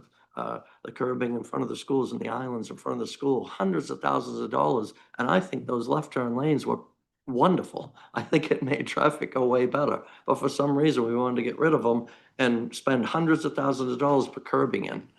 So anyway, I will be with Karen on this. Thank you. Larry? Yeah, I considered bringing this amendment myself and kind of backed off on it because I realized how much work has gone into it, the years and all. But my motivation was about the price tag for the distance kind of, and we have very limited resources. We're fighting every day for how do we get the most out of these resources. And I think there's an argument that for the total dollars, you could improve roads that have a much bigger impact on a bigger percentage of the town and the people who use the roads. So kind of based on that, and I appreciate that Michelle did it as a deferment. I think it's worth investigating. The design work is done. I mean, from my understanding is if we approve this, it's ready to go and be constructed. And so, but I'd be okay taking a pause, much to the chagrin of the people in that area. But, and just investigating, is that the best use of the money we're spending? So in this case, I'm not necessarily saying don't spend this money. I'm saying let's just look at kind of getting the biggest bang we can for those dollars. Thank you. John? Yeah, for me, it is the fact that this has been in process since 2018. This isn't something 2015. And partly the reason why it's $4 million is because we keep kicking the can. So even if we go defer, scale down, it's probably going to be more expensive for less. And when we have big hitting items coming, like I wonder if we're just kicking the can now to kick the can later to kick the can again. So as far as I'm concerned, we also committed to Vision Zero, which is to ensure safety of our pedestrians and residents and our community. this is mostly a public safety project, and it's really making sure that our cyclists are safe in an area of town that they love to ride bikes, that our pedestrians, our visitors, but also the residents are safe to be able to walk across crosswalks and have sidewalks to walk on. So I'm not an engineer and I'm not an expert to say like $4 million, but I doubt things are going to go down. I doubt things are going to be cheaper. And so I think rather than deferring, either people should commit to the just scrapping it completely or just commit to get it done and do it. And I'm at least at the point where it's time to just get it done and do it. The residents have been waiting. There's been significant public engagement. The design that was put together was based on public input. I don't want to throw out that public input that got us to this point. If we don't want to do it, then let's just remove it. Let's not keep kicking the can and keep asking them to wait and wait, as we heard tonight. Thanks, Joe. Go ahead, Michelle. Okay, thanks. This actually, I came across this number, I don't know, at some point in the budget process when we were trying to look at making tough decisions and where could we find money? And it was a really big number. And then somebody from the transportation committee actually talked to me and said, I know it's a tough year. I know you're looking for money. And he said, I don't think you should spend the money on it. And he's on the transportation committee. And he basically said it's a lot of money. He said could be spent in a lot of other areas around town. And I asked him to send us a note, and he did. And he said in the note that what did he say? East Grand is already one of the safest for bicyclists and pedestrians because the speed limit is so low, 25. And because it has paved shoulders, there is a real need for separate bike lanes. Bicyclists can already travel safely along the existing travelway. I am an avid cyclist myself, and the great majority of roads here in Scarborough are terrifyingly dangerous as a cyclist. 35 blah blah. But he said East Grand Avenue is a dream. So this was confirmation to something I already thought should be taken from the budget. And then somebody from the actual committee sent a note with a lot of detail about why it should be taken out of the budget. So I support taking it out of the budget. Thank you. I just want to be clear, the Transportation Committee, really, this idea started with them in 2015, and they have been involved right along. So I fully appreciate and respect a member's opinion, but just to be clear, the committee itself has been continually involved and continually supportive of this project. I just want to be clear. Thank you. I'm with John on this. I sort of feel like that if we defer this, we're basically saying it's not going to happen because the objections I'm hearing will still be there next year. It's still the same amount of mileage. It's going to be an even bigger number. And so that ratio will look even worse. This has been something that's been in the works for a long time. We've talked before about the fact that just because something has been in committees and so forth for a long time shouldn't mean that it's a fait accompli, but this really has been a very lengthy process that has involved a lot of community input. I've attended meetings down at Pine Point where this has been discussed. I think to me, one of the things that makes it a worthwhile investment, given the relatively small amount of real estate involved, is that area has some really unique challenges in terms of the amount of traffic that it sees, particularly during the summer months, the amount of on-street parking that's down there. I run down there regularly, and I won't dispute what the Transportation Committee member said about cycling and relative safety in different parts of town. But I can tell you that when I run down there, I frequently see cyclists having to go into the middle of the road to avoid parked cars, particularly during busy beach periods. We also heard from community members down there that it gets very stressful trying to get in and out of their driveways at times because the visibility is so limited. And you've got cars and sometimes RVs parking in these on-street spaces. So to me, I view this as a worthwhile kind of holistic approach. It's not just about sidewalks, although I definitely am a pro-sidewalk person. And I can understand, and I'm not questioning anybody's motives at all. I think I totally respect the rationale, but I just, to me, it sort of feels a little bit like, well, we're in a really tough budgetary environment. Let's find a big number that we can use to sort of offset things. And I just don't view it as kind of a zero sum equation in that way. So I would not support deferring this. Scott?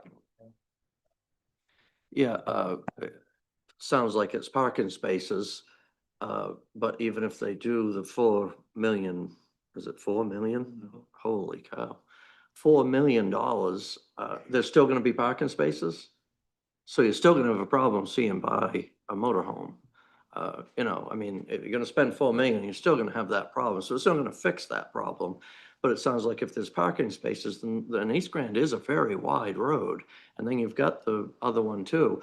Like I said, I can't imagine a paving, if you had a paving company come down and say, hey, we want you to remove this whole sidewalk and pave it smooth, that it's gonna be any more than $1 million. I would think it'd be way less than $1 million. So I don't know if Michelle wants to revise her thing to say, we'll approve right now, and act right now to approve $1 million and get a contractor, a paving contractor down there to repave it. But, you know, maybe there's street lights. I can picture what it is. It's gonna be a Taj Mahal, you know, $4 million. It's gotta be, they've got street lights and all kinds of stuff. Maybe they've got curbing, maybe they got granite crosswalks. I don't know. Who knows what's in this, but I can just imagine. And that's what I think it is. So I don't know if you wanna revise it and run it through like that. You just as soon just say no and look at it later. Yeah, okay. I don't want to belabor things. I think Yeah. we kind of, I think there's a general sense of where we are. We should probably just take the vote. I will just say very quickly that the information is all out there, the whole complete streets concept, the proposal itself. So I would encourage you to dig into that for future reference. With that, unless there are any other comments on this, I will call the vote on the proposed amendment. All in favor? All opposed? All right, that passes 4-3. Now we are returning to the main motion as even further amended. Do we have any additional discussion on that before we call a final vote? Yeah, as far as any more amendments? Right. Yeah. It doesn't have to be an amendment, any just Yeah. other I would- comments that you would have about the budget overall? An amendment. Oh, thank you. I would like to accept the school budget with the compromise that they had. I'll give in to that. And then the rest of the town budget has to go to 0. Do I have a second? Nobody wants to second that? I just wanted to get that on record. Okay, thank you. Thank you. All right. Last call. All right, with that, I will call the vote on the main motion as amended twice. All in favor? All opposed? Okay, that passes 6-1. Thank you. Thanks to everyone who stuck around. This time, I would like us to take about a 5-minute recess so we can kind of turn things over, take a little bit of a break, and we will get back to our agenda. Thank you.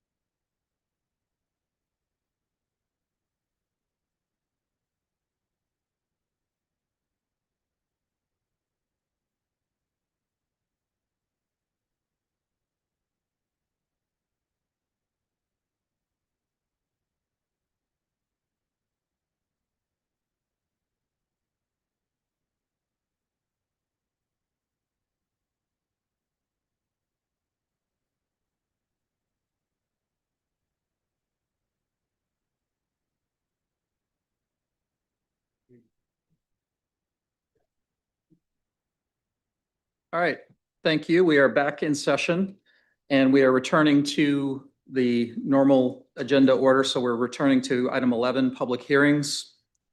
Starting with 11.1, order number 26-041, a 7 p.m. public hearing and action on the new request for a food handler's license from None Such Oysters located at 115 Holly Street and Sirloin's Butcher Shop LLC located at 89 County Road. The clerk like to introduce this? These are two businesses that have been operating in Scarborough for an extended period of time. They were unlicensed for food handlers. Through some fire inspections, it was determined that they needed their food handler licenses. So both were notified and complied in a timely fashion. Great, thank you. Do we have any public comment on this item? Seeing none, is there a motion? Second. Any discussion on this? I'll call the vote. All in favor? That's unanimous. Thank you. Next item, 11.2, order number 26-042, a 7 p.m. public hearing and action on the new request for a special amusement permit from Ketcha Outdoors located at 336 Black Point Road and O'Reilly's Cure located at 264 US Route 1. Kristen? So I'm going to talk about both of these separately. So Ketcha Outdoors, the town was notified near the end of last season that this business and another who have events but don't necessarily sell liquor actually needed to have special amusement permits because they have caterers who come in and then liquor is purchased. So we wanted to get them in compliance for this year. By the time their new staff and I had a chance to connect, they already had events booked for the 2026 season. At that time, they did put in a request for an exemption for those. After hearing feedback from their neighbors and in conversations, they decided to withdraw that exemption and they will be in full compliance with the Good Neighbor Ordinance. The other one is O'Reilly's Cure. Last year, they chose not to renew their special amusement permit that they held in the prior years. However, it was brought to my attention that they did have events that needed the special amusement permit last year. So we spoke with them about that and they applied for this year. Thank you. Is there any public comment on this item? Seeing none, is there a motion? Oh, we do. Sorry. Thanks, Liam. Jeff, you can speak. Thank you. I just want to, for the record, my name is Jeff Cantera. I live with my partner Allison Hill at 335 Black Point Road, directly across the street from the main entrance to Camp Ketcha. I just want to clarify that it's my understanding, based on the comments from the town clerk then, that the Camp Ketcha has withdrawn their application for the amendment to the amusement application for dancing and entertainment and will be in compliance with the Good Neighbor Ordinance. Am I correct in that understanding? Yes, that's correct. They plan to end for 10 o'clock instead of the original request that was 11 p.m. Excellent. That's fantastic. I appreciate that. I do want to go on record as saying that Camp Ketcha has said in their public statement that they do monitor their events carefully and can mitigate any ordinance issues almost immediately. That has not been our experience in the last several years. We have, in fact, complained to or expressed our concerns rather to the police on several occasions based on extreme unruly behavior that we've seen at the venue with the events that they've had. I'm a hunter and a fisherman. I believe strongly in outdoor education, and we do support the mission of Camp Ketcha. We would, however, like to see them be a little bit more proactive in their enforcement of the 10 p.m. deadline for their events that they do have. We have spoken to the police several times. We frequently clean up bottles and broken glass outside our driveway after the events that they do have on Saturday evenings. And I have personally pulled people out of the ditch who have left the events that Camp Ketcha has in an unruly manner. So we're just hoping that they can be a little bit more proactive in enforcing that 10 p.m. and having somebody from the camp on site for these events that they do plan to have this summer. With that said, I wish them the best of luck, and we do support their mission. We just hope that everybody can, in fact, be in compliance with the Good Neighbor Ordinance. Thank you very much for your time this evening. Thank you. Anyone else? Okay, thanks. Now, do we have a motion? So moved. Any discussion? Larry? Yes, I need to recuse myself from this. My brother is on the board of Camp Ketchum. Okay. Thank you. Scott? I have one question because this caller that called in, there's a thing in effect that if they are not in compliance, that he can call the town and make it so. And he can call the police and get some action. It sounds like he hasn't gotten action. When he has a problem like that, he should have police down there if he calls them, right? That is correct. When we do the renewals every year, or even first-time applicants like Camp Ketcha is currently, we do get calls of service from the police and fire department to report on. And if there are high numbers, we do bring that forward to you guys for consideration. Yeah, because I think Camp Ketcha is a great thing. I'm surprised to hear this about it, really. But anyway, thank you. Thank you. Yeah, I appreciate the work of staff on this to ensure compliance and the businesses for trying to be responsive. I didn't hear the commenter saying necessarily that town or public safety had not been responsive. I think his point was that he's had to make calls about unruly behavior, but I hope I'm not misstating that. But in any case, we do have systems in place to try to Yeah, I guess that address was that. my point, is Yeah. there's so many calls to the police and then we don't approve this anymore, right? So, I mean, do we have it on record as how many calls and complaints there were? Yeah, but they're in compliance. Okay. So it looks like for the past 12 months, there were 4 calls, which is very low compared to some of the others who have permits. Okay, all right. Okay, thank you. Right. And Thank you. keep in mind, prior to this, they've never actually held this license. So in addition to needing to comply with their ordinances generally, and we have the authority to do something about that, we also have the ability to withhold or revoke their license. So I think we have better authority at this point. Great. Thank you. Anyone else? Call the vote. All in favor? That's unanimous, 6-0 with Councilor Kane abstaining. So moving on, jumping to item number 12.2 under old business. Order number 26-025, second reading on the new proposed chapter 1020, the Town of Scarborough Short-Term Rental Registration Ordinance. Autumn. Good evening. I'm going to go through just a brief PowerPoint to give a recap. And if you don't mind, Mr. Chair, I would like to combine all of the items. For this, there are 3 separate items for the short-term rental discussion, and I'll just go through them all if you have any questions. Sure, yeah, for presentation purposes, that makes So sense. just for clarity, could you name which 3 are connected, just so people? So we have the short-term rental in chapter 1020, the changes to 405, which encompass many other changes, and then chapter 311, the proposed fee is first reading. As I go through so you have agenda 12.3, agenda, and then 12.4 is the coastal beach zone. And then 12.2 is the registration ordinance.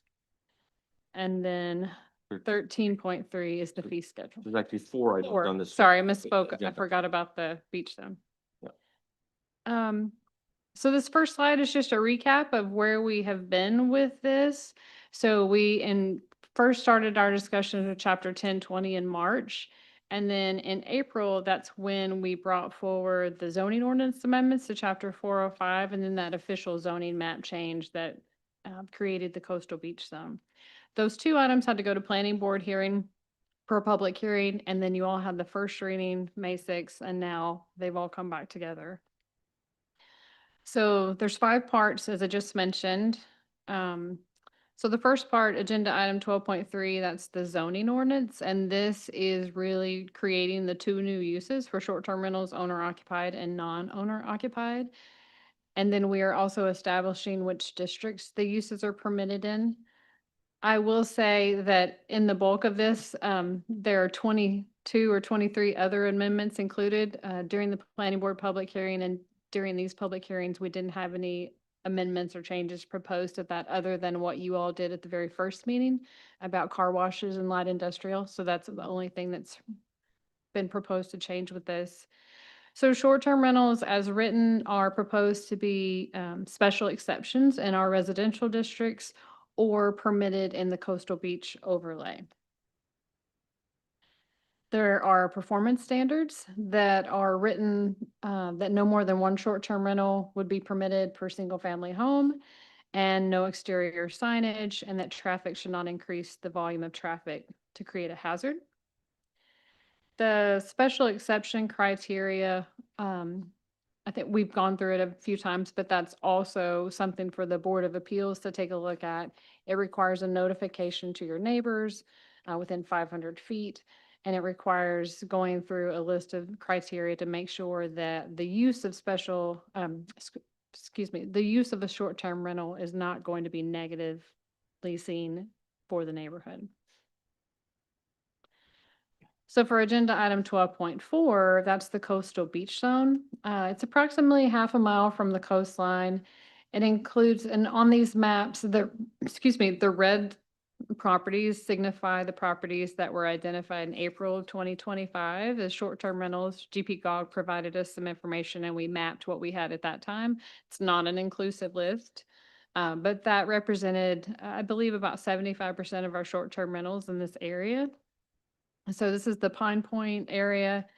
This coastal beach zone would capture all of this to the railroad. And then we have the Spurwink Road area. There was a lot of conversation with this specific topic at our planning board public hearing, really around, should we include the Clay Pits area? Should we include more properties on Black Point Road? This is an item, I think there is definitely some opportunity, while maybe not tonight, this first run, there definitely is some opportunity for you all to consider adjusting this as we go through this process. And the primary difference and primary reason for this coastal beach zone overlay is this area would allow the non-owner occupied and the owner occupied by right for all zoning districts. And so in the other residential zoning districts that are not in this area, they would not be allowed to do non-owner occupied, and they have to do special exceptions for the owner occupied. So this is the area a little bit closer up. And then we have agenda item 12.2, that's the chapter 1020 registration ordinance. And this is the ordinance that puts into place the procedures for registering with town clerk and how we have to put you on a list and get you inspected. There are some criteria that you have to fill out and supply to the town to be able to do this. And it's an annual requirement. There are transitional provisions written in. So we have two. We have one for if you have a short-term rental now and you are an owner occupied, you can get a one-time waiver, if you will, if you can show proof that you've been operating as a short-term rental for the last in 2025. And then there is an amendment that staff is requesting. I wanted to add this clarifying sentence that if the applicant fails to register in any future year, the waiver shall be void and the special exception process shall be required to reinstate the use. So first time, but if you let it go, you have to start over the same as other people. There's also a transitional provision for when this is not a permitted use. So this would occur if you're in one of our residential districts outside of that coastal beach zone and you have an owner occupied short-term rental. The way it is written, that you would have to register, but you would only have 12 months from time of registering. So December 2027, you would be amortized out, so to speak, of this use. And then the fifth item is 13.3, is the chapter 311 fee schedule. And we recommend a $200 registration fee based on surrounding community fees. These are some examples that we have in the area. There's been some conversation about having an initial fee and then a renewal fee. I think that's still maybe on the table, but this is where we would recommend starting. There's also a request from staff that we need to determine effective dates. So I presented two different options. Option one is the preferred option for staff. It would be a January 1, 2027 effective date, and then all the applications would be due December 31st. So we would have time to get everyone registered from now until the end of the year. And then we could work through inspections through the summer of next year. I think that would give us the winter season. The goal would be to do those inspections during the slow times. The other much more aggressive option would be make it effective July 1. And then we would have to get applications in very quick and do I don't even want to talk about that option. Okay, great. I think is at this point, option number one is really the only viable option for us. And so I have two requested amendments. One of the amendments I've already touched on, that was adding that language about the transitional provisions. I also included in your first reading, the larger, greater land use table creation did not contemplate Higgins Beach. Higgins Beach is a very uniquely written land use district. And so it wasn't included in that. And it was my just not thinking about that until, oh, I still need to add this to the Higgins Beach district. So the only change is adding these two uses and they would be permitted. There have been some other amendments under discussion. So in chapter 1020, we've had some conversations about adding the exclusion for casual renting. And that is the 14 days or under, that if that's what you're doing, you shouldn't have to go through this process. And then adding a requirement to show proof of main sales and use tax to the registration, that's been brought up. And then for chapter 405, the zoning ordinance, again, that same exclusion, just adding that to the definitions. And then there was a request along the way to allow more than one short-term rental per lot outside the coastal beach zone, but only that you may do one at a time. And so the specific request was from someone who wants to be able to offer their home and also an accessory habitable structure on their property, with the understanding that only one should be able to be rented at a time. With that, I'm happy to answer any questions and discussions. I believe you all have like written formatted amendments for those things I talked on, and I can go over them. If you have any questions.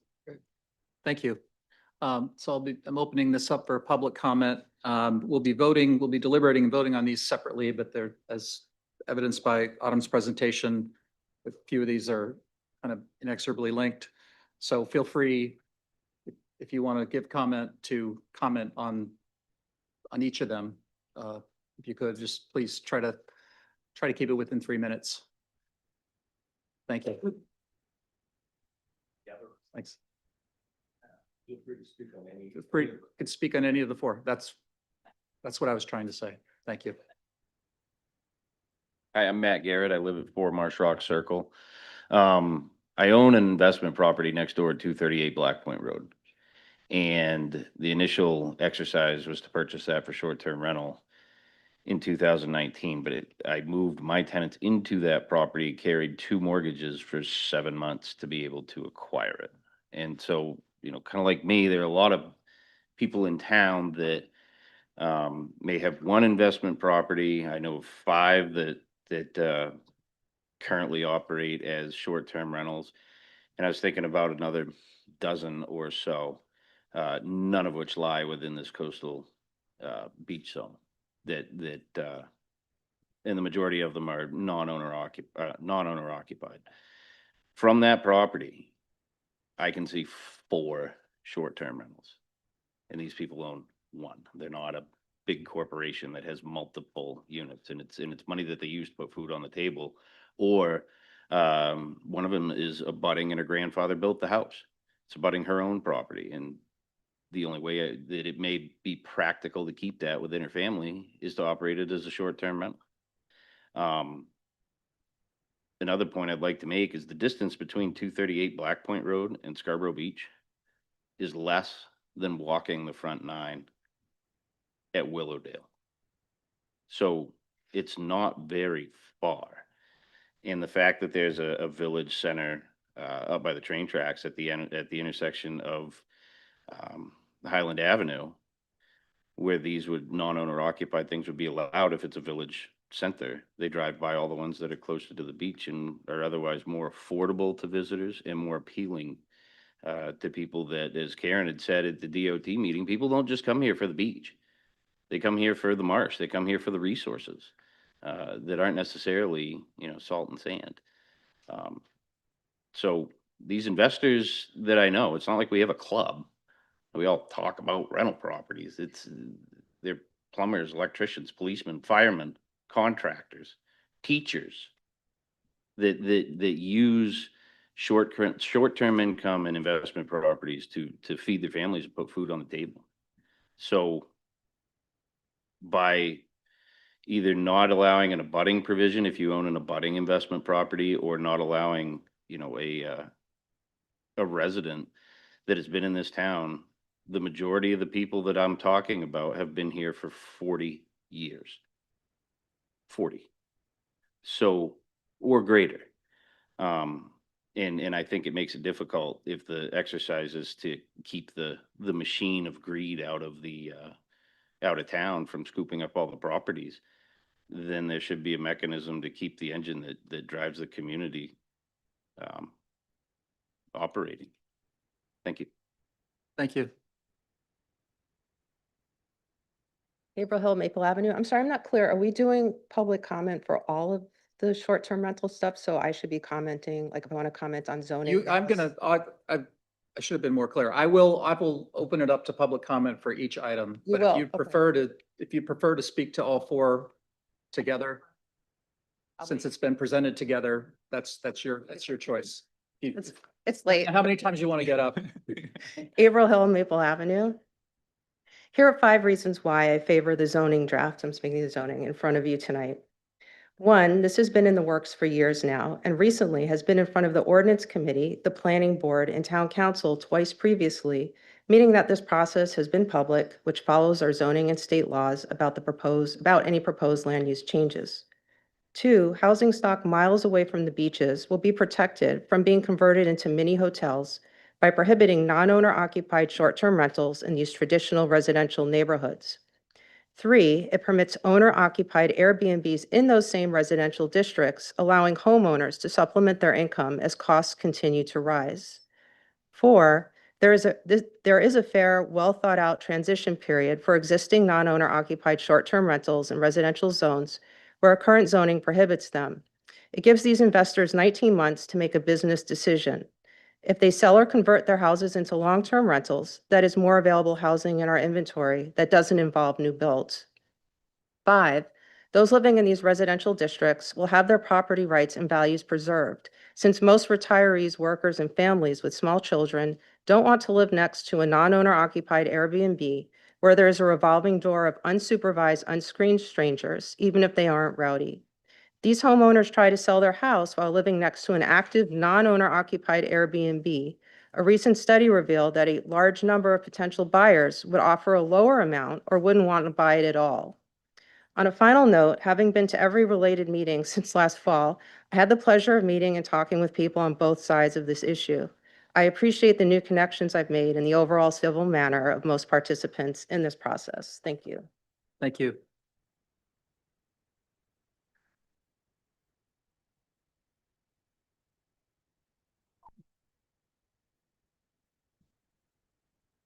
Good evening, Scott Townsend, 2 Acorn Lane.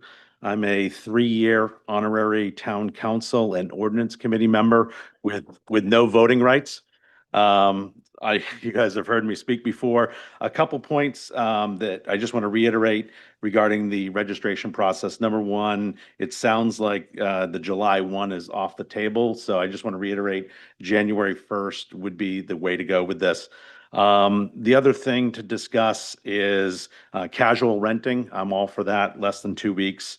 And food for thought as you guys debate and talk about this, because there's been some great points made. boils over into the ordinance versus resident, non-resident, local Scarborough people that own a home next door or across town. I own other properties in Scarborough. Instead of making it non-owner occupied, maybe making it main resident. That might calm a lot of concerns, or it may cause some problems. Who knows? But the big point that I wanted to talk about tonight was requiring, or the part that came up recently about requiring proof of main sales and use tax, having an account with them. So this is one of those, it may sound good when you put it out there, and I know there's been talk about, well, you're operating a business, other businesses have this. But there's no other businesses that operate where they have these licenses where they're professionally managed or use third parties to do this for them. So by putting that forward, what you're going to do is create a scenario where it's going to cause a burden on the main revenue services and the homeowner. For instance, if all of you own properties that were short-term rentals and one of you did it all yourself, you didn't use any third party, you would want to get a main revenue sales and use tax account. The rest of you, if you three are managed by our company and you guys use a combination of Airbnb and VRBO, that company collects the main lodging tax at 9%. Now it's just state, there's no town or county that needs to be accounted for with that. And we remit it monthly on your behalf. So every month, if there's $500,000 in rental activity that we do, we submit that in with the tax associated with it. It doesn't allocate each homeowner or an account number for the revenue services. Using VRBO and Airbnb, they collect that lodging tax and remit it monthly like we do. There's no itemization of owners.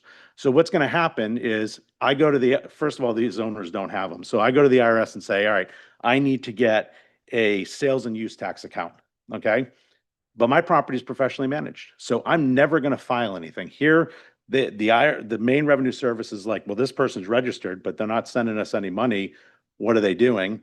We're going to get a notice of violation. I know people that have filed 1 year, not filed the next year, get a notice of violation. So they're going to be, it's extra time and effort for the main revenue services, and the owner is going to have to defend it. So it's going to basically create a lot more problems than it is. There's $150 million in revenue created in the state of Maine through lodging tax because we are vacation land. The Maine Revenue Services has their pulse on this, and they are actively making sure people pay their fair amount. I don't think it's the town's business to get involved. And for what this started out as, looking at making short-term rentals safer, making sure they're registered, this has no impact on that, and it's unnecessary and overreaching. Thank you. Thank you.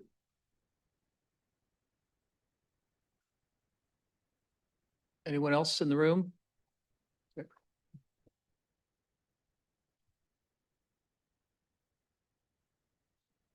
Good evening. So you're all familiar by this point with my issues with the STR ordinances as proposed and their various forms that result in my strong opposition to each proposal thus far, and opinion that this is a misguided attempt to force through a major change that affects taxpaying residents all over town.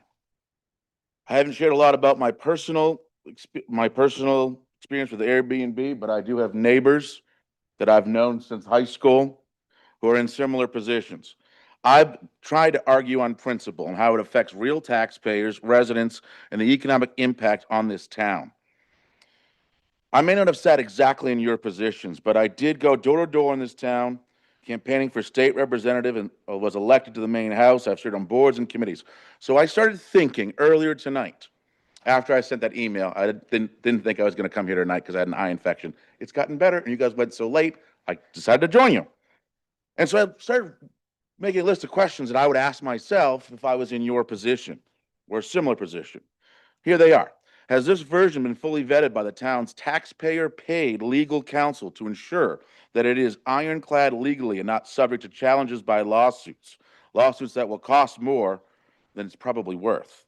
Did that legal analysis include constitutional questions raised by the former code enforcement officer of Bar Harbor that resulted in them making amendments last November regarding inspections in owner-occupied, they call them VR1s? Has that been contemplated by your legal counsel? Does this much more restrictive, including the overlay, regulating where non-owner occupied can and cannot be mostly, and having to force residents to go to the special exception to get approval, does that strike a balance with the vast majority of people who have opposed this process throughout? Or is this a double down? If you didn't support this registration inspection, which was much more modest last year, what has changed? This is a copy and paste of the red tape and overregulation, and then we are throwing on zoning changes that prohibit non-owner occupied and forced owner occupied to have to go to the zoning board of appeals for our own homes. Have you considered the property value implications when you limit where STRs can operate, creating a monopolistic-like benefit for what is already the most valuable land in town? Weekly rentals are already unaffordable for working people in the beach areas, vacationers, or anyone. This will create a situation where the already rich are renting to the otherwise already rich at the expense of working people. Have we really done the work to pass this when last year we talked about how important it was to create the data to craft a good ordinance? What happened to that? Why are we moving forward and doubling down? I'll reserve the rest of my comments for the specific other issue. Thank you. Thank you.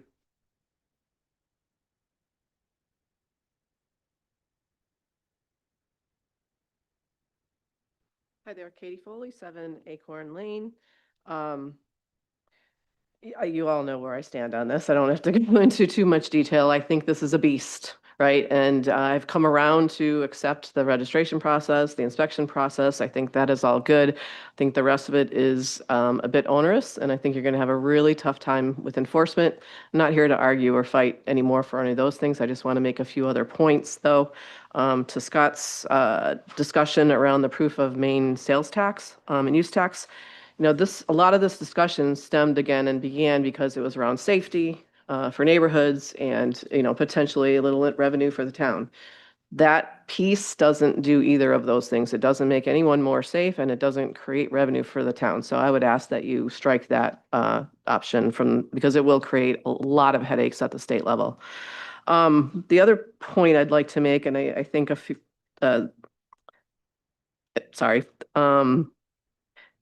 I think there are people in town who still don't know about this. Like, I have heard comments like, well, Scott and Sonny's team has done a great job of letting people at the beach know. Well, of course, they're our clients, right? So we, you know, keep them informed. But I haven't sent out something to the entire town. And I know it's been going on for 3 years, but as you heard people talking about the school board piece tonight, these people are busy. They are out there running their kids to soccer games and cheerleading practice and this, that, and the other thing. And they don't even know, you know, what restriction, and they may or may not even want to contemplate this, but the fact that they don't know that this is coming as a restriction potentially on their house is a problem for me. I think people should be aware of those things. I do disagree with the assertion that short-term rentals, even in a neighborhood, would bring down property value. I mean, I'm a realtor. We sold $42 million worth of real estate last year in this town alone, $88 million total just last year. Anytime you restrict the use of a property, you're actually going to potentially decrease value, not increase, or I'm sorry, yeah, decrease the value, because people want to be able to do what they want to be able to do with the property that they buy. And I think really that's it. So, you know, I'm sure this is going to go through and pass tonight. I would hope that the date piece, obviously, that will be very helpful. July 1st would be a nightmare for us as we're heading into our busy seasonal rental season. And yeah, thank you for all your work. And I wrote final meeting, so hopefully this is the last one. Thank you. See, we have 2 or 3 people online. Denise? Hi, Denise Hamilton, 2 Rod Road, Scarborough. Autumn, you're right, Ed, call in. So I'm just going to make one comment tonight, and that is as far as the state sales tax registration, according to the Maine State Sales and Use Tax Division, their requirement is regardless if you use VBRO or a rental agency, you're required to register so that if there's a one-off time that you're going to rent, not using the rental agency or VRBO, then you are required to collect the sales tax, the lodging tax, as it's referred to, and pay that tax. And the state also recommends the towns to require a copy of that reseller certificate. So this is not something new, and I am the one who brought it to the town's attention after doing research. So I think the town needs to stick with that and require that. The other thing is the reason, as council knows, that 405 was brought forward is when Averill Hill had uncovered that STRs were only being allowed because of the back office policy that was created back in 2018. And to be able to allow a use by the town's own charter, because we have a land use ordinance, you have to indicate where it's allowed to, where it's permitted to be allowed or it's prohibited. So 405 is a requirement if you're going to allow STRs. As much as people would like to, you know, disagree with that, I mean, that's the town's own charter in what it says. So that's all I have to say. Otherwise, you guys know where I stand on all this. Thank you. Thank you. I don't know your name, but iPhone, you can speak. Hello, my name is Matthew Keith. Can you hear me? We can, Matthew. Awesome. Thank you. I was really hoping to make it tonight. Haven't been in a while, but I've been sick and under the weather. It's a kind of weird thing, but those of you who know me from before know that I genuinely enjoy coming to these. And so, yeah, I'm bummed I couldn't be here, but thank you to all the counselors for all the hard work you've put in on all these issues. As many of your days are, meetings are, luckily not all of them. This is a bit of a doozy, so thank you for your diligence and hard work. I don't know if I said it before, but I'm at 8 Pleasant Ave, and I am speaking to all of the 4 items before you in a row here. And, I just want to share, I've shared it in email, I've shared it before when I've talked, but a little bit of a personal story, because this is personal to me, that when my partner bought the house we live in Pleasant Hill, we were stretching the edge of our budget to make it work. And we were, the loan was being figured out. There were some details that had to get ironed out. And while things were on hold and looking a little tentative, there was a backup cash offer that we found out was an Airbnb. And luckily, the woman who owned the house before was 95 when she passed away in the house, and her family was selling the house. And they thought about her, and they thought about the community that I live in, which is amazing, and what she would want. And if it wasn't for that, maybe they would have made a different choice. And so I think there's a lot of hypothetical, like, is this happening? Is it not? We don't really have the data yet to know the scope, but I think it's important to ground these in some real world examples. And, I really respect property owners' rights. And I think my hope would be that some of the people who have these second homes, especially local people who would like to make a little bit more income to support themselves, if this goes through, might consider renting out, as a long-term rental. And it might not make them quite as much, but it would mean another home for people in Scarborough. And I think that's a worthy cause. And so, to be clear, for me, it's more of the non-owner occupied. The owner occupied, while that might impact, like maybe somebody would have a roommate, that's a more obscure thing for me that probably for me, it's not really like where we need to be right now is overly focused on that.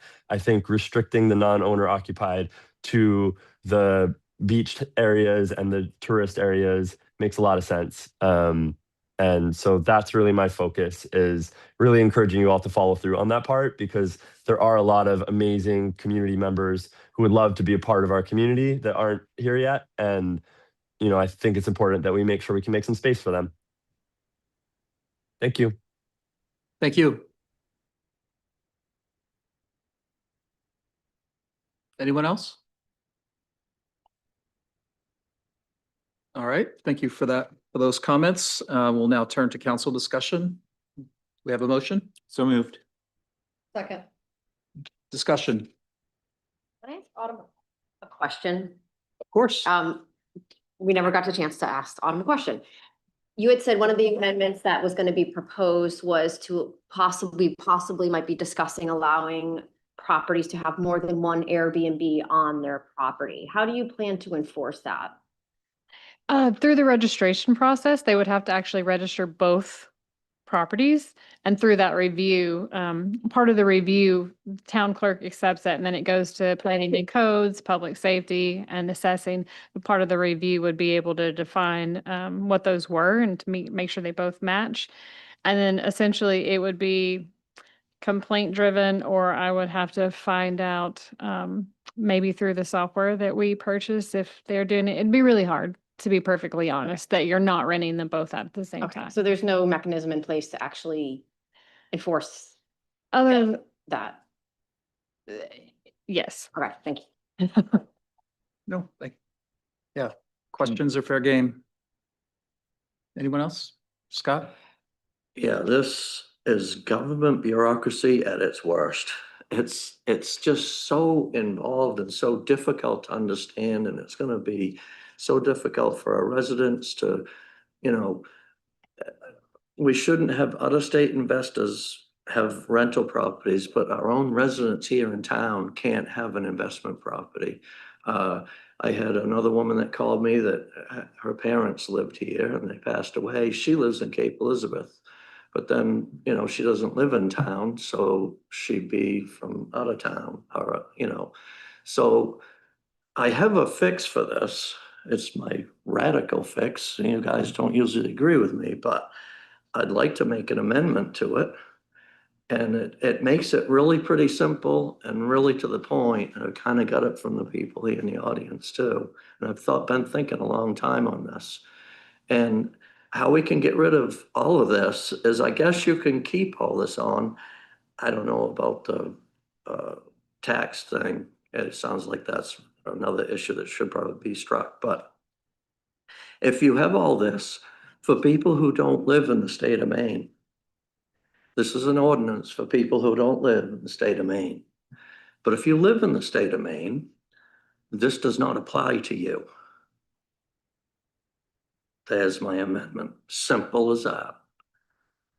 So if he wants to have an Airbnb on an apartment over his garage, he can do it, just like it's always been. In other words, it's just status quo. To designate the beach area, and these areas, like he said, I mean, they're really close to it, and you have other people in town. It sounds like the problem is the out-of-state firms buying up our property. That's the problem, okay? So we're going way over here and regulating everybody. For this is the problem, and this is what we're hearing from people, is they don't know who's next door. So if you're a resident in town and you have a garage apartment and you want to rent it, you're right there. If the neighbor has a problem, they go see you. They don't have to go to the tenant. They go see you. And I'll tell you, if it's me and my neighbor has to come over and speak to me about these people, you betcha I'm going to be going and having a word with them, the people that I'm renting to, and make sure that it's straightened out. And I think 99% of the people, 100% of the people would. So I think this just it's way too involved. It's too complicated, and I don't like it when it's like that. And it's just having to register and fees and all this stuff. Our problem is we want to make affordable housing for people. You know, and I guess, like you say, if we stop all short-term rentals, then that will make more rentals available to local people. I guess you could go with that. I mean, I have rental properties and I don't like doing short-term rentals. I just want one tenant that I know is reliable and that's a better way to go for me. But I get it that these people, some people, they may want to go that route. And I think they should have the right to do that without having to do all of this red tape. So I'm opposed to, you can kind of revise it and take on some complaints of So- some people. Just to be clear, are you putting forward that amendment? Yes. Your amendment would, and you can, don't want to put words in your mouth, but it sounds like you're saying there would be a categorical exemption for Maine residents. Right, right. And maybe we want to get it Let's down see to if there's a second, and town then we'll- residents, if but there's a second, we can is there a second for that? Would anybody be interested in doing that for the residents of this town? They've all been telling you what they want. And you talk about Council of Corners. Yeah. I mean, Scott, let's see if there's a second. well, I'm trying to, I'll second for discussion. I'm politicking. So- this. The motion, your amendment has now been seconded. Yes, And so it's at open least for discuss discussion. it. So from my perspective, to me, the biggest issue has always been the non-owner occupied. And that to me, I feel like that's the spirit of what you're saying is like non-owner occupied, which in some cases are resident owned, as we heard from some Right, people who right. have or desire to have a non-owner occupied property near them. That's always been my concern. And I feel really good about the ordinance and everything for it. I don't love all of the owner occupied stuff, which I think is getting at your like real specific concern of like if somebody lives here and they want to rent out a room or do something, like maybe we shouldn't be regulating that. So I don't necessarily support your amendment, Right, but maybe to offer an alternative of like something for consideration. Again, it could fall down in flames, but should we just be starting step one with just regulating non-owner occupied to start and leave owner occupied kind of already permitted, people can do whatever they want to do. So that way, at least we're moving forward the work to make sure that there's a registration process still for everybody, like whether you're short-term, whether you're owner occupied or non-owner occupied, you should register. But when we get to the zoning and like what's permitted, perhaps maybe that's an opportunity to debate, is there appetite to kind of just focus on non-owner occupied? So for this, at least, I'm not going to support your amendment. I'm going to support the registration going forward, but I think what you're talking about is maybe more in the zoning discussion. right. I went way far to see if anybody would go for that. I might be able to meet you halfway, but I can't go. That would be the simplest thing. That makes it cut and dry. It's very simple. These guys are all taken care of. I think they would be happy with this that I'm proposing. You still wouldn't be? I'm not owner. All right, we're not doing that. Well, We're not doing that. this is my job. They're my boss. I have to ask We're not in a them. meeting with the residents right now. We're having council discussion. Right, I appreciate yeah, where you're coming yeah, from. yeah, But we're yeah. having discussion about your proposed amendment, Yeah, yeah, okay? yeah. We've But this had- is a There have democracy. been, there have been lots of community conversations, lots of community Right, conversations, Yeah, just to be clear. but this is a But- community Yes, we did. conversation. So, Yeah, yeah. but just direct your comments, please, Right. to Right. your council peers. Thank you. Larry. Just real quickly, I think I get the intent of what you're talking about, and I appreciate the people in town in that unique situation.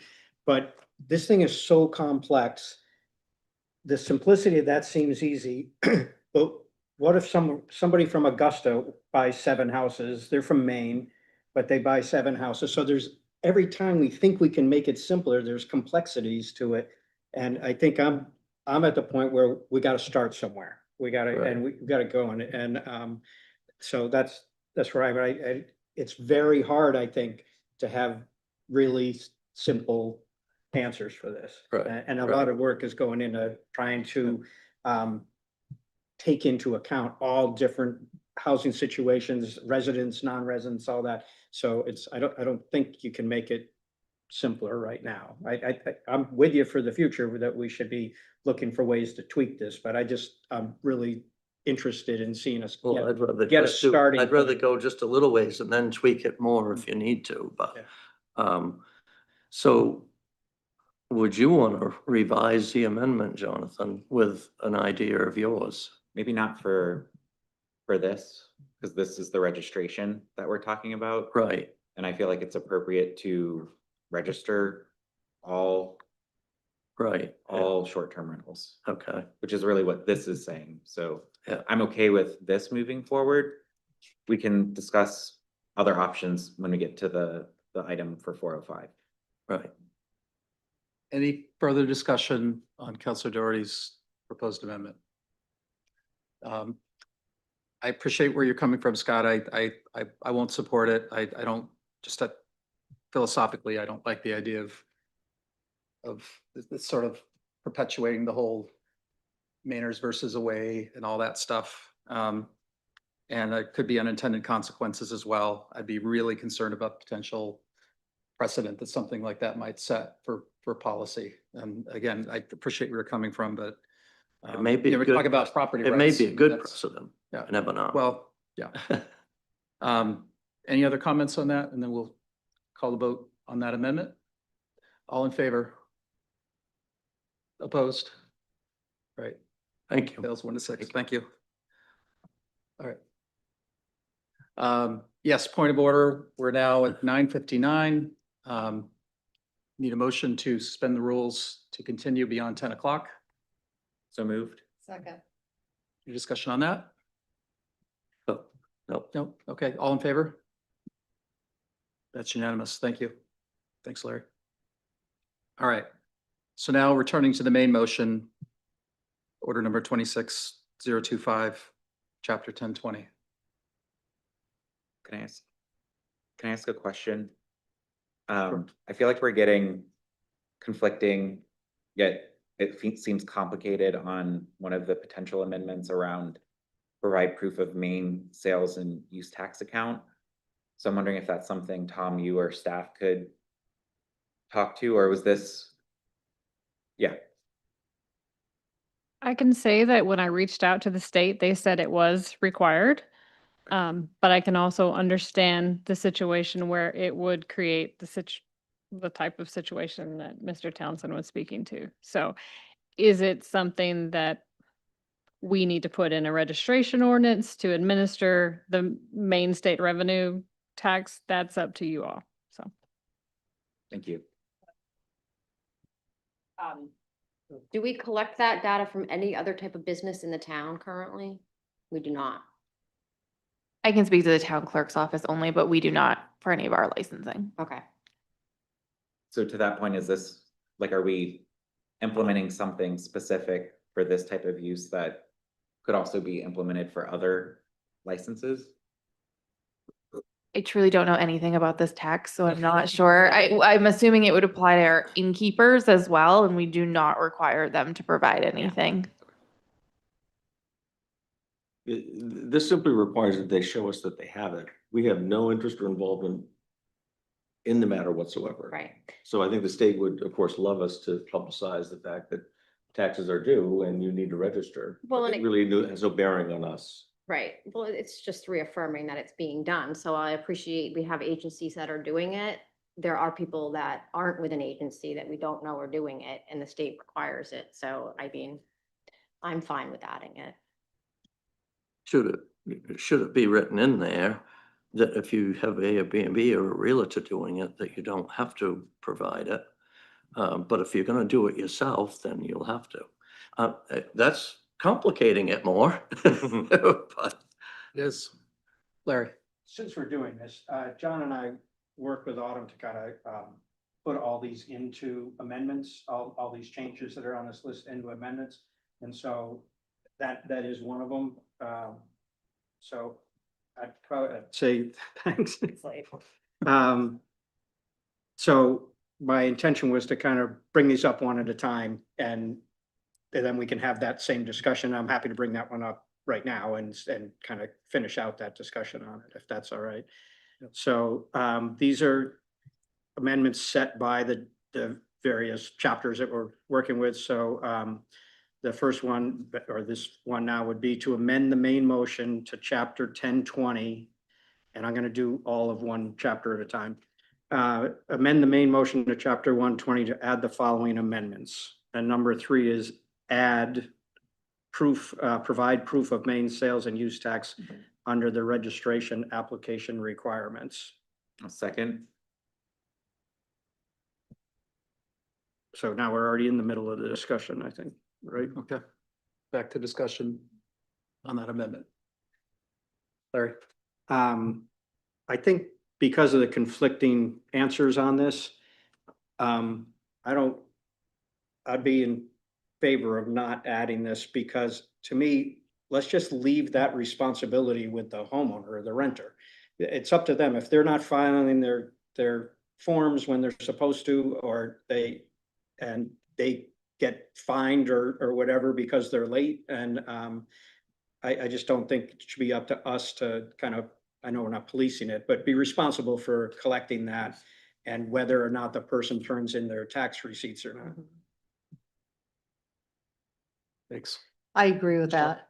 I mean, I feel like it's not our job to police anybody turning anything into the IRS or, you know, putting that extra step in. So I agree with that. Anyone else? Do we want to make a motion to strike that from it completely? But we can just defeat the Yeah, motion. do If that. we're gonna have, so if you Right. don't think that should be added, you'd be voting no to the amendment. To the amendment, but the amendment was amendment from, that was to add it? It Yeah, wasn't already It wasn't in. already in there. It wasn't in there at all. Okay, all right. Yep, I'm clear. So you can call the question. Yeah. So, yeah, I'm just trying to keep track. It's late. It's only been 4 hours. All right. So we'll call the vote on that. Yeah. All in favor? All opposed? That's unanimous. All right, thank you. Now returning to the main question as amended. For another amendment. Okay. So this is to amend the main motion to chapter 1020 to add the following amendment. Add a clause to the applicability excluding casual rentals. So that the language would be that a short-term rental does not include legally existing dwelling units that are rented no more than twice per calendar year and for less than a total of 14 days in a calendar year. Second. Discussion on that? All in favor? Oh, sorry. I was just saying, I think this was Scott motivated by what you shared a few meetings ago when you were saying, like, if somebody just wants to, Yes. you know, rent their room temporarily. Yeah. Somebody here, Yeah, my bosses did. yeah. Yeah. And then you brought it up again, and then, so I think that's why it came here. It was a good idea. Right, thank you. Anyone else? All in favor? That's unanimous. Returning to the main motion as now amended. Amend the main motion to chapter 1020 to add the following amendment. Add the effective date as 1/1/27, January 1st, 2027, with a registration deadline 12/31/26, and an annual report and review to occur in February 2027. Second. Discussion on that. This was from me. I thought the biggest criticism we got through this process is the lack of data to do all this work. And so the idea would be is the first round of registration is completed in December 31st, 2026. So in February of 27, we would get data back on how many registered, what zones they were in, all that information. And that would inform us moving forward if there was any immediate changes needed and to try to build that registration data set so we can have be better informed moving forward. Thanks. Yeah,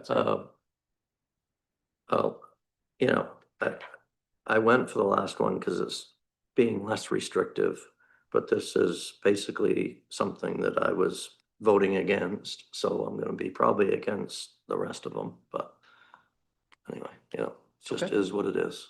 All right, thank you. John? So I'm going to support this one because it came from our bosses when they actually asked if we could extend the registration deadline. So that's why I support it and think it's good, because it is giving more time to people. So this is a really important one to, even if you vote down the whole thing, voting for this one to be part of it, I think would be really important to the current users.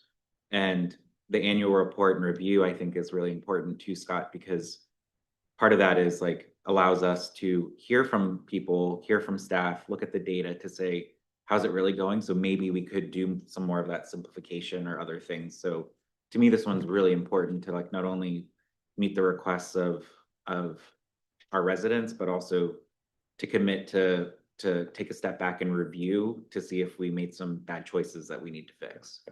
But as a rebuttal, your bosses did that under duress. Because That's true. they said, if you're gonna shove this down my throat, Yeah. could you just do this? Thank you. Karen? So what are we reviewing in February of 2027? Who's registered? So nothing in regards to actually how it played out this year, registering, seeing how those actual registered, just the data of who's registered. That would be right, but I think there's a lot of process knowledge in terms of the special exception process. I think it's probably valuable to do a check-in just on that alone, and then I have no doubt that some experience is important too. Yeah. You may want to do Is it typical for an ordinance of this magnitude to have a check-in to come back to a town council? No, you do have one in the rate of growth ordinance, Well, that's self-imposed, beast. but it's not typical, no. Yeah.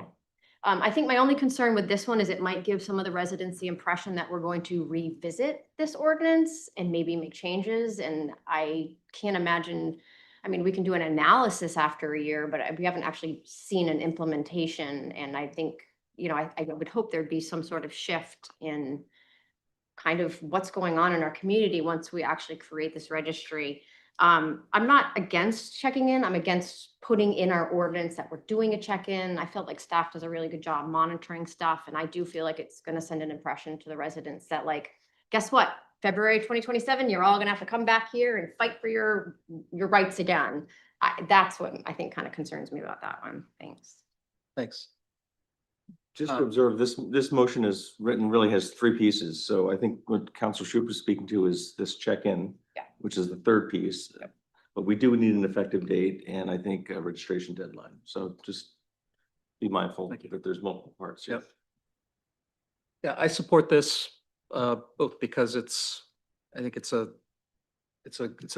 reasonable common sense accommodation in response to the feedback that we got. And I view the check-in as being kind of reflective of the fact that this is a significant change for the town.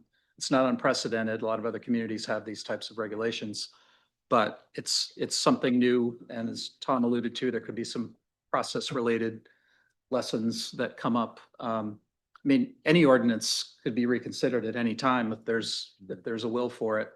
It's ultimately a living document, but my expectation would not be that this is like a probationary thing per se, but that it is a check-in, again, kind of reflecting the fact that this is a pretty significant change.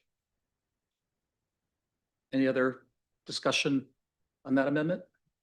I'll call the vote. All in favor? Opposed? That's 6-1. Thank you. Now returning to the main motion as further amended. Amend the main motion to chapter 1020 to add the following amendment. Include the following sentence in the transitional provisions for the special exception required. If the applicant fails to register in any future year, the waiver, referring to the special exemption, the waiver shall be void and the special exemption process shall be required to reinstate the use. I'll second that. Okay, second discussion. I mean, I've been in favor of the special exception process because that is what we already do in this town for anyone who wants to do anything beyond reside in their individual home. And so I think this is the perfect, I think, fail safe for the neighbors and things like that to continue that regulation. Thanks. Thank you. Anyone else? I support this as well. For what it's worth. I will call the vote. All in favor? Opposed? It's also 6-1. Thank you. Now returning to the main motion as further amended. We're moving on to chapter 405, the zoning version. Not yet. That'll be the next. Oh, okay, then The we're next all, agenda item. sorry, we're all set Yeah. then with So, 1020. I know it's, yeah. Hard to keep track of. Get that right. Any discussion on the motion as amended? Great. I will call the vote then on that main motion. All in favor? Opposed? Passes 6-1. Thank you. Now moving on to 12.3, order number 26-030. Second reading, the proposed amendments to chapter 405, zoning ordinance, including the creation of a new section consolidating uses, updating zoning districts to reference said new use section, update child care and residential care uses, definitions and allowed districts based on state statute requirements, add conservation, parks, trails, and associated parking to the use table definitions and allowed districts, add short-term rental uses to the use table definitions, performance standards, and allowed districts, amend definitions, performance standards, and special exception standards to capture amendments, new uses, and correct inconsistencies. Again, our planning director already gave an overview of this. Is there any additional public comment on this particular item?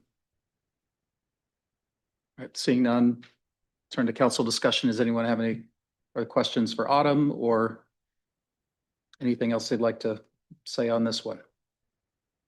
I have some amendments. Please. Sorry, we need an initial motion. Or so moved. All right, now. Thank you. Thank you. Amend the main motion to chapter 405 to add the following amendment.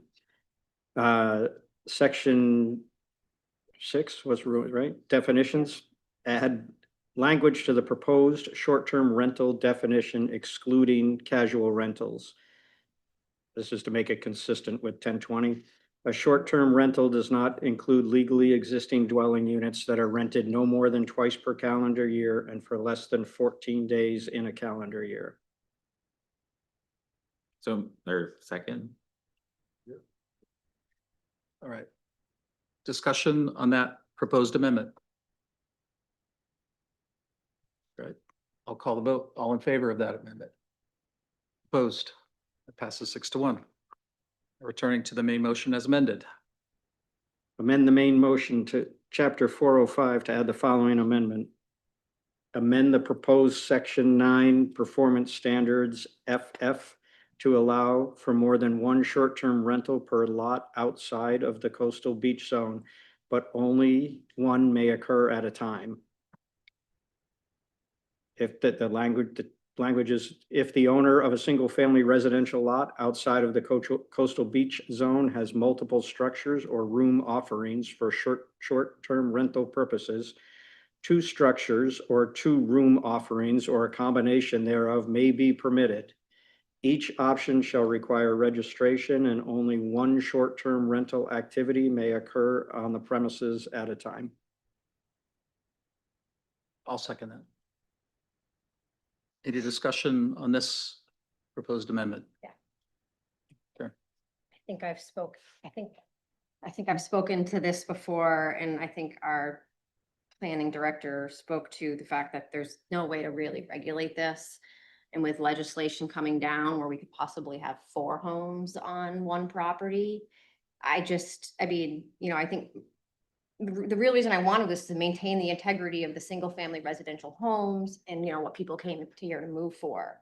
So, I feel like these decisions that we make as town council slowly erode away at our community and its character.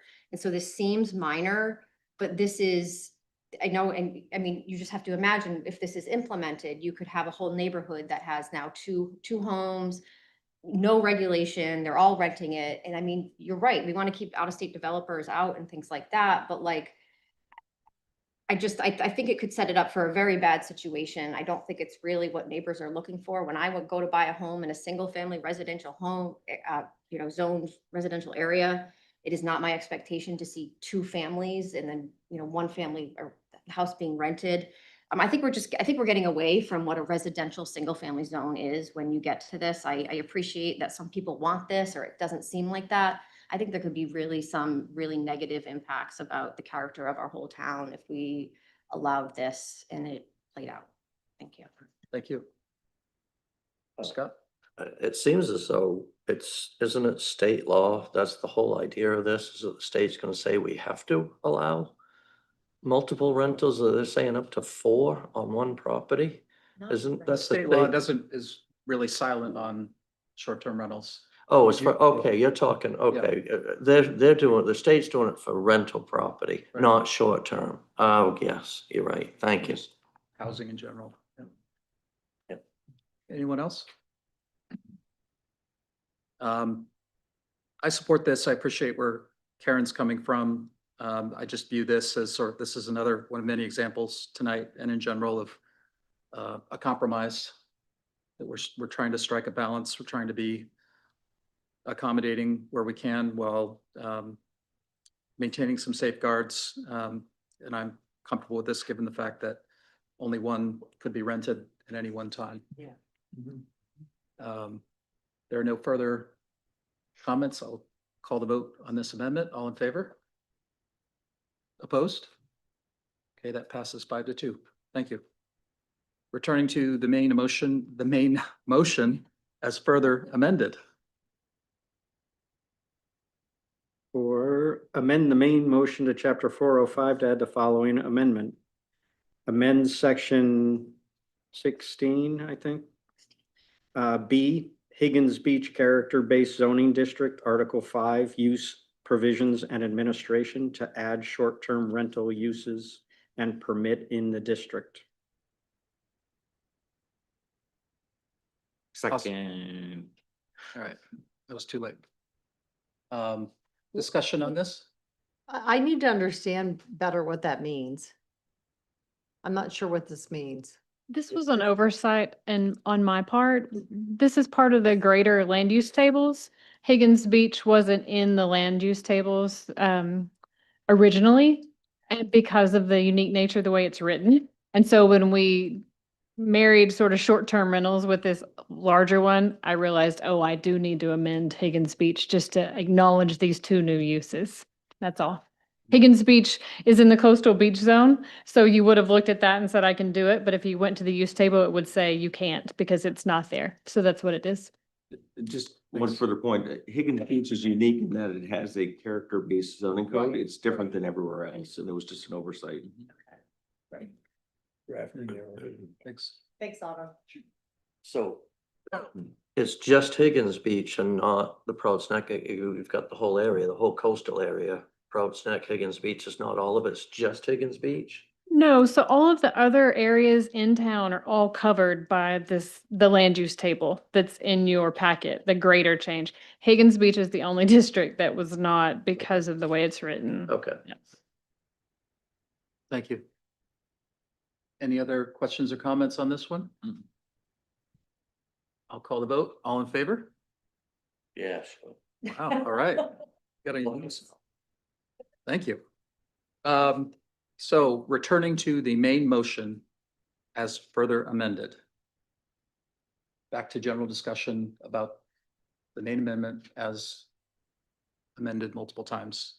John? Yeah, no, I just want to thank Larry for partnering with Autumn to bring these amendments forward so that we could have them. So thank you for that. Yeah. And, I also want to thank the public for their ongoing engagement throughout this. Much just like the budget, I'm not in love with everything that's in here. But I think we have to start somewhere. The piece that I really don't like is the special exception for the residential areas, but Larry kind of talked me into the fact that at least for those that are doing it today, we're allowing them as long as they can prove to keep doing it. Again, we can see how the special exception process goes. And my hope is when the council opens this or gets their report in February 2027, we see how overly complex it is and that maybe we remove that requirement, or I don't know if there's something in the zoning board of appeals to make it less onerous, because it's a pretty onerous process for people to go through that really based on the criteria that they would evaluate against. I don't see how even the ZBA is going to be able to reject anything. So we're putting people through their paces just to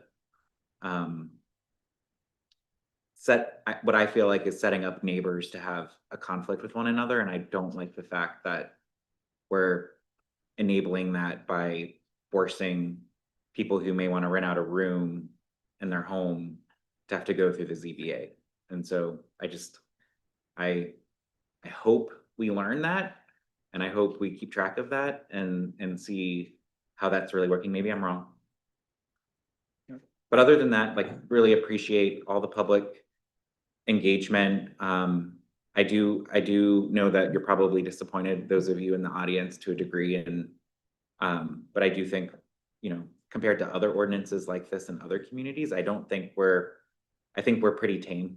I don't think we're being overly restrictive at this point. Thanks, John. Anyone else? Larry?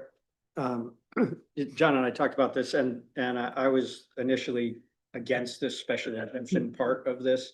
I was trying to figure out different ways with Autumn's help and Kristen's as well, as how could we, my sticking point with it was the complexity of it, the fees. But what I did want to retain out of the special exemption was the notification of a butter, so you knew if somebody around you was doing this, and there was just no mechanism to do that. I was saying, can't we, as part of their registration, can't we require them to notify the abutters and prove that they did and all? But it's just, again, it's kind of a, how are you sure that the person actually got the notice from, you're asking then the homeowner to tell his neighbors what's going on, and knowing geographically who are the legal abutters and all that. So like John said, it did make me feel better that people that are already doing it can keep going without going through this process, as long as they consistently keep going, register every year. And so I think that was enough to get me to where this was a safe bet kind of for moving forward. Thanks, Larry. Yeah, I'd also, oh, sorry, Karen, go ahead. I was just going to say, this was one of our goals. Yeah. So I'm very thankful that we were able to get one of our goals. And this was a heavy lift. This was a huge lift, and we brought it back up. And I want to thank Autumn and everyone for this. Like you guys said, it's not perfect. The ZBA process, the special, it's not a perfect system, but it's a system that's already in place in our town. I agree. Maybe we do need to revisit it, but I think that's what we have. And it's the only mechanism we can use right now. But thank you. Thank you. Yes, this was a heavy lift, and we didn't do it for the fun of it. I mean, we entered down this path because we heard from people in the community who were concerned, who had concerns. We don't go through all of this heartburn just to foist more regulations on people. It's not really that fun, despite how it looks. But in that vein of the amount of work that's gone into this, I'd like to thank, the ordinance committee and staff and the public as well, who's weighed in on this and has, really stuck it out through a long winding road. And I would imagine there will be some learning curve, and we'll see how that goes, but I will support this. Scott? I have one more thing to add, that this is the perfect thing to do a referendum and ask the people in the town if they want this. And I think it would be a landslide vote against it if it went to referendum. But that's just my opinion. You don't know unless you do that. But thank you. Okay, thank you. Any other discussion? So I will call the vote on the main motion as amended. All in favor? Opposed? Passes 6-1. Thank you. So now moving on to 12.4, order number 26-031, second reading of the proposed amendment to the official town of Scarborough zoning. Map. Again, Autumn's already gone over this. Do you have anything to add? No, okay. Any public comment on this particular subtopic? Yeah, this is the map, the overlay. This is the map.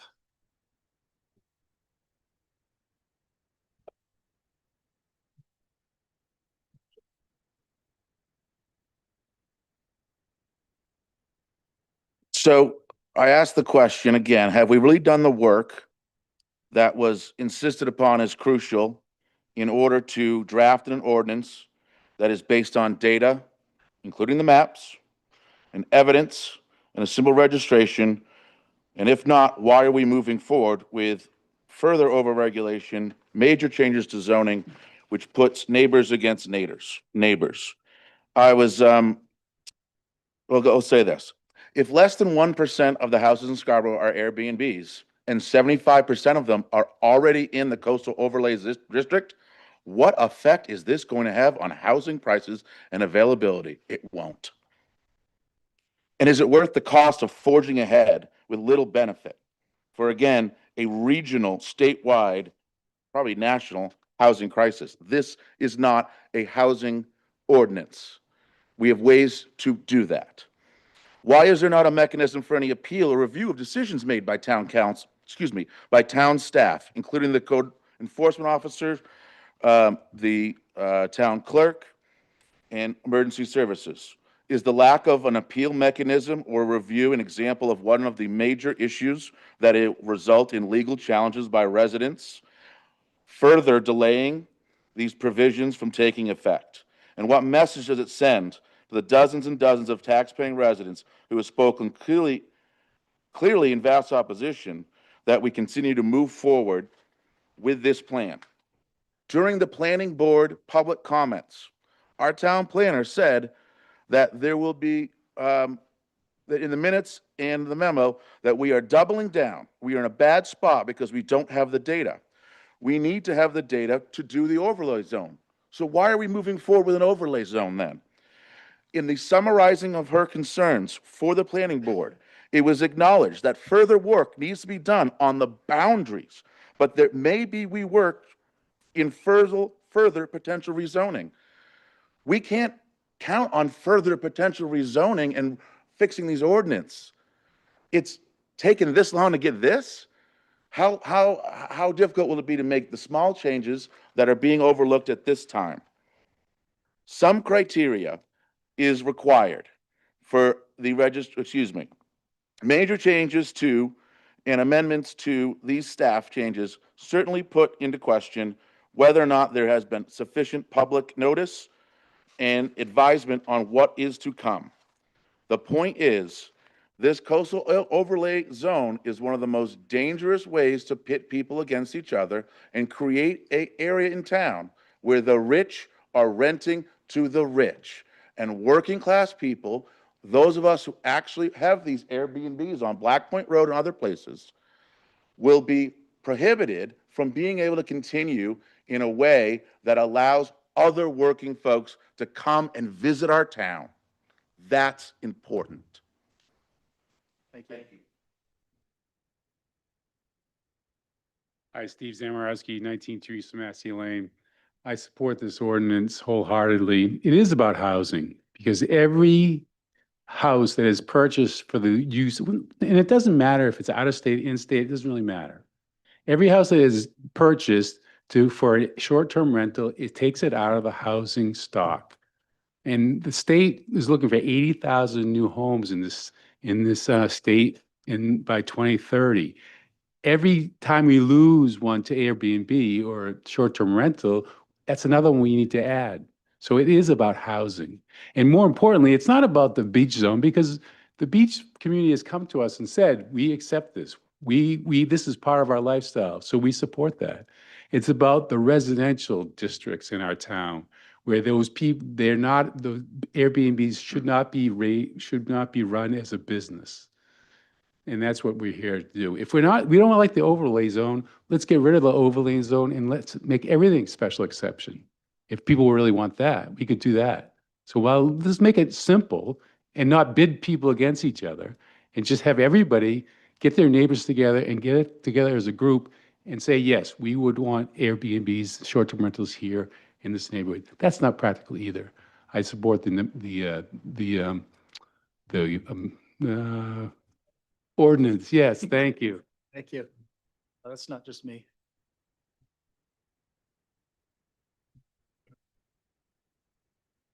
Lost my spot in line because I thought it was just me and Sean.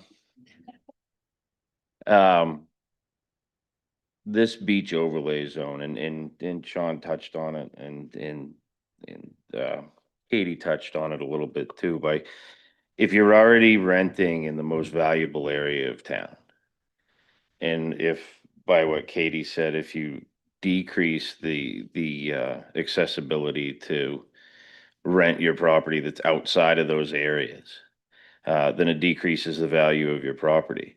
So the fact that there are two counselors that live within this area and one that has family that owns property within this area, whether they have any interest in renting short term or not, I think if it's going to increase the value of those properties, there's a monetary gain for those counselors if they decide to sell their property. And legislating value into your property, I feel, is a conflict of interest, whether it's intentional or not. And I don't believe it's intentional here in this case. I don't think any of you guys want to rent short term. But if you sell the property and the property value increases by $200,000, $300,000, $400,000, $500,000, $1 million, because it's the only place in town, because the scarcity of these properties that are available for short-term rentals has increased. If they're scarce, then they're going to be more valuable. If they are offered opportunities for income that aren't offered to the entire rest of the community, with the exception of village centers, that also would increase the value. And so how this isn't considered a conflict of interest is beyond me. However, I apologize. I know it's not personal, but I don't see how the counselors that live within this overlay have been able to even be involved in the discussion. Thank you. Thank you. Anyone else?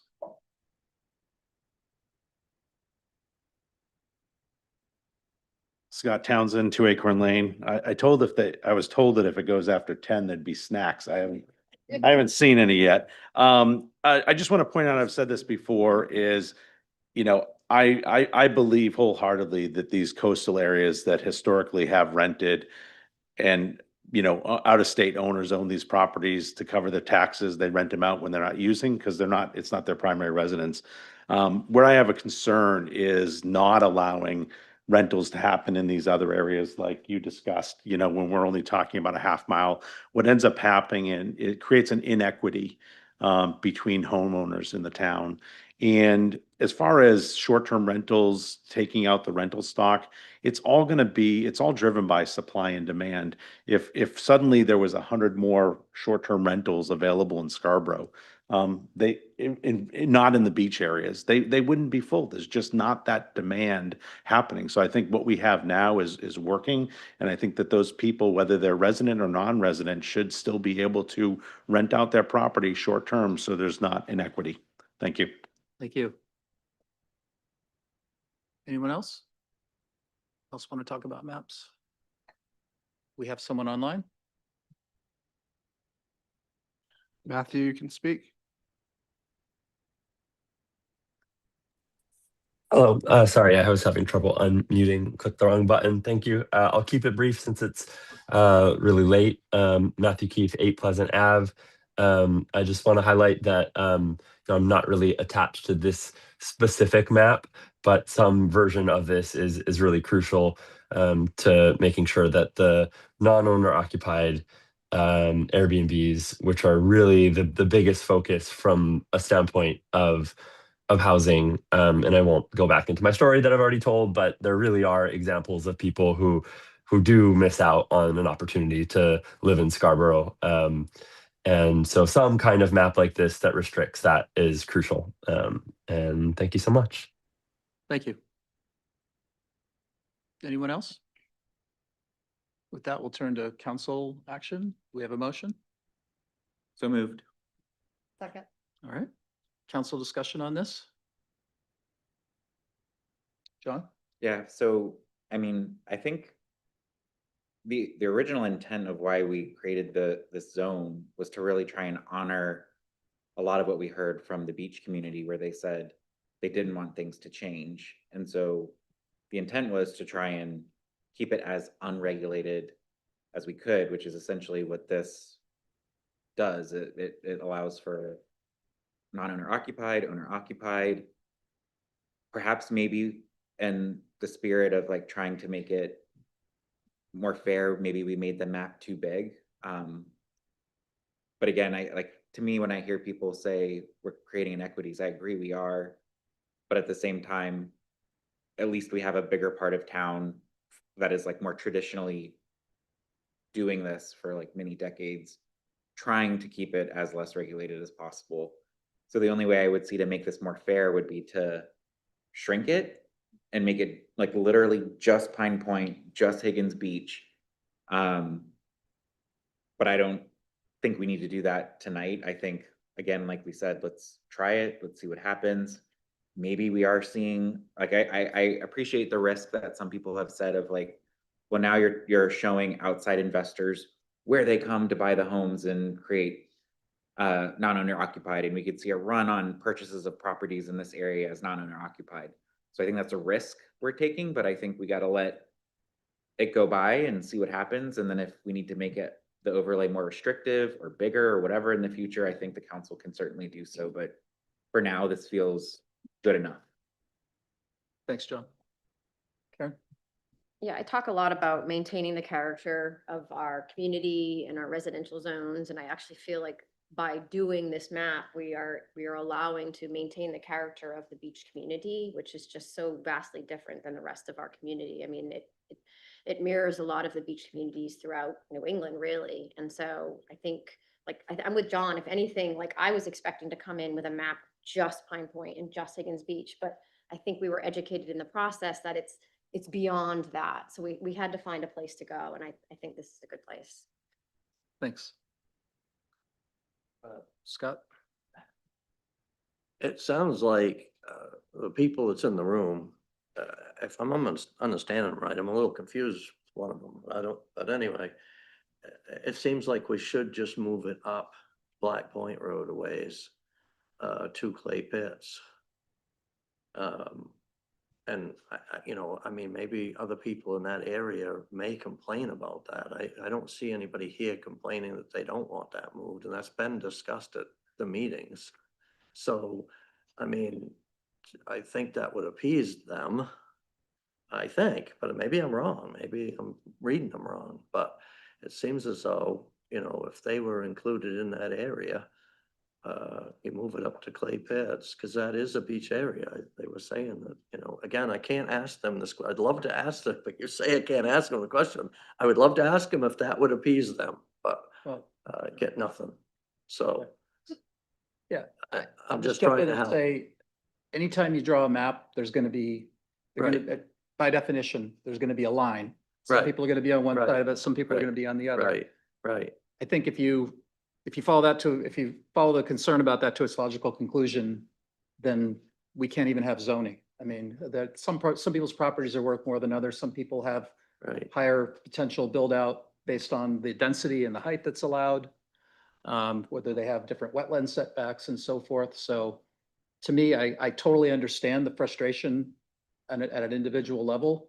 But I think if we start getting into, as a council, micromanaging this part of the map, that part of the map, we move it up to here, then the person who's just on the other side of it could be upset.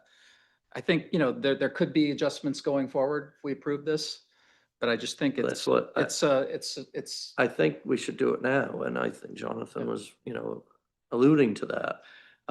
I would like to make a motion for an amendment and just do it right now, and then we'll see how that goes. And somebody else may come and say, hey, I want it to be further. And we may want to accept that. And maybe you want to get input from that neighborhood. Do they want this? Again, it's about the people in the neighborhood who wants it. I just like to. So work you're with people. making that motion. So I'm making to- that motion. If somebody wants to second it, fine. If they don't. But I'm gonna make the motion. Somebody who feels like they should second that or don't want to. I don't know. But just, What specifically is the the motion? motion is to encompass up to Clay Pits Road. On Black Point Road. On the map. And it's not that much further. That's properties on either side of Black Point Road, all the way to Clay Pits Road? It would make it easier to do that, yes, instead of just saying specific people. But, and maybe there's people on that road that won't want this, but, I just think that seems to be the big contention here. Let's see if there's a second and then we can continue discussion if so. I'll second it for the discussion. All right. Okay, Yeah. Yeah. John? I'm just looking at the map and like, there's so much interconnected neighborhoods in that area. Like it doesn't feel quite as clean as where we've kind of drawn the map up to this point. So again, I'm not supportive of it, Scott, but I am supportive of, as this is implemented, to continue to learn, revisit, and maybe redraw the map later. But I think for now, this feels like a good enough map. Those properties, except for Ocean View Harbor, do not connect to the water. Clay Pits connects to the water. Those other developments, well, they don't really, I guess actually Horseshoe Drive, I think, does. The very last house is abutting it, but Scott, they do at the end of Winnicksack too, though. I live off Winnicksack and that goes down to the water and there's, a number of Yeah, houses, well, cottages. yeah, It's the yeah. same, so it keeps going. So it's, Again, maybe you should say all property that connects, but I mean, I don't know. I mean, because there is that area too. If you're talking about coastal communities and water, and they've been established as, not rentals, but not short-term rentals. But there's nobody here about that property. And as a matter of fact, I have a property there, so I don't want it to include that. Okay, I don't want a conflict of interest here or whatever, so I would have to abstain from that. But as far as for these people, up to Clay, and maybe just include Clay Pits area. I don't, but I think one of the gentlemen lives on Black Point Road just before Clay Pits area. So anyway, yeah, so we'll have to have a vote now. We've got to make a decision. Any more discussion on this? Yeah, I appreciate where you're coming from. I'm not comfortable with mapping in a. during a but we council- are. During a council meeting. No, we're voting, we're considering a map that's been developed and has been publicly, Right, has right. been out in the public and. And this pretty- is pretty still heavily- in pretty heavily progress vetted. and people Right. are still speaking. Right. Okay, I'm just saying I'm not supporting it. And I'm debating you. Okay, all right. Any other discussion? I'll call the vote on that amendment. All in favor? Opposed? Fails 1-6. Thank you. Returning to the main motion. Any other discussion? Yeah, I'll just say to sort of echo a little bit of what Karen said very, very briefly. To me, this is not about, class warfare or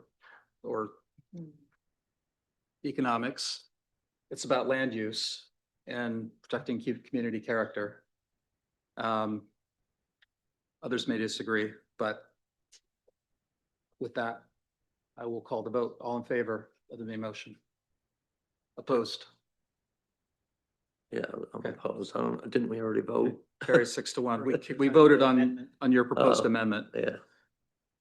All right. Moving on to new business. 13.1, order number 26-043, first reading and refer to the planning board the proposed amendments to chapter 405 zoning ordinance to add a new use, mobile food vendor site establishing where the new use is permitted and establishing performance standards that apply. Back to you, Autumn. All right, so now we're on to a new topic. Let's see. I had a slideshow, but I'm not gonna do that unless you all have some questions. This is a mobile food vendor site. So last year, you all put into place an ordinance that allows for a mobile food vendor court, and that's 2 or more. We were actually,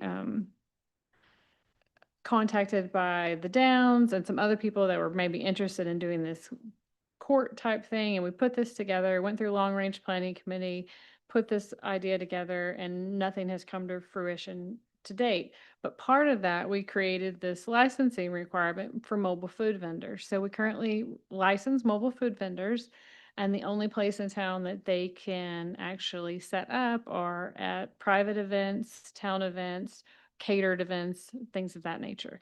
So this is really the next step, which was actually created with the first draft, but we thought we would take a bit to see how this turned out, that would allow for a single site mobile food vendor. And it's created really a lot like the previous item where there is a town licensing ordinance that would have to be amended to allow for it. And then there's a use table component.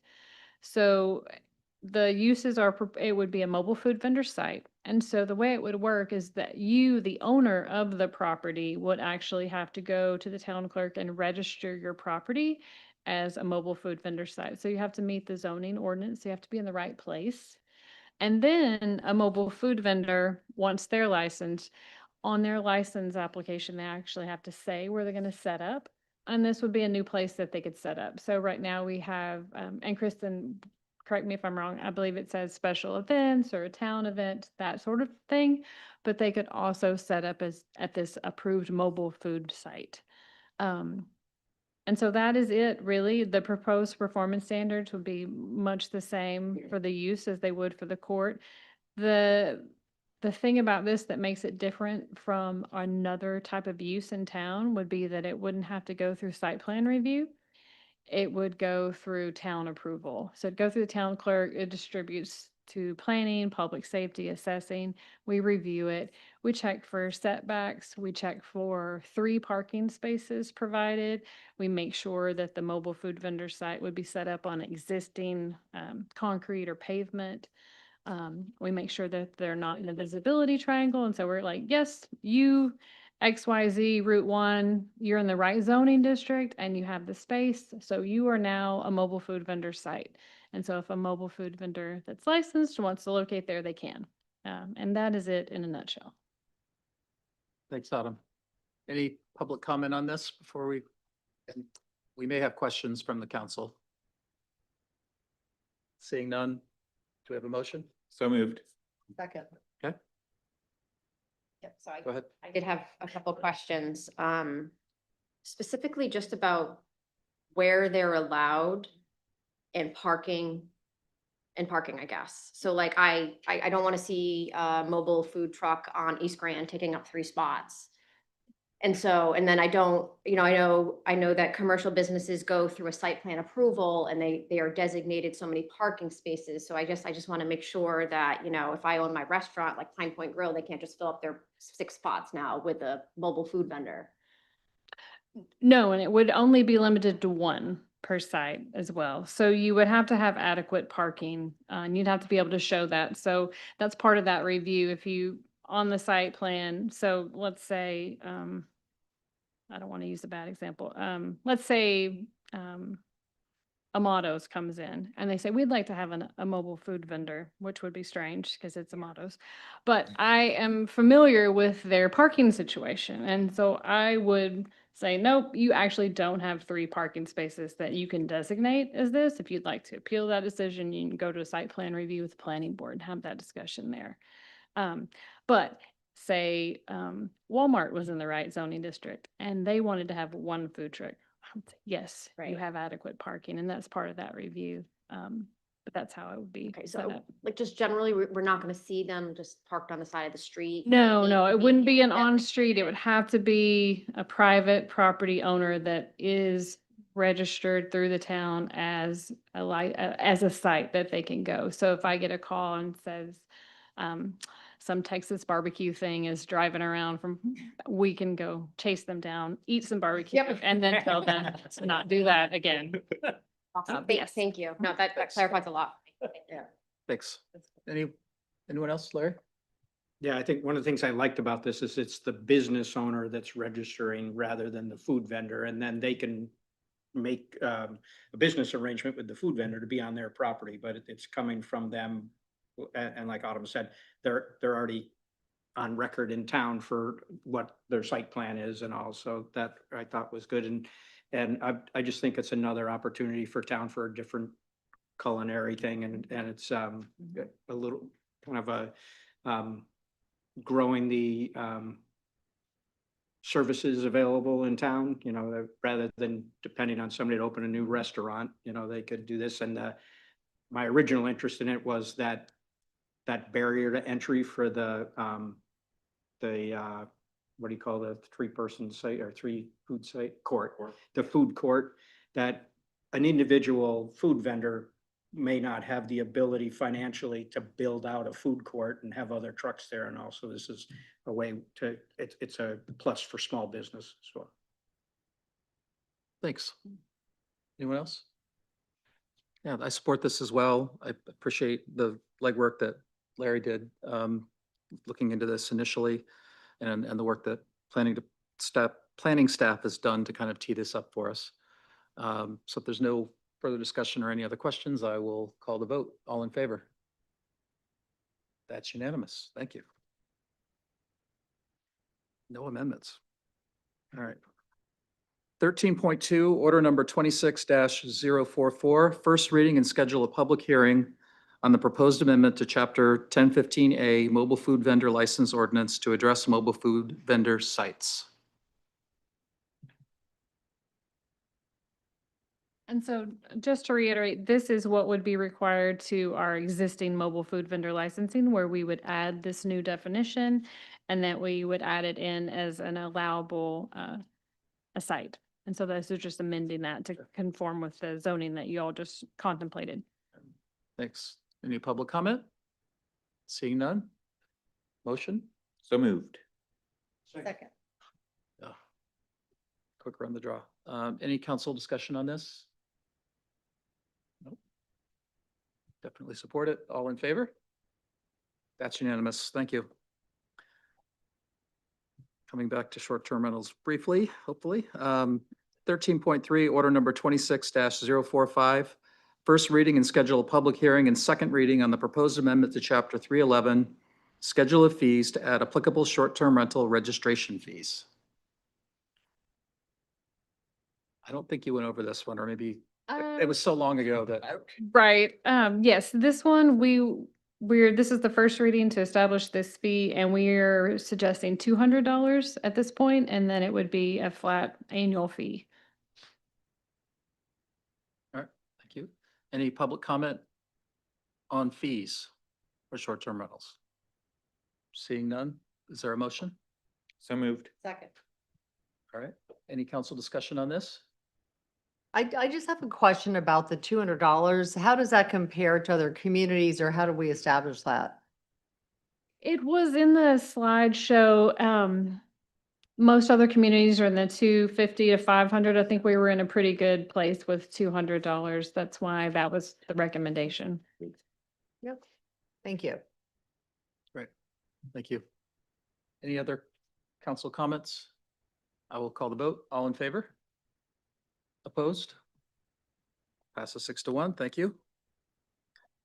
Moving on to 13.4, order number 26-046, first reading and schedule a public hearing and second reading on the request for a 180-day temporary moratorium entitled Town of Scarborough Ordinance Establishing a Temporary Moratorium on Data Centers. So I'm bringing this forward. I think everyone here is well aware that there's been a lot of interest and concern about data centers, particularly in the wake of Governor Mills's veto of a statewide ban or moratorium. And there subsequently was the establishment of a sort of a blue ribbon panel or council to sort of look at things at the state level. So it seemed logical, given that and given, I would say, a moderate outpouring of public communication about it to entertain this. So if you'll indulge me, I'm going to do some reading here, and I will introduce this motion. Town of Scarborough ordinance establishing a temporary moratorium on data centers. Whereas the town has experienced increasing interest in the siting and development of data centers, which are large-scale facilities used for the processing, storage, and transmission of digital information. And whereas data centers are intensive uses requiring substantial and continuous electrical power, raising concerns regarding impacts on local grid capacity and infrastructure reliability. And whereas such facilities rely on extensive machinery and systems that may generate noise, heat, and emissions affecting surrounding properties and natural resources. And whereas data centers may require significant water usage and place demands on local water supplies and municipal systems. And whereas the construction and operation of data centers may increase traffic, road wear, and strain on public infrastructure. And whereas data centers often occupy large areas, raising concerns regarding efficient land use and consistency with the town's planning goals. And whereas there is a strong likelihood of continued development pressure for data centers due to regional and national demand. And whereas the town of Scarborough's zoning ordinance is, quote, designed to encourage the most appropriate use of land throughout the municipality, end quote, and otherwise to promote public health, safety, and welfare.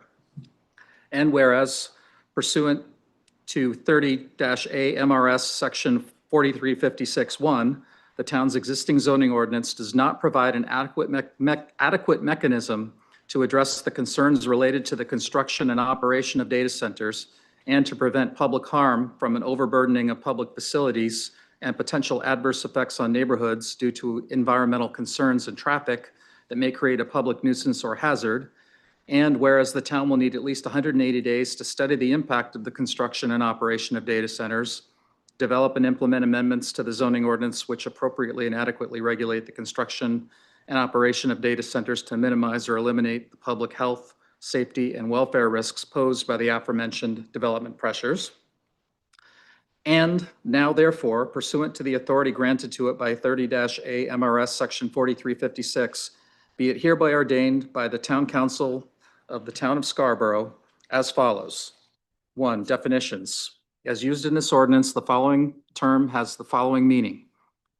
Quote, data center shall mean any facility which may be a freestanding structure or a facility within a larger structure that primarily contains electronic equipment used to process, store, and transmit digital information that uses environmental control equipment to maintain the proper conditions for the operation of electronic equipment.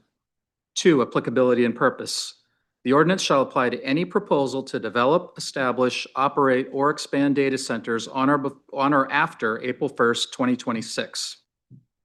Notwithstanding anything to the contrary in 1 MRS section 302 or any other law, this ordinance applies retroactively to any application submitted on or after April 1st, 2026 relating to the development, establishment, operation, or expansion of data centers in the town of Scarborough, whether or not such application had become a, quote, pending proceeding, end quote, as defined in 1 MRS section 302.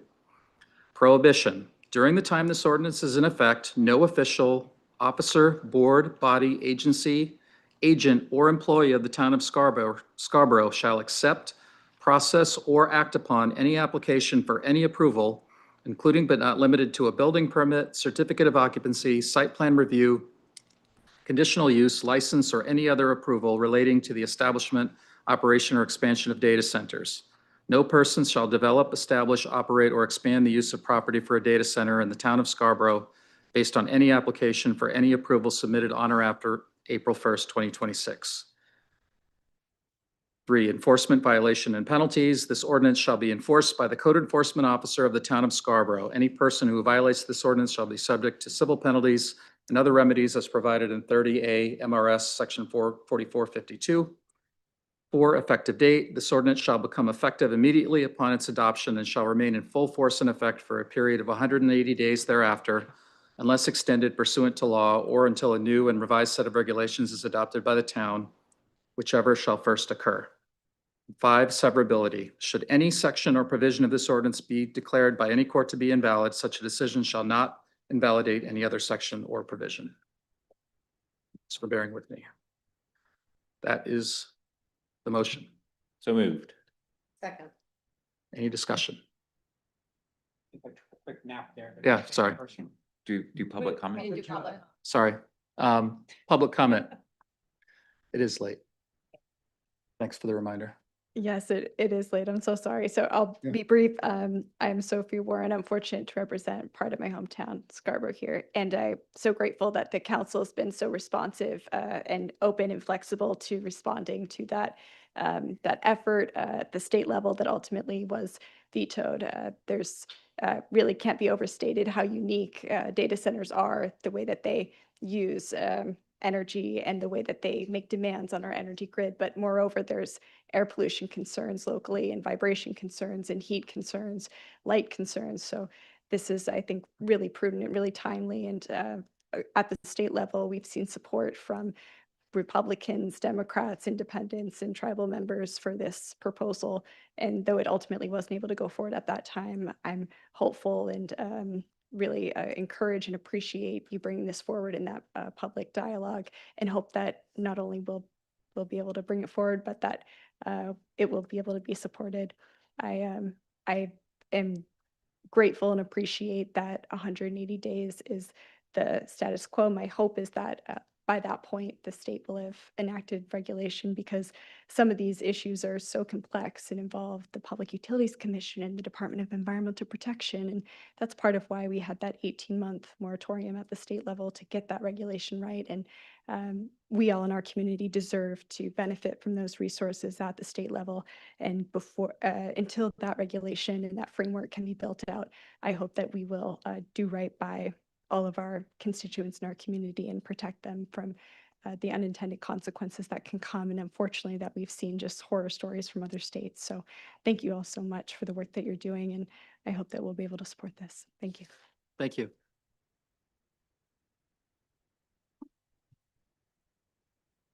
Hi, my name is Ellie Sato, and I represent my hometown of Gorham as state representative in the Maine State Legislature. So I hope you'll excuse a Gorham resident testifying today. But I stand before you today to share my support for the proposed ordinance to establish an 180-day data center moratorium. I was among numerous legislators on both sides of the aisle of all parties who stand in favor of the data center moratorium legislation that was proposed by Representative Sachs, because I have deep concerns about the potential impact that data centers have on our environment and also on our digital and tech industry. And so data centers require mass amounts of water for cooling purposes. And so according to the Environmental and Energy Study Institute, one mid-sized data center has the ability to consume 300,000 gallons of water a day. That is equal to 1,000 households, while a large data center can consume up to 5 million gallons of water per day. And here in Southern Maine, I mean, across the state, we already experience severe droughts in our community. And the construction of a data center in our area, including Gorham, could severely impact our ability to access clean water. Additionally, data centers are the engines that fuel the race for artificial intelligence, which is an industry right now that is largely unregulated. And so when social media companies were on the rise, state, federal, and local governments were slow to react and regulate that industry. And as a result, several studies have shown links between the use of social media and the rise of mental health issues. And we are already late when it comes to AI, as we've seen in previous iterations of the movement of the digital industry. And right now, the Department of Homeland Security is using AI to aid in immigration enforcement, like Babel, which collects and analyzes open source and social media content to identify those for additional inspections when they're coming in through customs. And that is only one example of the dangers of AI that we're seeing across the nation, including the severe loss of jobs that we're seeing already. And so it is crucial that we pause and think about the impacts of data centers and AI, not just in the context of the next 5 years, but within the next 50, the next 100 years. What is the future that we're building in our communities? And so ultimately what we need is more information about the real impact the data centers will have on our communities. That was the goal of the legislation that we worked on in Augusta, and I'm disappointed that we weren't able to get that bill across the finish line. What that means is that our communities and our municipalities are on the line now. to get these ordinances passed as soon as possible. And so with that, I hope you vote for this ordinance. Thank you. Thank you. Anyone else in the room? See a couple online. Okay. Matthew, I think you're up again. Thanks. I'm Matthew Keith here. I stuck around for this one. It's very important to me, and I want to applaud the council for acting so quickly on it. I think personally, I align a lot with what our eloquent representatives were just saying. All you need to do is do a quick Google search to see some of the horrible situations that other communities have gotten themselves into with a data center. And, I will say that I pride myself in trying my best to not be a not in my backyard person.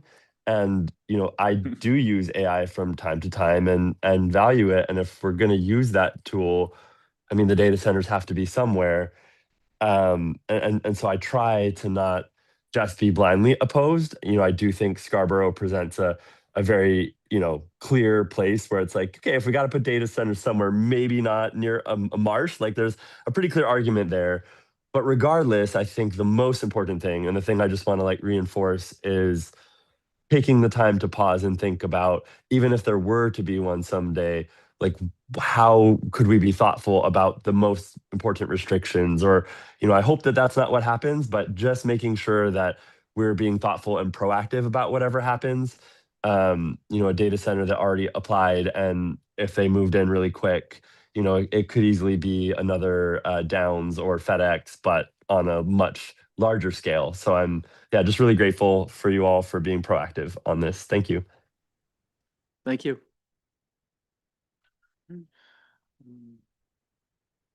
Bill, if you unmute yourself.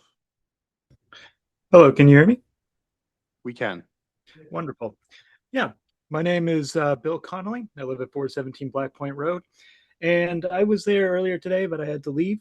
And one of the biggest things that I think about Scarborough in the 23 years that I've lived here, my entire life, apart from the 4 years I had to leave to study in New York, was I thought about the Scarborough Marsh.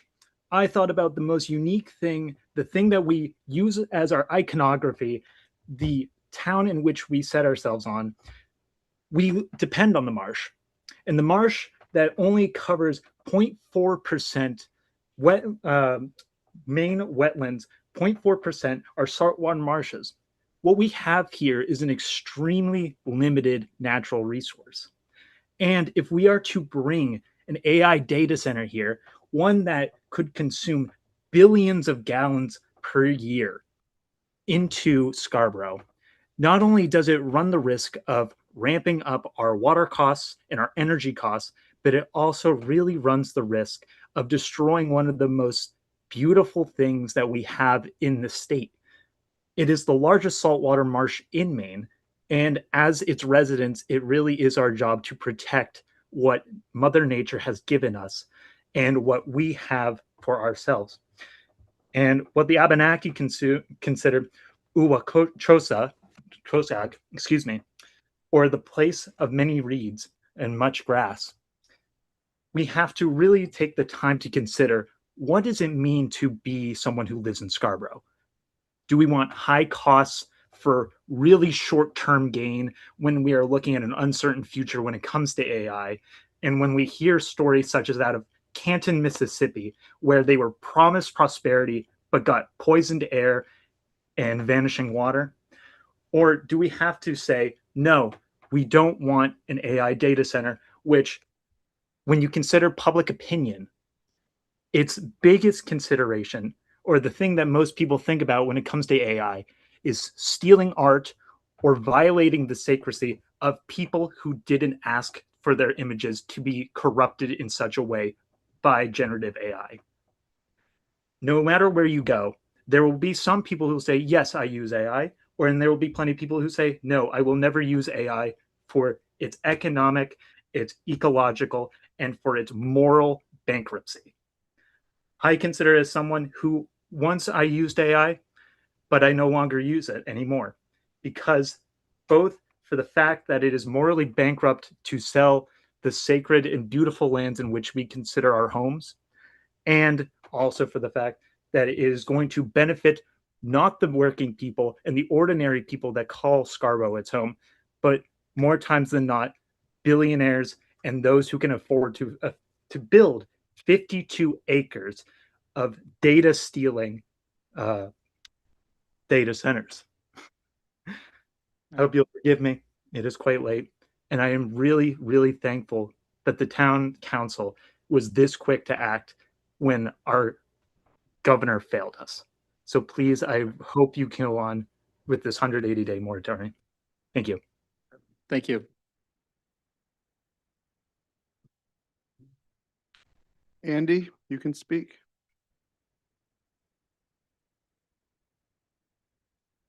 Hi, Andy Blanchard, 112 Maple Ave. So I originally I was thinking about asking AI to write a response to ban data centers for like the irony factor, but it's too late for that. So I just think they seem significantly more intrusive than short-term rentals. And seems like a bad idea. Thanks. Thank you. All right, no one else online? Anyone else in the room?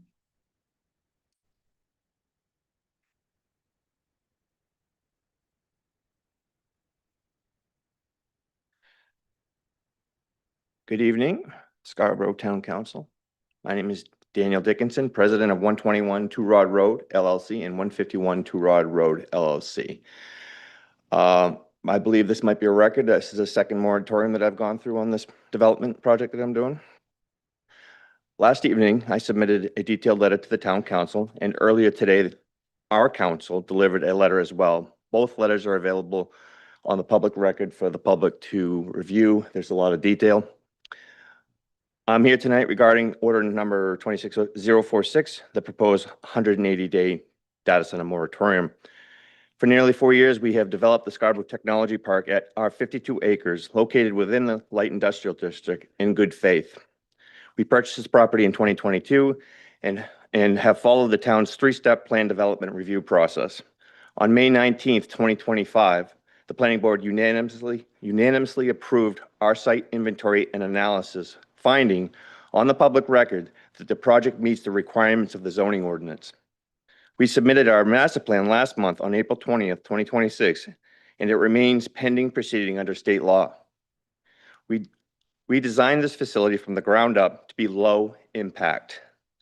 It generates 100% of its primary and backup power needs on-site with solid oxide fuel cells, placing virtually zero additional load on the electrical grid.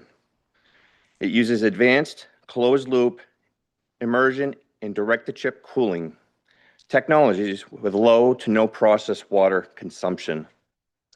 It is engineered for very low noise and produces no combustion emissions. Importantly, this project will deliver meaningful public benefit to the town of Scarborough. It is designed to create approximately 1,400 to 2,200 construction jobs, 100 to 150 permanent on-site jobs, and thousands of additional high-wage, indirect, and induced jobs throughout the regional economy. By extending a public water main, it will also provide safer and more reliable water service to our development site and to the 24 existing residences on Two Rod Road and Kennebago Drive. Engineered as low-impact facility, it will have minimal effects on traffic, congestion, and will place no significant draw on the town's electrical grid, water supplies, or other municipal resources. Instead, the Scarborough Technology Park will serve as a significant contributor to the property tax base and a viable economic engine for our community. We respect the town's desire to study data center impacts. However, we have serious concerns with the current draft order 26046. The moratorium is retroactive to April 1st, 2026, a date that captures only our recent application. It includes a notwithstanding 1 MRS Section 302 clause that attempts to override state law protections for pending applications. Our council advises that Our council advised that this raises significant legal issues regarding vested rights in the town's authority under 30A MRS Section 4356. We have invested substantial time and resources relying on the town's existing zoning framework and the planning board's prior approval. A retroactive moratorium that singles out our project would be unfairly disrupt this process. We therefore respectfully ask council to decline to adopt the moratorium in its current form, or where amendments are flying around tonight, amend the moratorium to exempt applications already submitted and pending, like mine or ours, or at minimum, strike the notwithstanding Section 302 language. We remain fully committed with working collaboratively with the town council, planning board, and residents of the to advance this responsible, low-impact project within the town's zoning framework. Thank you for your public service and time and consideration on this. Thank you. Anyone else for public comment on this? All right, seeing none, we will now turn to council discussion. Have a motion? So moved. Second. All right, discussion? Larry? Yeah, very quickly, I'm in favor of this and in regards to the testimony, I think for me, the whole purpose of doing this as a moratorium is it gives the town a chance to catch up, research, do everything we need to make a more permanent decision one way or another. So I'm in favor. You, Don? Yeah, I just want to thank Representative Warren for bringing this to our attention, because I think it really started with her kind of sharing concerns and what was going on. So I appreciate that, and appreciate both Representative Warren and Representative Sato coming tonight and speaking, knowing that you guys still have work to do at the state level. I support this, and like even hearing Mr. Dickinson speak, like I don't know much about data centers. I don't know much about low energy. I'm like up here Googling to try and see if I can understand on the fly, which is why I think we need the moratorium, because when I think of data center, I don't think what you said, but I don't know what that really is. And you know, I think when I look at our zoning and I look at our uses, I feel like high-tech facility is such a broad use, which I'm assuming is what is being leveraged to put these in. But data centers from the 70s, 80s, 90s have changed so much to what they are today that I almost feel like they're their own use. And it would be in our best interest to define that use, determine if there are performance standards that maybe are more economically friendly, if we even want them in town. Personally, I'm not for having them in town because I do think, but I'm interested to learn, like, is there an economic and environmentally friendly alternative? I think just being near the marsh, it would be irresponsible for us to allow these. And the only other place where I think that it could go, I'm assuming it's the LI, the industrial. I don't know if we have high tech in the Downs or other parts, or if it's strictly just an industrial use. But, you know, even in the light industrial zone where I've been to the Hamilton's home, where they showed me their well and how there's little water there. And so I think it's just water is an issue in that part of town. And we removed car washes as a use for the LI zone because of afraid of water. And one of these facilities would probably do a lot more water damage than allowing a car wash. So when I'm thinking about the choices we've made, this doesn't feel like an option that we would want to allow in those districts. So I'm looking forward to, I'm assuming, going to ordinance, seeing it in ordinance, debating it, learning, and figuring out how we maybe include this and update our zoning. Thanks, John. Anyone else? Scott? Yeah, I've never heard of anything like this. From what you hear all the bad stuff of how much water it uses, how much electricity it uses. And I guess somebody has to build one. I don't know if there's ever been one built this way for what he's talking about. He's talking about a circulation system of a water cooler, you know, like an oil cooler on a boat, you know, and it just circulates the same water, so you're not evaporating water, a lot of water. And the woman was saying, you know, hundreds of thousands of gallons of water, but he's talking about none, which is, I don't know, again, we have to find this stuff out and see what it is, and then the cells to make electricity. This is a new technology too, brand new, that I've never heard of. But, and I guess if all of those things come together, maybe you could do it. But, I mean, I just feel sorry for him because of the last issue that we had, and he's come here and he's trying to do this, and he keeps, he's been delayed for years. I do sympathize with him on that for sure. Thank you. Thank you. Yeah, I obviously support this, and I also thank our state delegation for focusing on this and working on this, and I'd like to thank staff for, helping to create this draft. And, every once in a while, something comes along, particularly tech-related, where it's always a moving target, things are always evolving, where sort of exposes a blind spot in our ordinances, and I think it's perfectly appropriate to kind of hit pause in those cases and make sure that we do the diligence. Whether we ultimately, as a group, decide that we want to allow it as an allowed use or not, I think it's prudent to give ourselves that time. And as was mentioned by Representative Warren, it's possible that there could be some state action in the meantime. Any other comments? Okay, with that, I will call the vote on first reading. All in favor?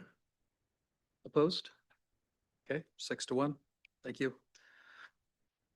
Item 13.5, order number 26-047, act on the request to sign the warrants for the regular school budget validation referendum election and the Board of Education municipal election for Tuesday, June 9th, 2026 at Scarborough High School Alumni Gym. Appoint the warden and warden clerk, set the hours for voter registration, and act on appointments of election clerks pursuant to Chapter 200, Article 8. Nominations and elections, Title 21A, Section 503, and authorize the town clerk to make any additional appointments as necessary. Anything to add, clerk? No? All right. Any public comment? No? No? Do we have a motion? So moved. Second. Any discussion? All in favor? Thanks. That's unanimous. Thank you. Item number 10, no, there are no non-action items. Takes us to council member comments. My only comment is no one can leave here until they have signed this warrant, so that we can actually get it on the ballot. With that, I would entertain motion to adjourn. Second. All in favor? Thank you.